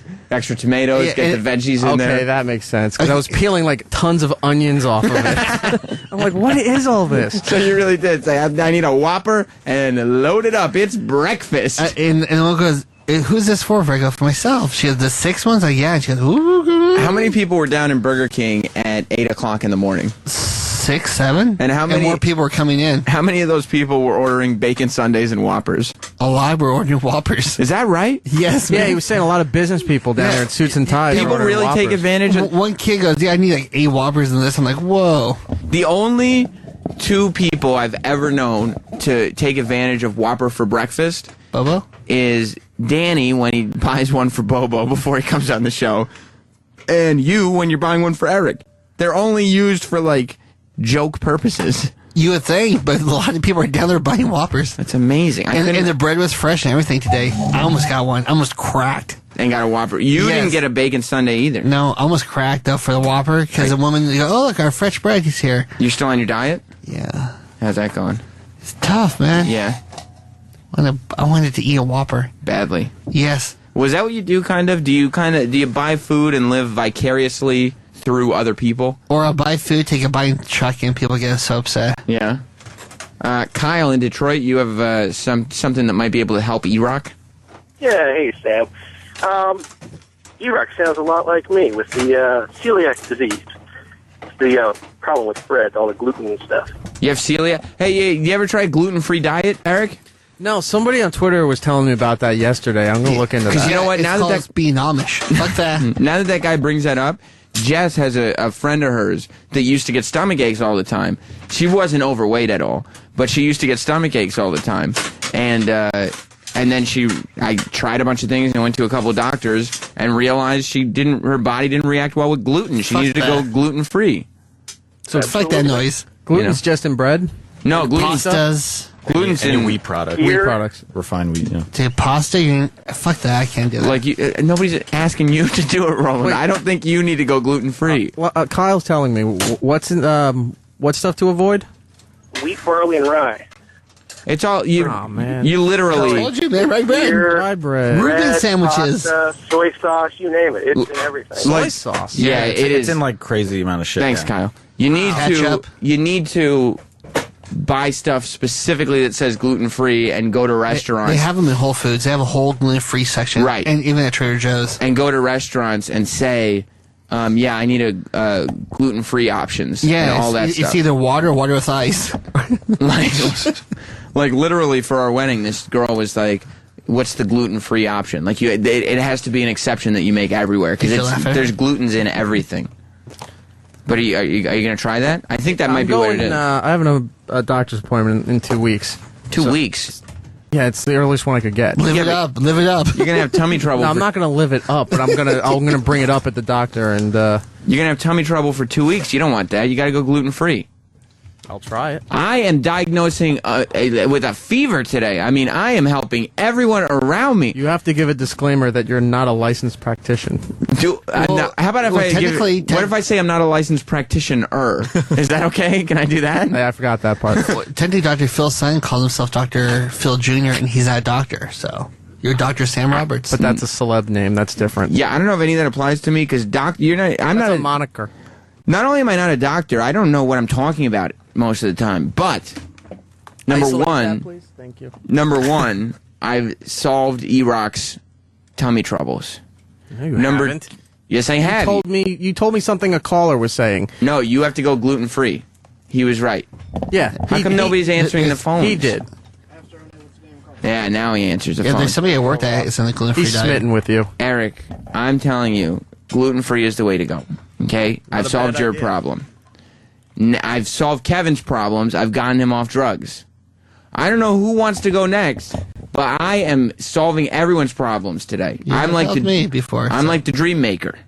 You're wise. I'm very wise. I know so much It is stuff. scary, though, how wise you are. That's right. Everybody discredits me. Nobody realizes how much knowledge and, Roland, as you said, wisdom that I have. By the way, I'm guest hosting Comedy by Request today on Raw Dog. Why? I don't know. They asked me to do it, so I'm doing it. Don't they have their own people? Apparently not. Not as talented as me. That's for goddamn sure. I'm not doubting that. I'm just saying, it seems like they never have anybody to host anything. No, they don't. Of course not, because they realize what's out there. How was They look at social me. media week? We didn't do social media week. We talked about that briefly on After O&A, but that was, thank God, put on the back burner for a while. But Comedy by Request is on at noon on Raw Dog, Sirius XM 99. Do you have a guest? I don't think so. Just call up and request comedy. Yeah. Oh, this is what I wanted to do. And we have time for it. E-Rock, yesterday. Yeah. We had Jimmy Fallon in. Mm-hmm. He's talking about T-Bowie. You remember this? Yeah. Give me a second. Yeah. And there was only one thing that I wanted to do. Let's get Troy in here. No. Troy, I'd like to talk about our news, but first, we need to catch up from what happened yesterday. We both have an announcement to make that we announced on Twitter yesterday afternoon, not Sam and Troy Kwan. But before we do that, it's a very musical show today. We talked about 80s videos on MTV. We talked about the Beach Boys. We talked about the Beatles, the psychosis of Brian Wilson. Very musical show today. Yesterday, also somewhat musical, with Jimmy Fallon in. And like I said, he had a song on his album called T-Bowie. That was a parody that he did on his show. Not a lot of people know this, but his T-Bowie parody influenced us here at the Opie and Anthony Show. Don't do it. To do our own parody. Don't do it. This is something I wrote, an idea that Travis came to me with. Don't do it. Produced painfully by Troy Kwan. Was this your most difficult production piece you've ever made? In the sense, mentally straining? Not like it was hard to put together, but... Just dealing with that fucking asshole. You're talking about Bobo? Yeah. Okay. This, ladies and gentlemen, in its entirety,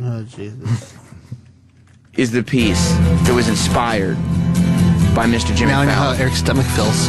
This is Bo Bowie. Bobo Man to O&A. Bobo Man to O&A. Let me on the show, just let me right back on.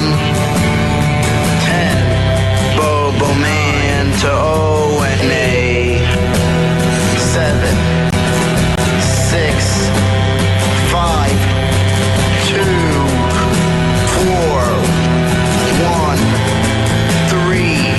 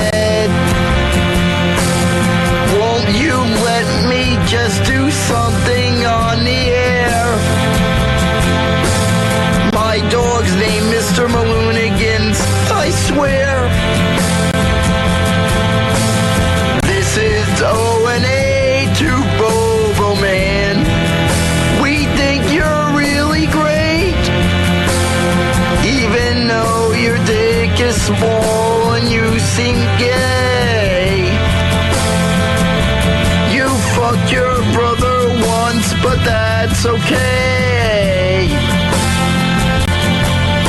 But they won't let me come back on their damn show. I'm not lying, sorry about that. Bobo Man's not dead, no matter what the haters said.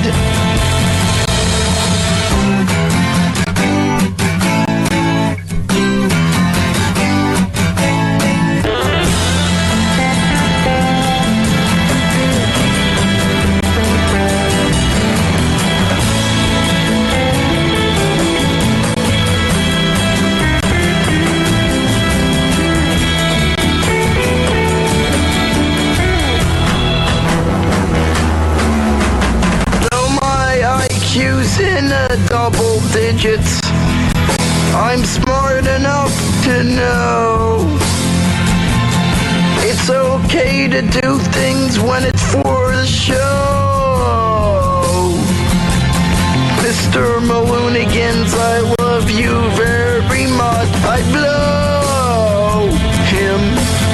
Bobo Manto and A, your show needs help, there's something wrong. Why am I banned? Why are you mean? Can you hear me, O&A? Can you hear me, O&A? Can you hear me, O&A? What, can he hear me or not, alright? Here on After Opie and Anthony Live. That was Bobo Man. Beautiful. I mean, one of my favorite pieces. And it did take a long time to get that emotion out of Bobo, but it was worth it at the end. You know, the cost, the reward was worth the cost, is what happened. Because that is just, I mean, to me, epic is not the word to describe Bobo Man, and I'm sure we'll be playing that throughout the history of the Opie and Anthony show. It's going to be featured for the Worst of 2012. Thank you, Eric. Worst of 2012 so far. That's coming up on July 4th. For the holiday, yeah. For the holiday. Any other previews? We're narrowing a bunch of stuff down. Your TV being smashed is one of them. Oh, why do you have to go there? Obviously, you know, recaps of Cleveland. Right. Your wedding. A lot of big stuff. Some guests that we've had. Big year so far for the Opie and Anthony show. Now, speaking of big events and guests and celebrities, yesterday, Troy Kwan was in here. He's the audio. What do you call yourself for the Opie and Anthony show? Technically, he's a producer, sound designer. Sound designer. That's what the title that you made up for yourself. Sound designer for the Opie and Anthony show. He makes all those fun little production pieces. So, we were in here, and we were talking about how we brought Carly Rae Jepsen to the masses. Of course, you've heard the song "Call Me Lately." As a matter of fact, Call Me Maybe. What did I say? Call Me Lately. This is crazy. It's maybe. But here's my number. So call me maybe. It's hard to look You remember the song? at your baby. I mean, this thing is so popular. I think she, on her Instagram yesterday she was celebrating because it was #1 now on Billboard. It is the #1 song in America. That's right. Right. Thanks to us. And you know who else is an After Opie and Anthony Live fan? Who? Colin Powell. Really? That's right. You know how I found that out? How?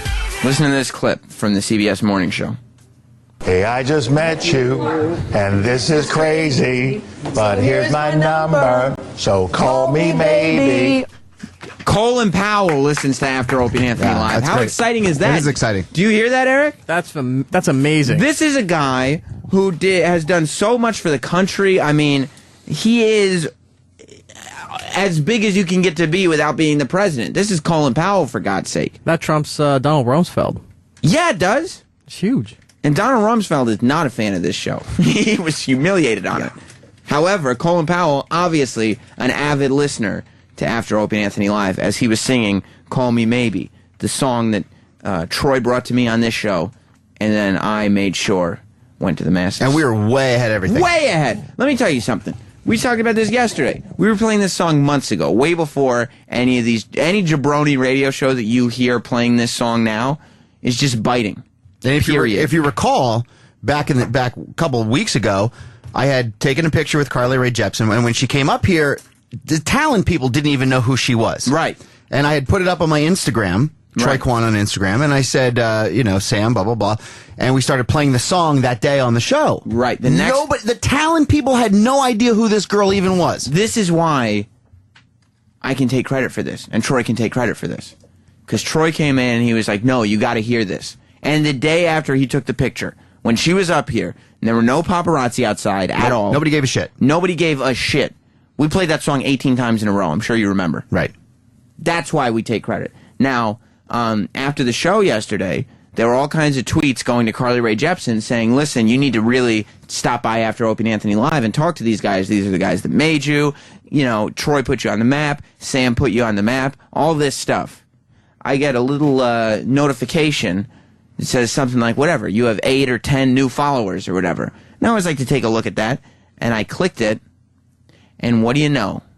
I'm going down the list, and it's random person, random person, random person. I love all of you, by the way. Random person. Carly Rae Jepsen. Verification check. Carly Rae Jepsen. Not me following her. I do follow her. But Carly Rae Jepsen follows me. Then I was like, well, listen. I hope she included my bro on this. Right. You know I got your back. And you came back to my studio. And I went to her Twitter, and I said, who is she following? And right after she followed Not Sam on Twitter, she followed Troy Kwan. She followed Troy Kwan as well. So I went right back to your studio and said, we are the shit. We're the man right now. It's not like she's following fucking probably Mikey Piff from Hits 1. You know what I mean? Yeah. Because what did he do for her? Nothing. He She listened don't to even this know who show. he is. Why would she? He doesn't know who she is, probably. Exactly. He knows her as the girl from After Opie and Anthony Live. But I got some disappointing news. And on her Twitter, Carly Rae Jepsen on Twitter, she had just tweeted 7 minutes ago, just landed in NYC. When? Headed to a photo shoot. 7 minutes ago. She's in New York City now. And she's not booked on the show. What do they nap all day around here? If I can encourage the listeners of this fine program, to please tweet Carly Rae Jepsen on Twitter. Be respectful. Because we love her. We do love her. We have a lot of love for her. And she's got the #1 song in the country right now. Thanks to us. But say, and bring your pocketbook. Bring your checkbook. Not Sam and Troy Kwan on Twitter. Yeah. Broke you on satellite radio. Period. Why are you not doing their show right now? Right. Because we're the ones who did this, and obviously the talent brokers around here don't know where she is at any time because she did Jimmy Fallon last week, and that's in New York City. She's not on the show. Now she's got a photo shoot. She just tweeted. All you had to do was look at her Twitter. You know her whereabouts better than these people. She just landed in New York City. She's not booked on this show. Why? Stop by, Carly. Yeah. Say what's up. Swing by. Just say hi. Yeah. You know what you could do? Since she's following you and you're following her, why don't you just message her and just say, hey, look, we're on now. A direct message? Now, here's the thing, and this is neither here nor there, and I don't think this takes away from our accomplishments. She is following well over 30,000 people, but I don't think that takes it away. I mean, I wouldn't worry about that. I don't worry about that. Yeah. Because, as I said, a lot of people have, what I call haters. Mm-hmm. They go, yeah, big deal, she's following 30,000 people or whatever. One of those people are not you. Yeah, exactly. Are you one of them? Yeah. No? Okay, cool, because I am. Period. Yeah. End of discussion. Yeah, sorry. In your face. In your face. Yeah. Maybe next time you break a massive pop star. Okay. This says Carly Rae Jepsen is on the phone. Carly Rae Jepsen. What's up, dude? How are you doing? Are you calling from Roland's phone right now?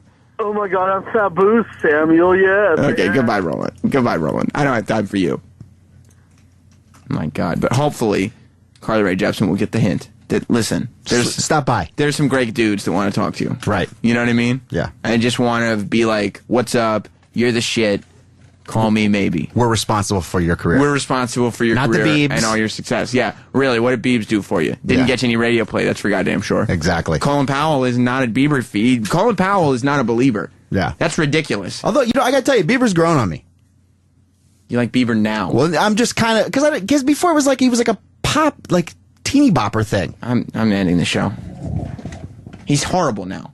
Nah. He's worse than he's ever been right now. No, he's not. He's on fire. Before Boyfriend's a huge song, by the way. It sucks. It's a terrible song. It's not the best song, but it's literally just a ripoff of what Justin Timberlake did 10 years ago. But everything's a ripoff of everything else. It's garbage. Gaga's ripped off Madonna. The list goes on and on and on. Troy likes Bieber's deep cuts. Bieber's garbage. His B-side. And his only good songs are his like first two singles because he kind of sounds like Little Michael. Yeah. And Little Michael rules. But you know what's totally fucking awesome? What?